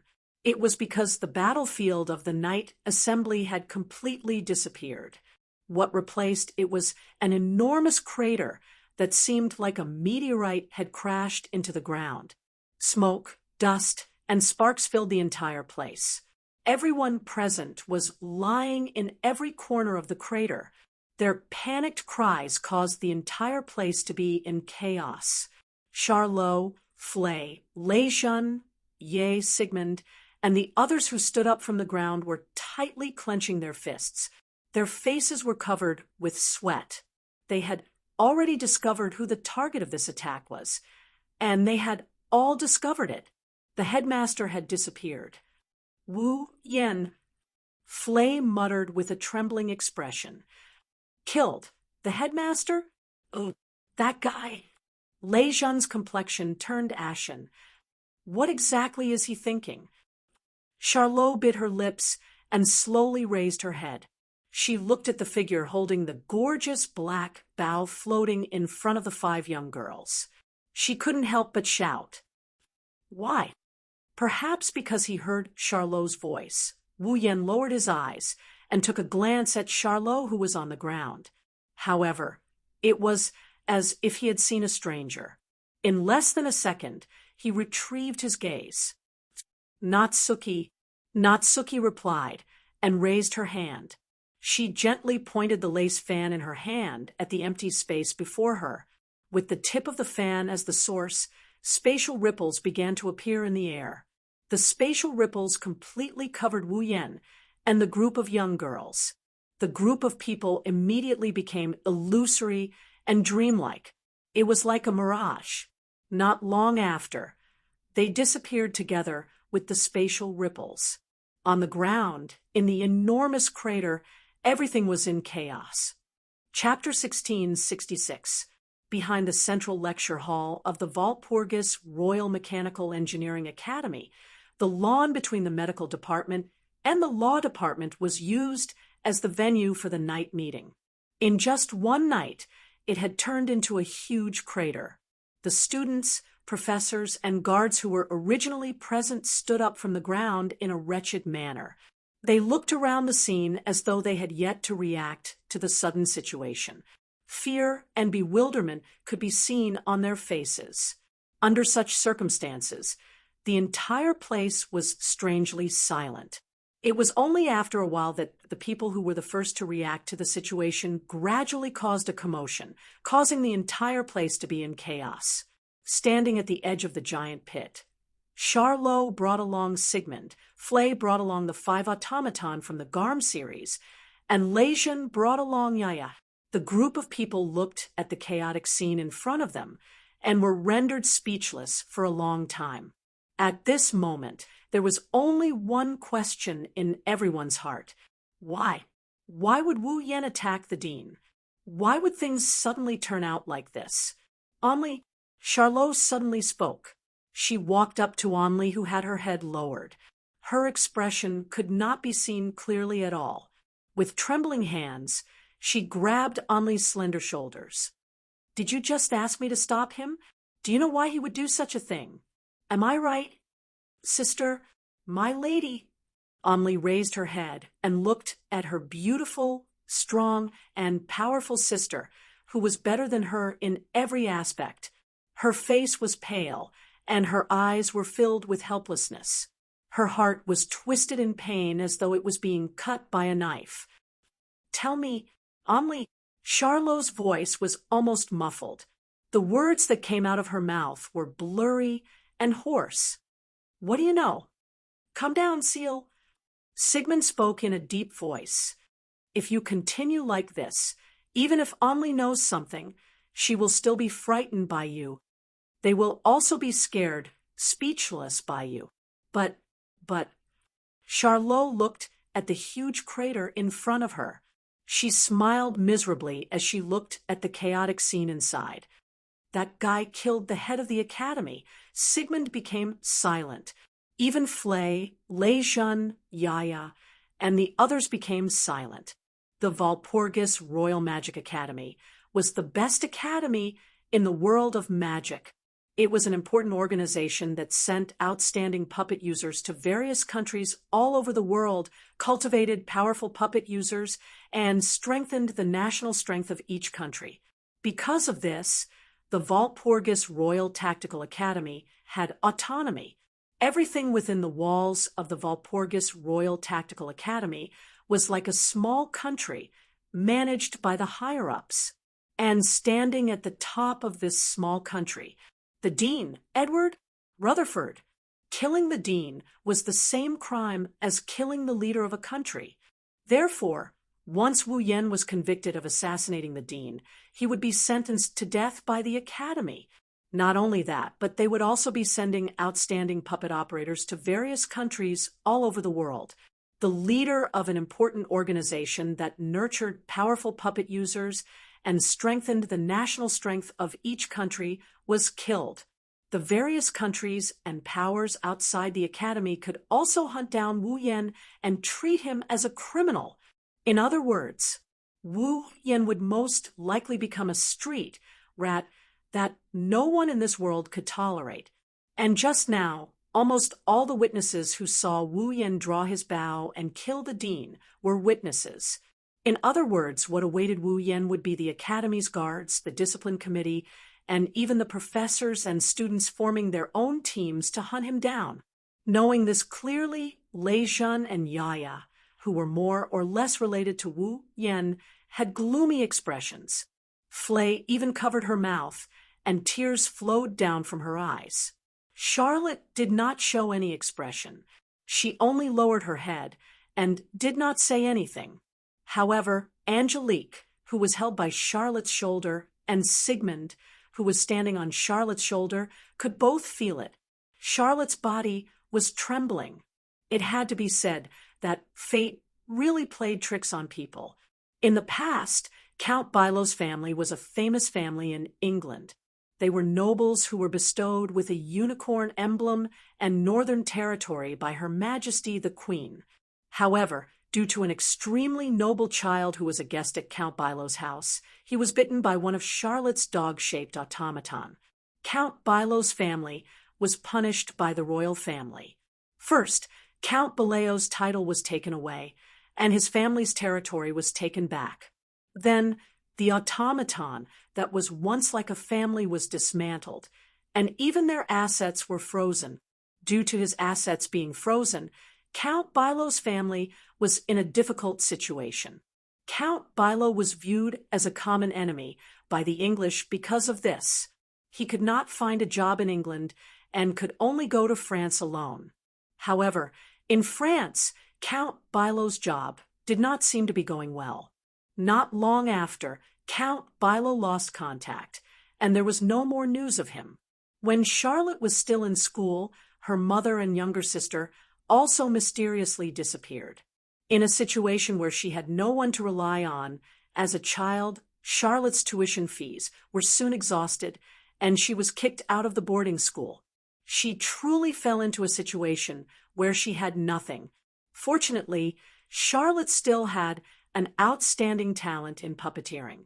She also had Sigmund, who was passed down from generation to generation in Count Bilo's family, who carried the magic that contained the truth of the universe and the magic circuit that carried the magic sword. No matter what the situation outside was, the Walpurgis Royal Mechanic Academy only paid attention to puppeteers with extraordinary strength. It was a complete power doctrine. It did not matter if the other party was the child of a felon or not. As long as they had strength, they would be accepted. Therefore, Charlotte received a scholarship from the Walpurgis Royal Mechanic Academy and entered the Walpurgis Royal Mechanic Academy to study. Therefore, from the moment she entered the academy and had a glimmer of hope, Charlotte's dream began. She wanted to find her parents, find her sister, and find the hearts of the automaton that was once her family. She wanted to return to the past and live happily together. It was because of this reason that Charlotte was so obsessed with the night meeting. She wanted to ascend to the throne of the Demon King and regain the reputation of Count Bilo's family. She wanted to obtain enough wealth to revive Count Bilo's family and return everything to its original state. It was because of this that Charlotte alienated all the people in the academy who could become her enemies and walked down the path alone. God was not unkind to Charlotte. In the end, he still gave Charlotte an existence that she could confide in so that she would not be alone in the academy. But now, her missing younger sister had once again appeared in front of Charlotte. However, the only person who had saved Charlotte, comforted her soul, and was the only person she could open her heart to, had almost embarked on a path that would leave her forever. How could Charlotte, who looked strong on the outside but was weak on the inside, endure this? Unable to bear to see Charlotte like this, Sigmund turned his head away and looked towards the center of the crater. When he saw the scene there, Sigmund's eyes shined and he cried out, "Charles, look over there." Hearing Sigmund's voice, everyone was startled and they all looked over. Soon after, the eyes of the group of people lit up. They saw that in the center of the empty crater, several figures suddenly appeared. They were 6 young girls who were as beautiful as flowers. They were dressed in black and had curtains hanging in front of their faces. Behind the 6 girls, there were 2 other people. One of them was a man wearing a silver mask and a luxurious cloak. The other was a middle-aged man with dark skin and a tall and sturdy body. He was as strong as a soldier. The former was Magnus. The latter was the dean who should have died. The dean didn't die. Flay cried out in pleasant surprise. Magnus. Lejeun's expression turned serious. So that's the case. Magnus protected the dean? Charlotte's spirit was immediately shaken. The gloominess on her face was swept away. The dean didn't die. In that case, there was still room for redemption. I didn't think that things would develop to this point. Right at this moment, a cold and elegant voice sounded from behind Charlotte's group. Everyone looked towards the source of the voice. Kimberly's figure was imprinted in everyone's eyes. The eyes hidden behind the spectacles turned to look at Kimberly. Kimberly lightly snorted and turned around. "The few of you, come with me." After saying that, Kimberly left without hesitation, without giving anyone a chance to object. Everyone looked at each other in dismay. They could only follow her. Chapter 16, 67. Walpurgis Royal Mecha Academy. Central Great Hall, bringing Natsuki, Ikaros, Astria, Nagisa, and Kanon with him. Wu-Yen passed through the lobby of the first floor. They went up the stairs and arrived at the third floor. Walking down a quiet corridor, they arrived at a door under the dim illumination of the lights. Squeak. Almost at the same time, the door opened by itself. A man wearing a deacon's suit, colored glasses on his face, and short silver hair that leaned toward White held the door handle. As he opened the door, he stood inside the door expressionlessly. However, there was a trace of uncontrollable vigilance in his eyes. This sense of vigilance isn't just directed at Wu-Yen, it's also directed at the 5 girls standing behind Wu-Yen. They're wearing white with red edges and a red pleated skirt. They look like a squad. Only Nagisa, Kanon, and Astria glanced at Shinobu. Wu-Yen, Natsuki, and Ikaros didn't even look at Shinobu. Instead, they focused on the other side of the door. It's been hard on you, Scarlet Eyes." The elegant young man stood by the window at the very front. He turned around with a smile that seemed both joyful and excited as he exclaimed in amazement. "That arrow just now was just too shocking. Its destructive power was even higher than Tyrantrex's demonic sword. What exactly is that bow? Is it some kind of magic equipment with a magic circuit? What kind of magic circuit could it be?" A few of them seemed to be curious. She threw out a question that sounded like an interrogation, but Wu-Yen didn't have any intention of answering. He just led the girls inside. Natsuki, Nagisa, and Kanon followed behind Wu-Yen while sizing up the annoying grin on the young man's face. They had their own thoughts about it. Natsuki, Nagisa, and Kanon did not come here with Wu-Yen last time. Even though they knew someone was trying to use Wu-Yen, they did not know what the person looked like.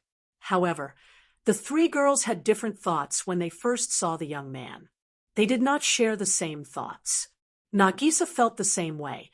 The young man might be handsome with a charming smile, but no matter how you looked at him, it made one's hair stand on end. Kanon felt the same way. She felt the same way about the young man.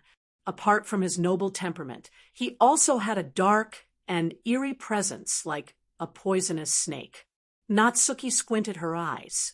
As he looked at the young man, an interesting smile appeared on his face at some point. While Natsuki, Nagisa, and Kanon were observing the young man was also looking at the 3 girls, looking at the young and calm Natsuki, the bright and cute Nagisa, and the pure and holy Kanon. The young man looked like he was admiring a work of art. He kept praising them. "It's really beautiful. It doesn't pale in comparison to Magnus' squadron at all. Or rather, in terms of appearance, your automaton is more attractive. I wonder if it can compare to Magnus in terms of performance." Once again, Wu-Yen chose to ignore the boy's inexplicable remark. Masayuki, who was standing by the door, was extremely displeased, but she couldn't do anything about it. Last time, when he faced Wu-Yen, he only used an automaton to threaten the person Shinobi had sworn to protect. And now, all 5 of the other party's automaton were present. Even if their performance couldn't be compared to the angelic girl, who had placed the laser sword on the neck of the true lord rank, they definitely wouldn't be any worse. Shinobi didn't have the confidence to deal with 5 of them alone. Thus, no matter how unhappy Shinobi was, he could only endure it. Compared to Shinobi, the young man didn't seem to care at all. He shrugged and looked out the window with a smile. "Looks like your target is still alive." And well, Wu-Yan's eyes flashed for a split second before he walked over to the window and looked out of it. This was the third floor of the central lecture hall. The venue of the night meeting was behind the central lecture hall. It was on the lawn between the medical department and the law department. From the window on the third floor of the central lecture hall, one could clearly see the situation of the night meeting. Of course, that place was now replaced by a huge crater. Wu Yan can see the guards forming a cordon around the huge crater. They are chasing the students out of the crater. The discipline and discipline committee members are assisting the guards in collecting the evidence of the students who are present. Other than the guards and disciplinary committee members, even the professors were chased out of the crater. There were only 2 people left in the crater. They weren't the guards or disciplinary committee members. Magnus, who was wearing a silver mask and a black cloak that looked like a battle robe. The dean of the academy, who should have been annihilated by the arrow of the meteor knight, could not be any more dead. At this moment, the principal was conversing with Magnus, who was leading his squadron. It seemed that they were discussing something. The dean's back was facing the central lecture hall, so Wu Yan and the other 2 couldn't see the dean's expression clearly. Magnus, on the other hand, is wearing an ice cube face and a mask. From the surface, it's impossible to tell what the 2 of them are discussing. However, Wu Yan and the young man could guess what they were talking about just by guessing. Looks like in order to prevent himself from being ambushed by some inexplicable people again, the cautious Sir Dean is planning to let the number 1 in the academy, Marshall, who is currently the closest to the Demon King, be his guard to protect his safety. As if he had seen a happy scene, the young man smiled happily. Next, if you want to kill the dean, you'll have to face that monster. Monster? Wu Yan looked at the young man. This was the first time he spoke since he entered the executive department. You're scared of Magnus? Scared? Scared? How can I not be scared? Although he said that, the young man didn't seem to care at all. Magnus' squadron is a super powerful automaton that can fight against 13 people. Even if they really go up against them, they won't be able to do anything, right? Lucian thought to himself. Magnus' squadron is a super powerful automaton that can fight against 13 people. Yes. The young man turned around and looked at Wu Yan. Of course, if the complete control vibration is at the level you mentioned last time, I won't be scared no matter how many of them come. This sentence clearly exposed the fact that the young man still cared about the vector manipulation Wu Yan mentioned last time. Wu Yan looked at the young man with a faint smile. He wanted to let the young man know that Wu Yan wouldn't reveal anything. Then, what do you plan to do next? The young man curled his lips in boredom. If you don't kill the dean, even if I don't do it, the Granville family will still have their eyes on Angelique.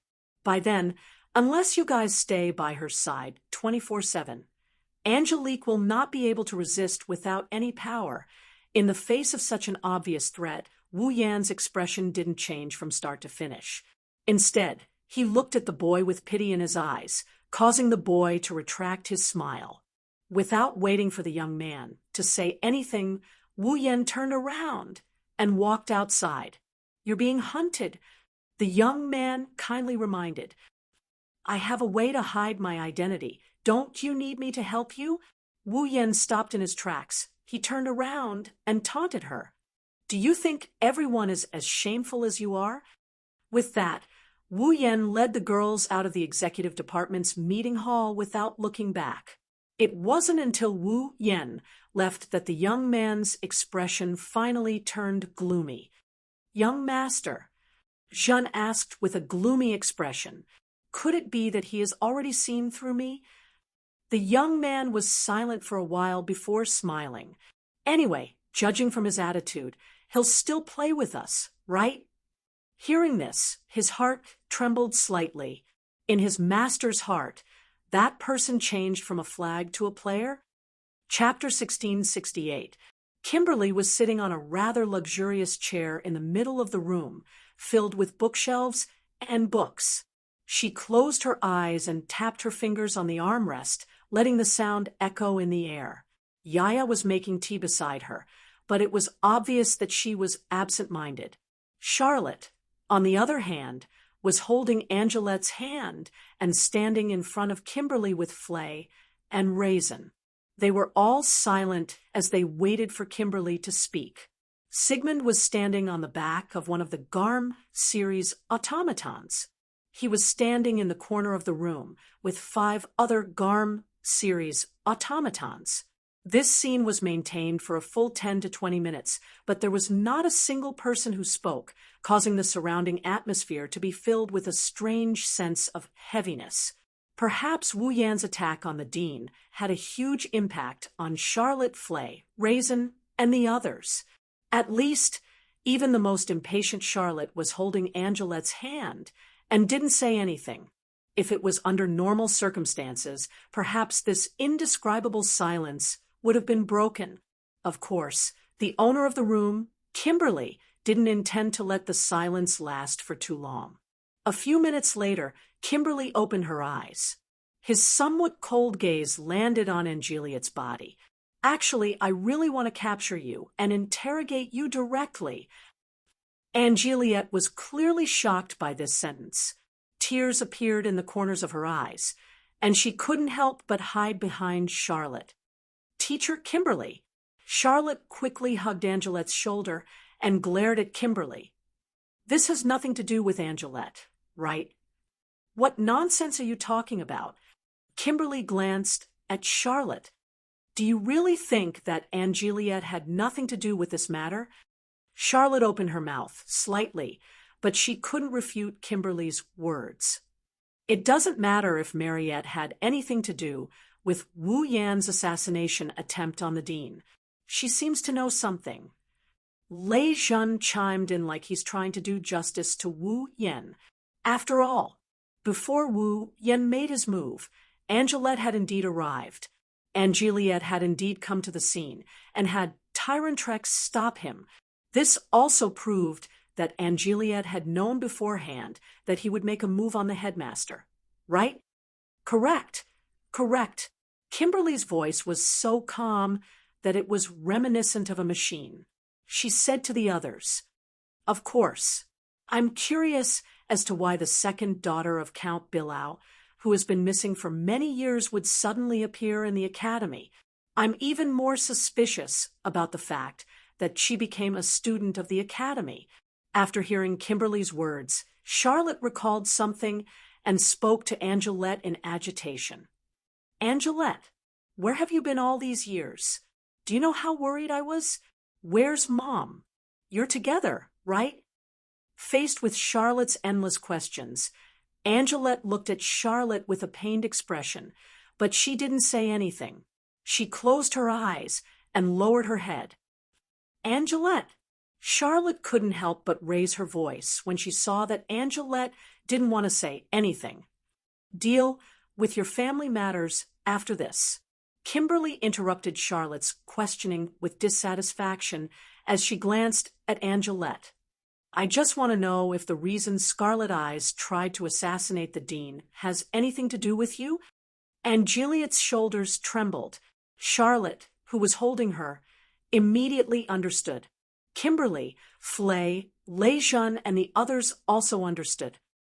Then, Flay involuntarily took a step forward. She was a little timid, but she also spoke with some hope. Wu Yan's assassination on the dean wasn't his own idea, right? Angelette still didn't answer. She only buried her head in Charlotte's arms as if she didn't want to say anything. But it was precisely because of this that it confirmed the authenticity of the sentence just now. Could it be that he was threatened by someone? Charlotte shook her head in disbelief. She said in a negative tone while shaking her head, "That's impossible. He's so strong that even Magnus was once suppressed by him. When I practiced with him, even if I used all my strength, I could only barely fight against his automaton. I've never won against that one." "You've never won against an automaton?" Raisin was shocked. You're one of the members of the 13, apart from Magnus. No one else would dare to say that they have a 100% chance of defeating you, right? You can't even do anything to an automaton like him. I don't want to, but it's the truth. Charlotte smiled bitterly. His strength is already at a level where he's in a different dimension from me. Just like Magnus, he doesn't give off the feeling of being the strongest. He's invincible. Indeed, Wu Yen is the same as Magnus. They're both the type that's strong enough to make others despair. Raisin was still unwilling, but he still said that. If that's the case, no one can threaten someone as powerful as him, right? That's why I said you're all brats. Kimberly mocked. No matter how strong a person is, they can't be stronger than an army. There's nothing they can't use to their advantage. Not to mention, Kimberly looked at Angelette meaningfully. The bargaining chip that can be used to threaten him is right in front of you. What do you mean? Charlotte instinctively stood in front of Angeliet, as though she was trying to cover up her uneasiness. She spoke loudly. Are you trying to say that Angelette is being used as a bargaining chip? I see. Compared to Charlotte, who couldn't accept it, Raisin was enlightened. If someone told Wu Yen that Angelette would die if he didn't kill the dean, then it would make sense. Wah! Charlotte sucked in a breath of cold air and shook her head frantically. Impossible. He has nothing to do with Angelette, right? Why would he kill the dean for Angelette? Mr. Wu Yen didn't kill the dean to save me. As soon as Charlotte finished speaking, Angeliet couldn't hold it in any longer. She raised her head and shouted at Charlotte with a pale face. Mr. Wu Yen killed the dean for you, big sister. W for me? Charlotte was dumbfounded. It seems like the situation is clear now. Kimberly sighed. Didn't the mastermind tell Scarlet Eyes that if they don't kill the headmaster, Angelique will die? Instead, they said that if they don't kill the headmaster, Tyrantrex's sister will die. Oh, right. At this point, who wouldn't be clear? Indeed, Wu Yen wasn't blackmailed into assassinating the dean for Mariette's sake. He did it for Charlotte's sake. Because if he didn't rescue her, it might cause her death. Charlotte, who had gone through untold hardships and came to the Valpurgis Royal Tactical Academy to study in order to reunite her family and tried her best to become the Demon King, would be in so much pain that she wouldn't be able to extricate herself from it. Wu Yen, it's because he didn't want Charlotte to suffer that he went to save Angeliet, who has nothing to do with him. He didn't even hesitate to be threatened and become a criminal who would be sentenced to death. How could this be? Charlotte muttered absent-mindedly as she powerlessly collapsed on the ground. So it's all my fault. Flay couldn't help but turn her head away when she saw Charlotte's absent-minded appearance. Kimberly and Lei Jun also couldn't help but sigh. Big sister. Angelette's gaze fluctuated violently. She bit her lips. As expected, Mr. Wu Yen was a special existence to Big Sister. Lady Big Sister. In front of everyone present, Angelette squeezed out those words with a trembling voice. If you want to save Mr. Wu Yen, then kill me. Charlotte's absent-minded eyes shrunk to the size of a needle. Chapter 1669. Just kill me. His trembling voice resounded clearly in the entire room, and also clearly passed into the ears of everyone present. Flay, Kimberly, Raisin, Ye, and the others' expressions changed when they heard those words. Charlotte was even more stunned. Angelique. Beside her, Sigmund, who was standing on the back of one of the Garm series automatons, couldn't help but speak sternly. Do you know what you're saying? Angelique forced a miserable smile. I'm just speaking the truth. Do you want to use your own death to free the Scarlet Eyes from the threat of the mastermind behind the scenes? Kimberly didn't know why, but she had an angry expression on her face. You don't even know how to cherish your own life. What a foolish action. Once again, Angeliette bit her lip. She overcame her cowardice and refuted Kimberly's words. If I don't do this, how am I supposed to save Mr. Wu Yan? The mastermind behind the entire incident is using Angelique's life as a threat. That's how he managed to make Wu Yan assassinate the school dean. If the person being used as a threat were to die, the mastermind would no longer have a reason to threaten Wu Yan and Wu Yan. At least, that's what everyone here thought. Do you think that fellow will be happy if you do this? Raisin took a step forward and looked directly at Angelique. You're the person he's willing to become a criminal to save. If you're willing to give up on yourself, wouldn't everything he's done be in vain? Mr. Wu Yan didn't do it to save me. Angelique shook her head and explained with an expression as if she was about to cry. Mr. Wu Yan only saved me from my big sister. So, Kimberly sneered. You think you're dead. The Scarlet Eyes won't be threatened anymore. Furthermore, you'll be able to escape the crime of assassinating the school dean. Will your big sister be happy? Mariette's mouth opened slightly, opening and closing like a goldfish's mouth, but she couldn't say a word. Don't say any more. And Charlotte, who was sitting on the ground, raised her head abruptly. His soulless expression disappeared in an instant.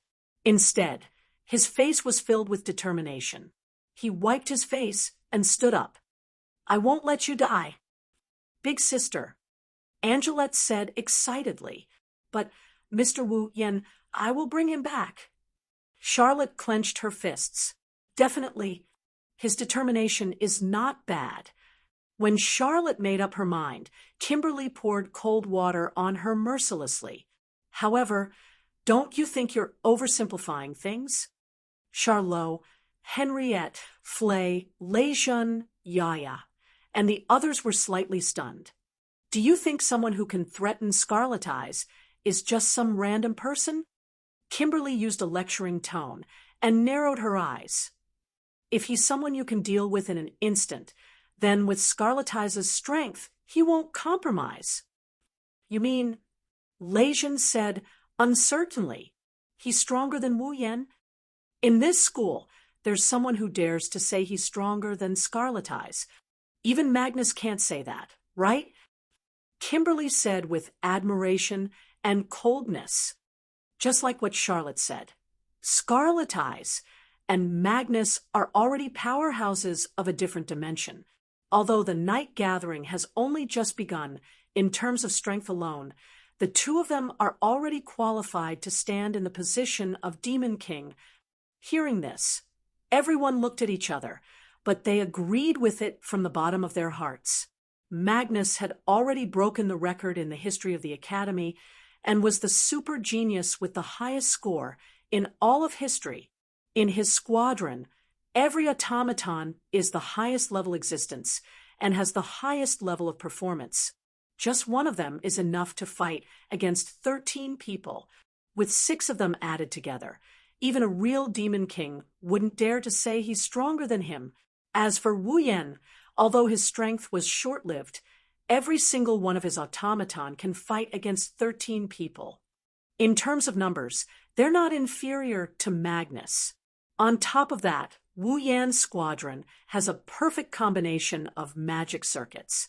Attack, defense, healing, support, and long-range attacks are all taken care of. If they were to fight in a team battle, Magnus' squadron might even be weaker than Wu Yan's squadron. How could such an existence be threatened by a random person who came out of nowhere? No one dares to say they're stronger than Wu Yan. Lejeune pondered for a moment before he lifted his head. In other words, the opponent might not be a single person, but an entire faction? Hearing that, Charlotte, Flay, and the others were shocked. You're quite quick-witted. Kimberly nodded in praise before changing the topic. Actually, recently, there's reliable news that proves that the Kingsford family is trying their best to contact the dean in private.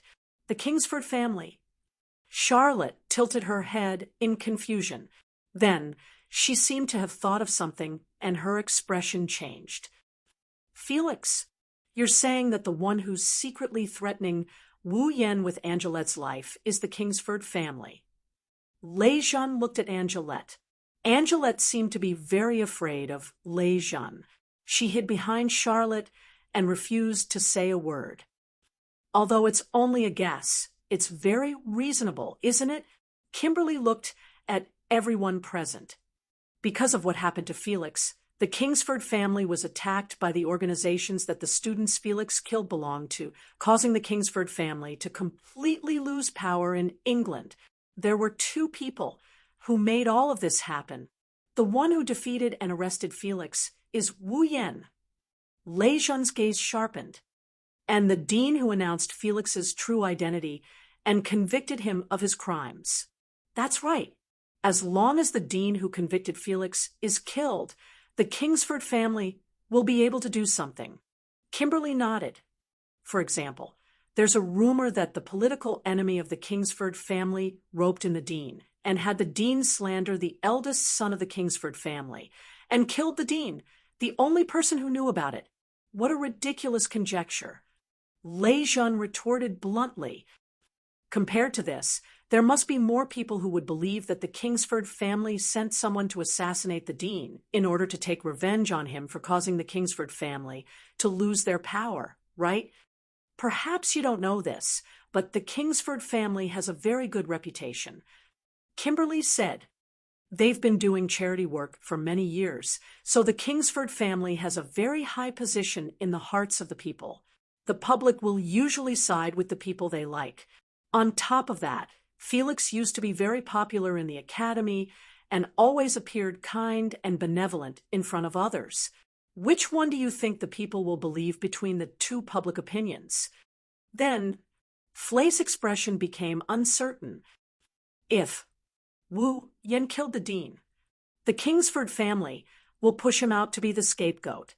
Kimberly said, as long as he's the subordinate of the political enemy of the Kingsford family who colluded with the dean to frame the eldest son of the Kingsford family and killed the dean, the Kingsford family will be able to smoothly return to the political scene. The people who are in the way will all shut up because of the public opinion. Bang! Right after Kimberly said those words, Charlotte slammed the bookshelf beside her. Her face and eyes were burning with anger. I will absolutely not let them succeed. After saying those words, Charlotte turned around and ran out of the room while holding Angelette's hand. Chase after them, Kimberly ordered Flay, and Lei Jun coldly. Don't let her do anything foolish. Flay and Lei Jun finally reacted and hurriedly chased after them. Chapter 1670. Seal. At the same time Charlot pulled Angeliot out of the door, Flay brought the Garm series automaton, Raisin brought Yaya, and Sigmund flapped his wings and chased after them. Calm down. Seal. Sigmund landed on Charlotte's beret and spoke sternly with the words he always used to warn Charlotte. If you act so recklessly, not only will you fail to save Wu Yen, you might even lose your life. Sister, you can't go. Angelette held Charlotte's hand tightly and shook her head desperately. Even if it's sister, you're no match for them. Then do you want me to just stand by and do nothing?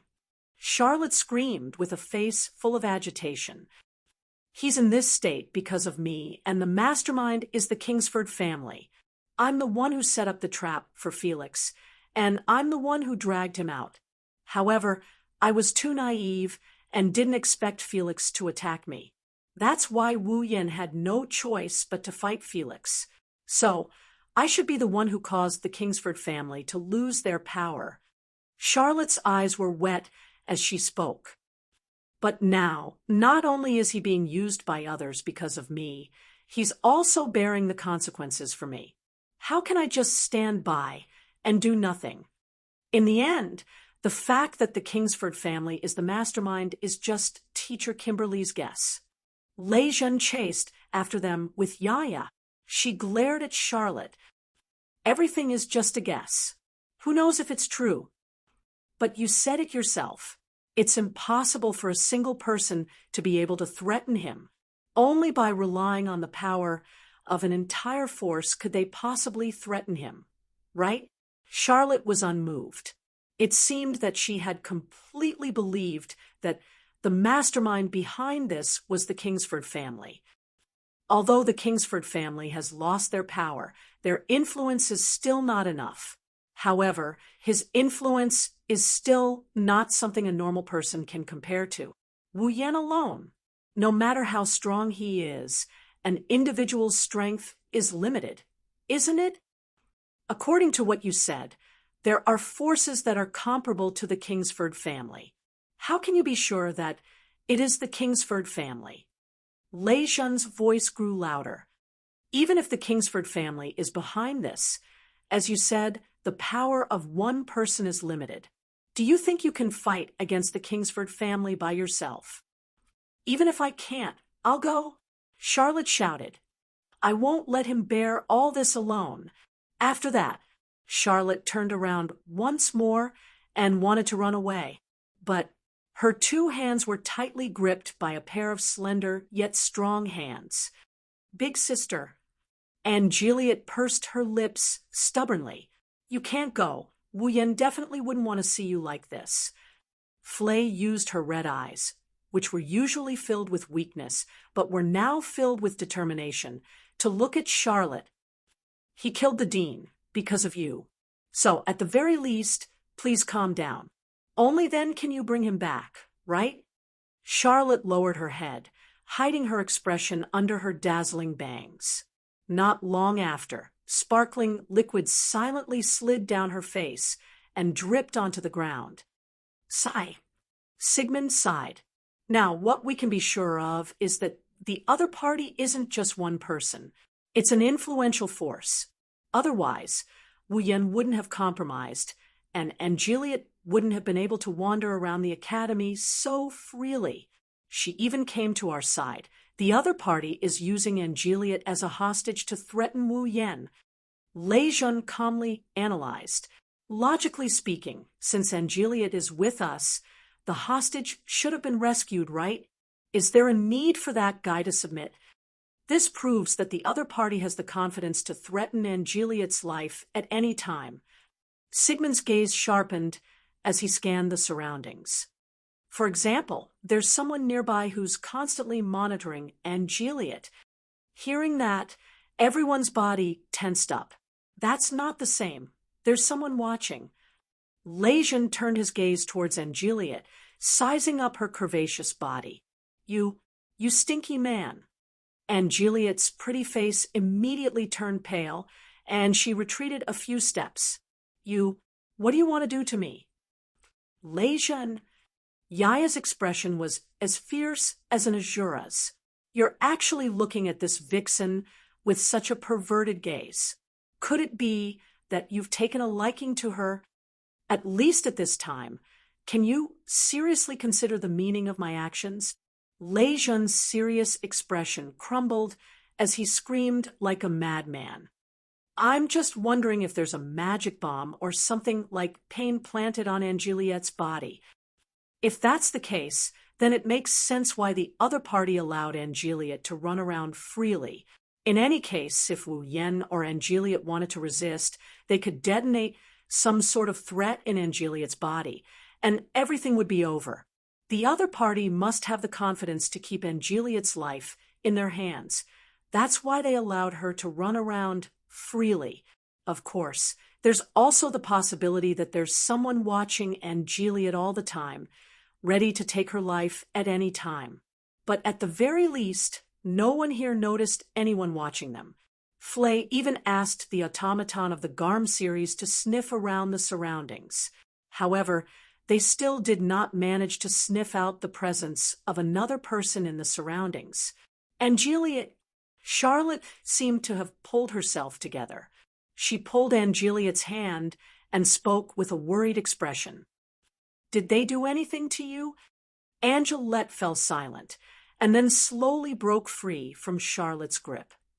Please don't meddle in my affairs anymore, big sister. Angelette lowered her head, her low voice echoing in the room. Mr. Wu Yen is being threatened. Sister is in so much pain, and everyone is so worried because of me. So, don't worry about me, and let me run my own course.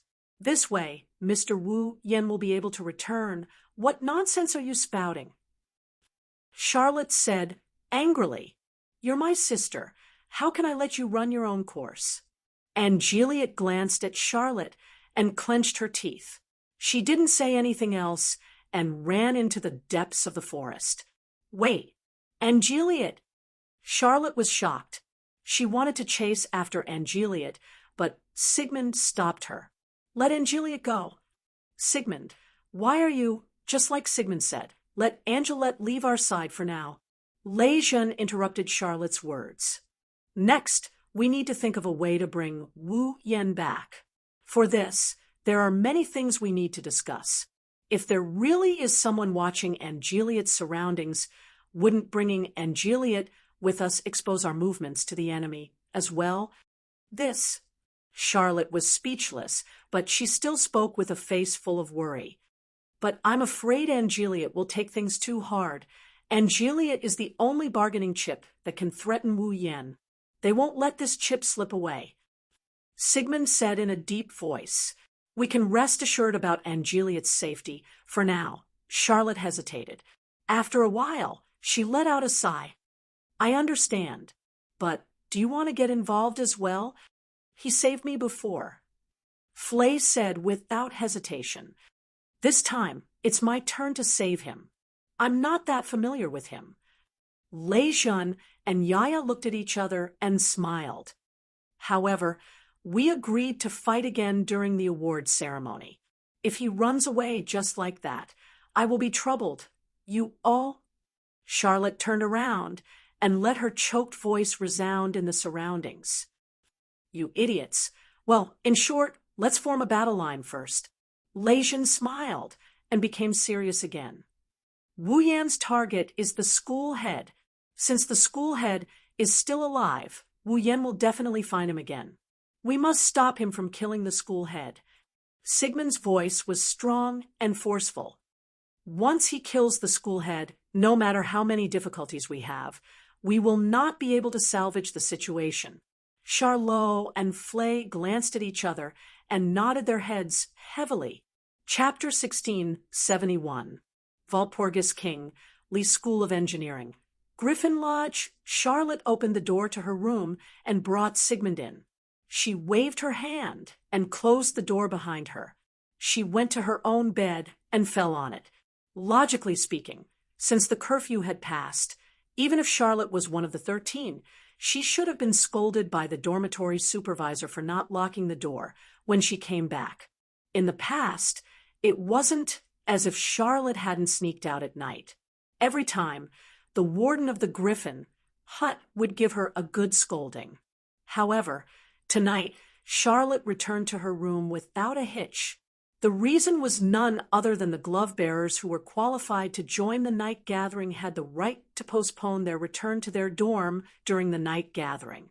After all, the night meeting would last until midnight every night, even if the battle ended earlier. Therefore, for the convenience of the glove-bearers, the dormitory supervisor would give them the spare key to the main door during the night gathering, allowing them to decide on the time and return to their dorm freely. Thanks to this, Charlotte didn't have to be scolded by the dormitory supervisor at night. Otherwise, with her current agitation, she would have flipped out. She buried her face in her bed and smelled the fragrance from her body. However, Charlotte's mind was in a mess. It wasn't Charlotte's fault. After all, too many things had happened tonight. First, the battlefield of the night assembly was destroyed, and the dean's life was targeted. Then, the battlefield of the night assembly was destroyed. The one who targeted the dean's life was none other than Charlotte's only friend in the academy, or rather, in the world. Again, her long-lost sister suddenly appeared in front of Charlotte and asked her to stop her only friend from murdering the dean. after everything was over for the time being. One after another, the inside stories were revealed. Charlotte's sister was taken as a hostage by someone else. In order to save her sister, Charlotte's only friend had no choice but to assassinate the dean and become a criminal worthy of capital punishment. The mastermind behind this is most likely someone that Charlotte admired in the past, but tried to frame Charlotte. In the end, Charlotte found out and caused Felix's family to lose their influence in the political world. Also, the Felix family. It should have been Charlotte's own responsibility, but she ended up letting her only friend, her only younger sister, shoulder everything for her. Charlotte, who looked strong but was actually very weak, almost couldn't breathe when the truth came out one after another. She shed tears. Sigmund. Charlotte opened her mouth in a low voice. Tell me, am I a person who brings misfortune to the people around me? Sigh. Sigh. Sigmund seemed to have expected Charlotte to have such a thought. He sighed. Sighed. Do you think everything is your fault? Am I wrong? Charlotte hugged the blanket tightly and buried her head in it. Back then, if it wasn't for the fact that I didn't control my automaton properly and let it bite someone, Count Bilo's family wouldn't have fallen to such a state.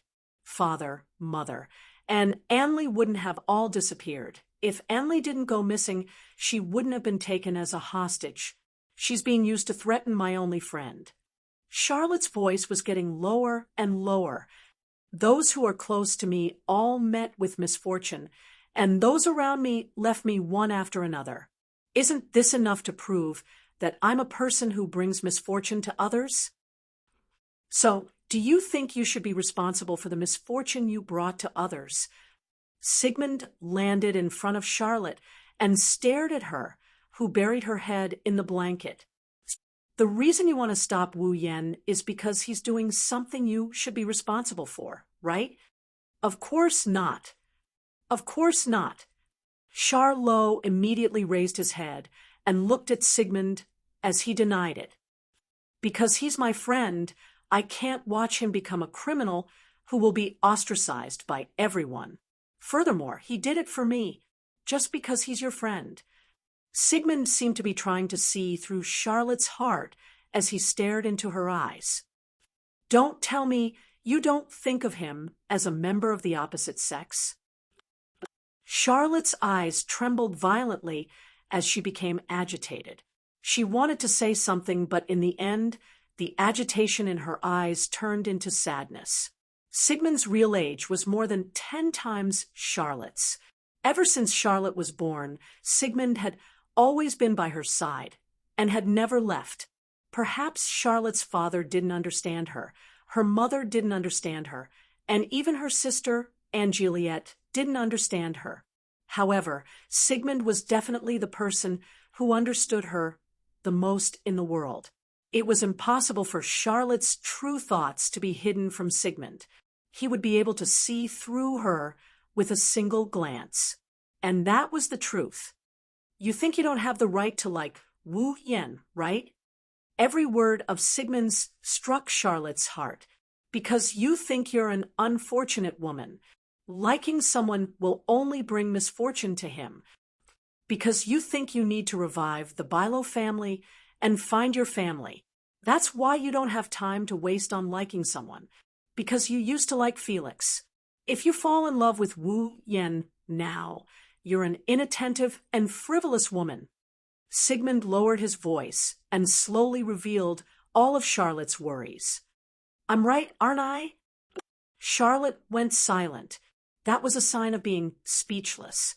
In response, Sigmund scolded Charlotte for the first time. Wu Yan can become a criminal who might be sentenced to capital punishment for you. Don't you dare to be mistaken as a frivolous woman for Wu Yan. This sentence was like a bolt of lightning that struck Charlotte. That's right. If Wu Yan can become a criminal for her sake and to save her sister, then why can't she become a frivolous woman for his sake? Even if outsiders look at me like that, even if they look down on me, despise me, and spurn me, so what? In the academy, didn't he also live under the same gazes of others? However, Wu Yen bore the weight of these gazes and approached me, becoming my one and only. Then I just need to grab hold of this one and only, right? Anyway, this is how I've been living my life, isn't it? At this moment, all the confusion in Charlotte's heart was swept away, and the thoughts in her mind became clear all of a sudden. I'm sorry, Sigmund. Charlotte sat up and hugged Sigmund. A peaceful smile appeared on her face. Indeed, I've been using the term frivolous woman to avoid my true feelings.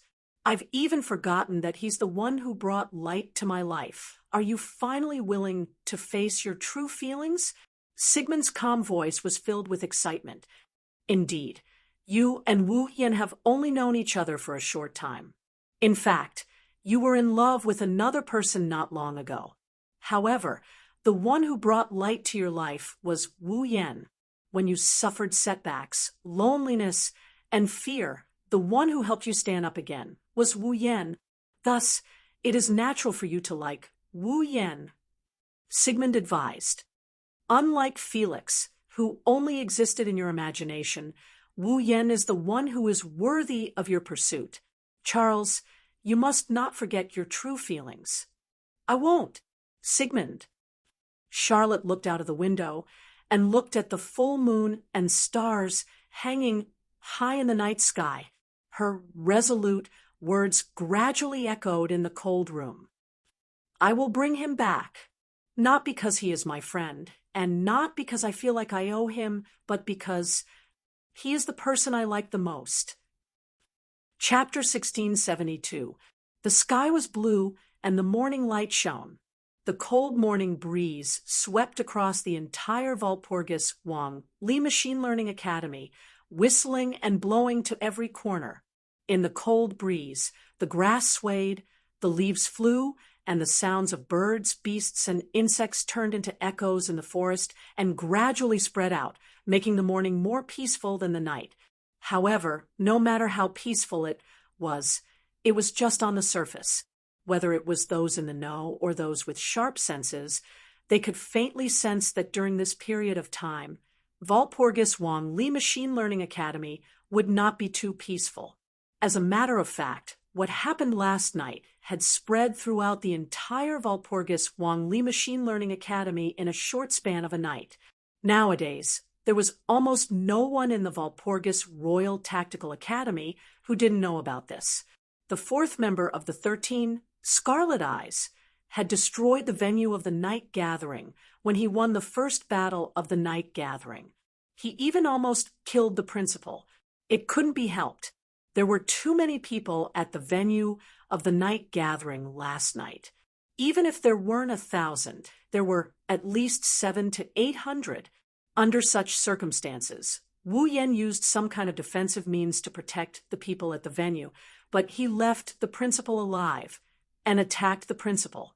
There were too many people who saw it. There were too many witnesses. Even if they wanted to deny it, how could they deny it? As for why the fourth of the 13, Scarlet Eyes, who defeated Felix, attacked the principal, the outsiders didn't understand. However, in this world, the most unstoppable thing was rumors. As a result, in response to Scarlet Eyes' attack on the venue of the night gathering, Scarlet Eyes, guess after guess turned into rumors. Instantly, the news spread throughout the Walpurgis Wang Li School of Mechanics. Of course, rumors were just rumors. When it fell into the ears of the wise, they knew it couldn't be any more fake and could only be treated as a joke after a meal. However, as the saying went, even a blind cat can catch a dead mouse. Some of the rumors poked at something that was extremely unfavorable to the principal and Wu Yen. It also fell into the hands of some people with bad intentions. Charlotte, who was having breakfast with Sigmund in the student cafeteria, overheard the conversation among the students. Who would have thought that the newcomer Scarlet Eyes would actually do something like destroying the night meeting? It's not as simple as destroying the night gathering. Back then, everyone at the venue was protected by an unknown magic spell. only the principal wasn't protected. On top of that, the arrow shot by Scarlet Eyes that was attacking in midair was also aimed at the dean. Needless to say, Scarlet Eyes must be trying to assassinate the dean. How dare he offend the symbol of the Academy's authority? He's going to be sentenced to death. I thought something was wrong. Say, a freshman who just transferred to the Academy was already in the limelight and suppressed Magnus before he even entered the Academy. How could a normal person do that? That Scarlet Eyes must be a genius that was specially nurtured by some force. Faction? Could it be a faction that doesn't get along with Felix's Kingsford? Family? If that's the case, then the matter of Felix being a Kaibal candy. That's right, it's very likely that he was slandered. Hearing this, a lot of noise in the student cafeteria quieted down, and the surrounding atmosphere suddenly became subtle. Sigmund couldn't swallow his favorite chicken anymore. Charlotte's hand holding the cutlery couldn't help but tremble. However, the students who didn't notice this continued to brag. Speaking of which, I can't believe that Felix is a Kaibal candy. I still can't believe it. I think it's very suspicious too, but isn't that a crime that all the professors, guards, and disciplinary committee members testified, and the dean personally judged? However, I've also heard that the dean refused the investigation team of the Royal Family of England and other forces to investigate the campus. Since we are certain that Felix is a Kaibal candy, why did he refuse other people's investigation? That's right. Also, don't you think the dean's judgment was too fast? So, the dean already judged Felix's crime as soon as he caught him. That's very suspicious. On top of that, Felix was captured by the Scarlet Eyes, and now the Scarlet Eyes is here to assassinate the dean. In other words, Felix was set up by the dean and the Scarlet Eyes. Now, the Scarlet Eyes are trying to assassinate the dean and silence him so that the truth will never see the light of day again. That's very likely. That's very possible. After all, even Felix's ranking has been replaced by Scarlet Eyes by the dean. He's just a new student. Even if he's a bit strong, he shouldn't be given such a high ranking right away, right? So to speak, Scarlet Eyes is a genius raised by a certain hostile force of the Kingsford family. He snuck into the academy just to conspire with the dean and frame Felix so that the Kingsford family would fall, right? It's very possible. After all, we still don't know the background of Scarlet Eyes, don't we? Looks like Scarlet Eyes is an evil gang. Clang! At this moment, the sound of something smashing onto the ground rang out loudly, causing the entire student cafeteria to go completely silent. It was so quiet that even the sound of a needle dropping on the ground could be heard clearly. That was the sound of Charlotte standing up with all her might, causing the chair to fall heavily to the ground. Not only that, but a burst of berserk mana slowly rose from Charlotte's body.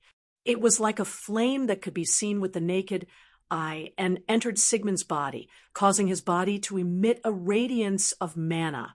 Raising his head, Charlot used his cold, furious, and ruthless gaze to sweep through the entire student cafeteria. Everyone who was swept by his gaze revealed a horrified expression, their faces filled with shock. Then, Charlotte's low voice echoed above the student cafeteria. I dare you to say one more bad word about me. There weren't many students in the cafeteria, but there were still over 100 of them. However, even though there were over 100 people present, not a single one of them made a sound. In fact, their faces were covered with sweat. That was to be expected. Who is this person? Her codename was Tyrantrex. She was the legendary Tyrantrex, who was incomparably violent and would attack whenever she wanted to. She was the Tyrantrex who dared to beat up the senior students, destroy the professors' research labs, and blow up the academy's lecture halls. Thus, there was not a single person here who wasn't confident. If there was anyone who dared to speak ill of Wu Yan again, the Tyrantrex would definitely turn the entire cafeteria and even that person into ashes. No one would doubt that Charlotte was capable of doing that. Following Charlotte's outburst, The magic power on her body also started to spread through the entire cafeteria. All of the students present turned incomparably pale. Not to mention speaking, they did not even dare to move in the slightest. Tyrant Trex! Suddenly, a voice sounded from the entrance of the cafeteria. Charlotte looked toward the source of the voice. The next moment, Flay's gasping appearance as she stood there appeared before Charlotte's eyes. Soon after, Flay said something that caused Charlotte's expression to change on the spot. Found Wu Yen. Chapter 1673. Not far from the central lecture hall of the Walpurgis Royal Mechanical Academy, there was a mansion-like building. This mansion-like building was the residence of the dean of the Walpurgis Royal Mechanical Academy, the strongest magician of the 19th century, Edward Rutherford. Rutherford's personal residence. At this very moment, armed guards were patrolling the surroundings of the mansion. They were very vigilant. Beside the armed guards, there were strange-looking robots that looked like they were made of white wood. Of course, the white material on the robot's body was not made of wood, but of a white metal sheet. The robots were wearing toy-like helmets on their heads. Some were big, some were small. The big ones were 2 meters tall, and the small ones were only the size of a child. Their bodies were made of white iron sheets, and they were holding shields, spears, knight swords, and other weapons. These white robots with weapons were the mass-produced automaton, the Heimgarter, that was assigned to every guard in the Walpurgis Wang Li Robotics Academy.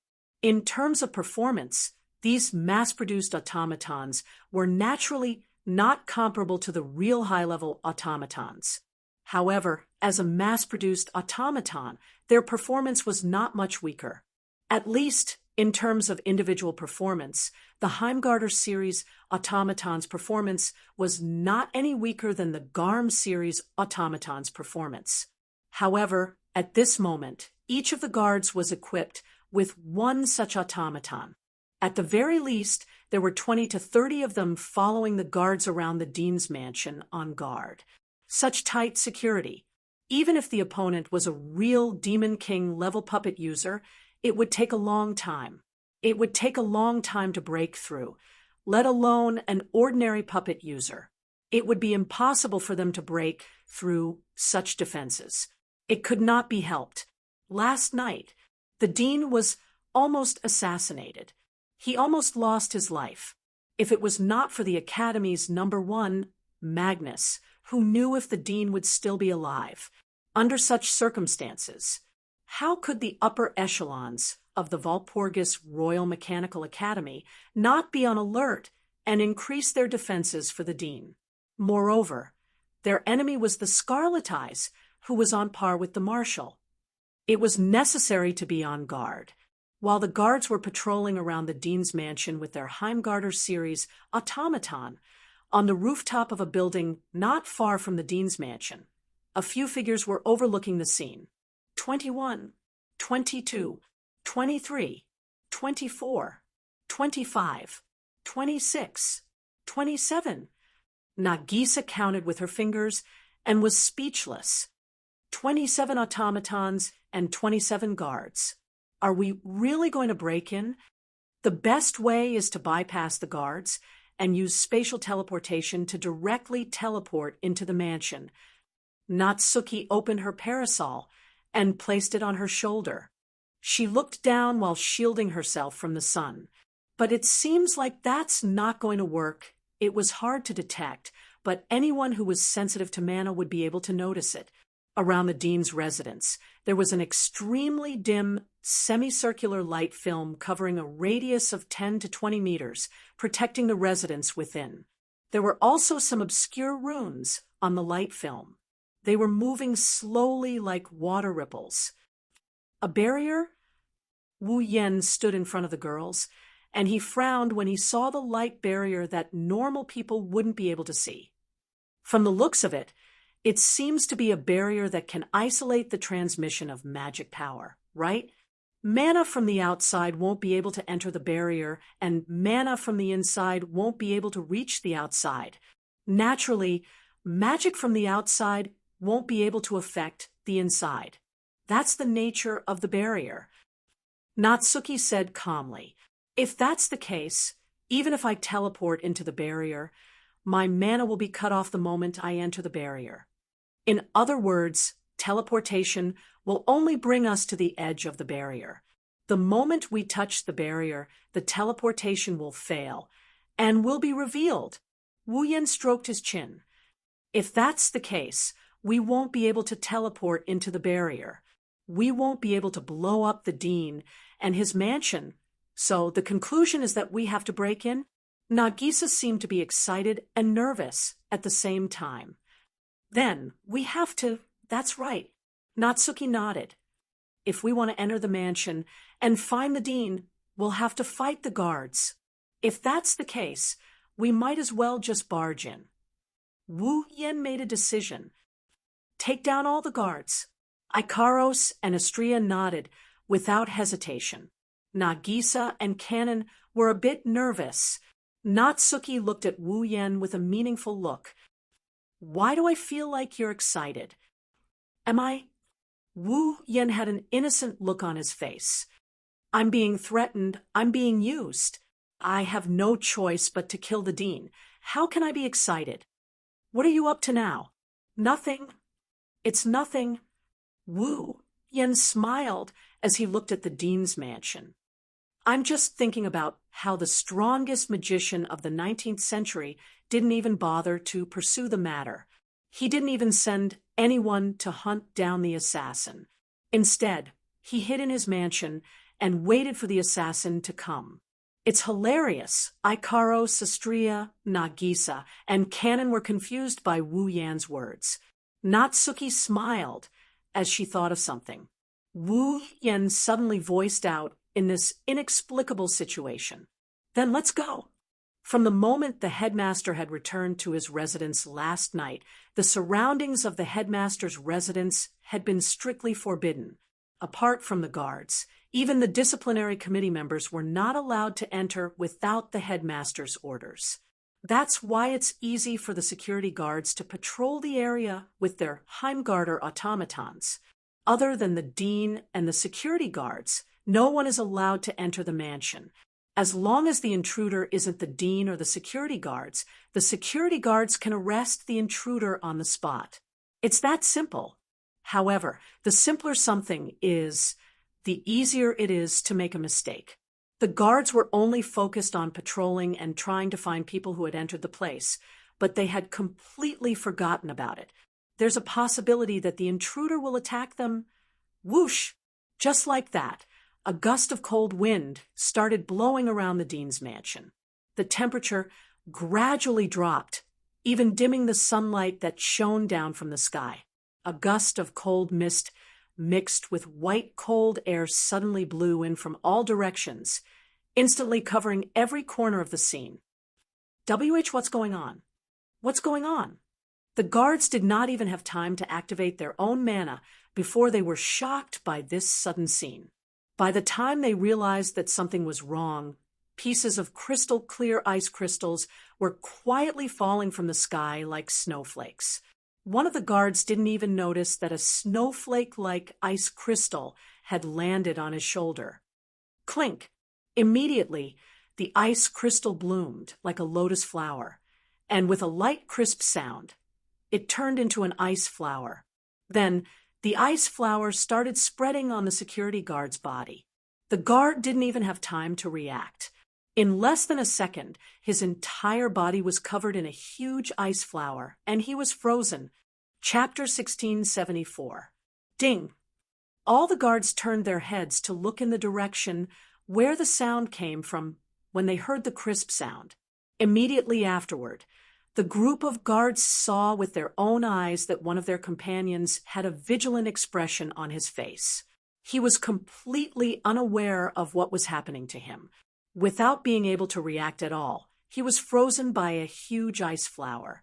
When the guards saw their companion turning into a gigantic ice flower, pieces of crystal clear ice crystals continued to fall from the sky onto the guards and the automatic puppets of the Heimgarter series that they were equipped with. Ding, ding, ding, ding. At that instant, clear and crisp sounds echoed around the entire dean's mansion. It was like the notes of a beautiful piece of music that reverberated rhythmically in the air. Ding, ding, ding, ding. Every crisp sound was accompanied by a gigantic ice flower that bloomed. The guards were completely covered by the ice flowers that bloomed on their bodies with panic written all over their faces. At the same time, it transformed into a giant ice flower. Frozen by the giant ice flower were the automatons of the Heimgarter series. Enemy attack.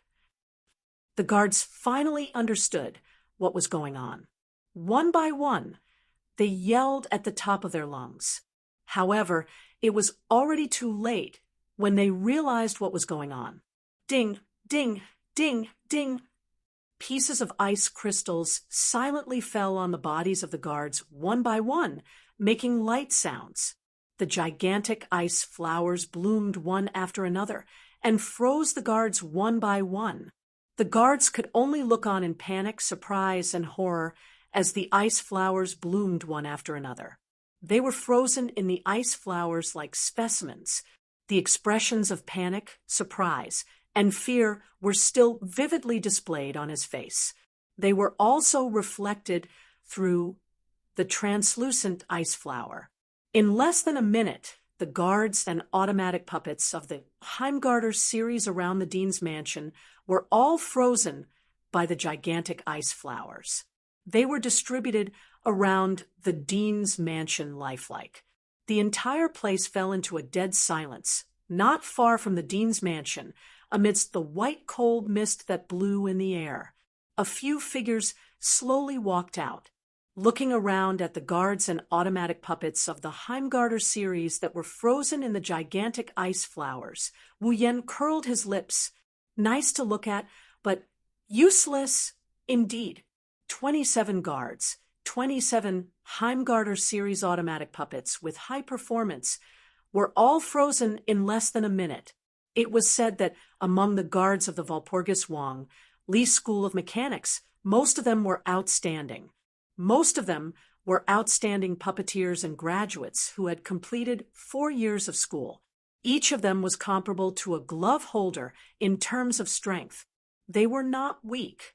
Now, Wu Yan was certain that these guards who were comparable to a glove holder would only be around 70 or 80 in terms of strength based on the night gathering's ranking.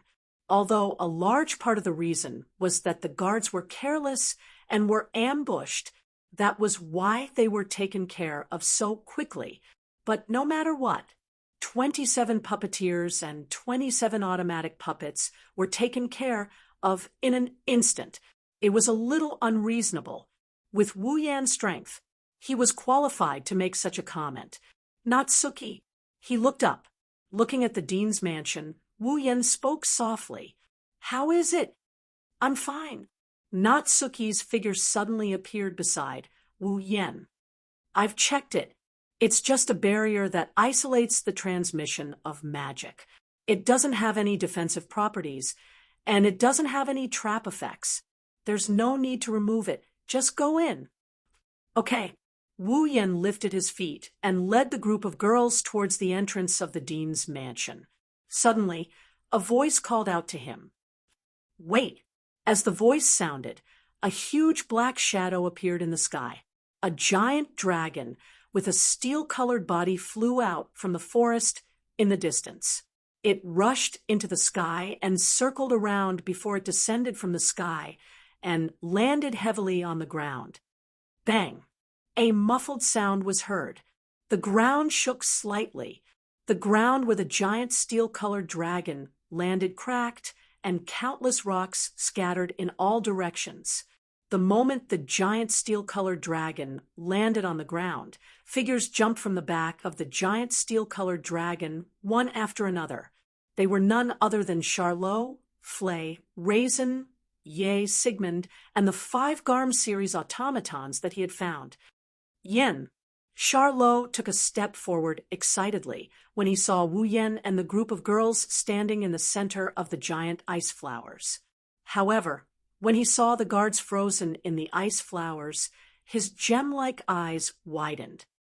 They, Flay, Lei Jun, Yaya, and Sigmund all saw the expressions of panic, shock, and fear on the faces of the guards that were frozen in the ice flowers. Astonishment appeared on their faces. Could it be? Don't worry, they're not dead. They're just frozen. When Wu Yan saw the shocked expression on his friends' faces, he chuckled softly as though he could see through their thoughts. Heat up those ice flowers and melt the ice. They'll be able to come out safely. Of course, I can't guarantee that they won't catch a cold or have a fever. When Charlot and the others heard that, they heaved a sigh of relief. However, at the same time, their hearts felt heavy when they saw Wu Yan's carefree appearance and how there was not even a speck of dust on his body, as well as the calm expressions of the girls beside him. It was not difficult to imagine that these guards were merely here to deliver food to them. That was a total of 27 guards equipped with automatic puppets of the Heimgarter series, whose performance was comparable to the automatic puppets of the Garm series. If they were to fight against such a group of guards alone, even if it was the strongest puppeteer in the academy other than Magnus, they would still have to consume a lot of magic power to deal with them, even if they were not injured. However, Wu Yan was still the same as before. He had a lazy smile on his face. There was not even a single drop of sweat on his face. It is clear that his strength has exceeded the level of a student of the academy. Just like Magnus, he is a true demon king. When Charlot, Flay, Raisin, Yaya, and Sigmund were sizing up Wu Yan, they noticed something different about him. First of all, the group of beautiful girls were still wearing the same white knight battle uniform with red edges and a red pleated skirt.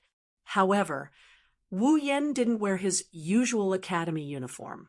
Instead, he wore a black shirt and black casual trousers with a black jacket. His entire outfit is pitch black. Similarly, in that group of young girls, one of the young girls was replaced by another young girl. The lively, cute, and cheerful Nagisa was nowhere to be seen. At this moment, other than Natsuki, Ikaros, Astria, and Canon, there was another girl beside Wu Yan. Charlot and the others did not recognize her at all. She was a beautiful girl with long, light golden hair that seemed to be able to change colors. She had a pair of blue eyes that flickered with flames. Her ears were slightly elongated like those of a fairy. She was exceptionally beautiful. The girl's long, light golden hair fluttered in the wind as if there was an invisible wind blowing. Every time her hair fluttered, the color on it would change into a rainbow. It was like a dreamy mirage. White, cold mist fluctuated around her, causing the temperature to drop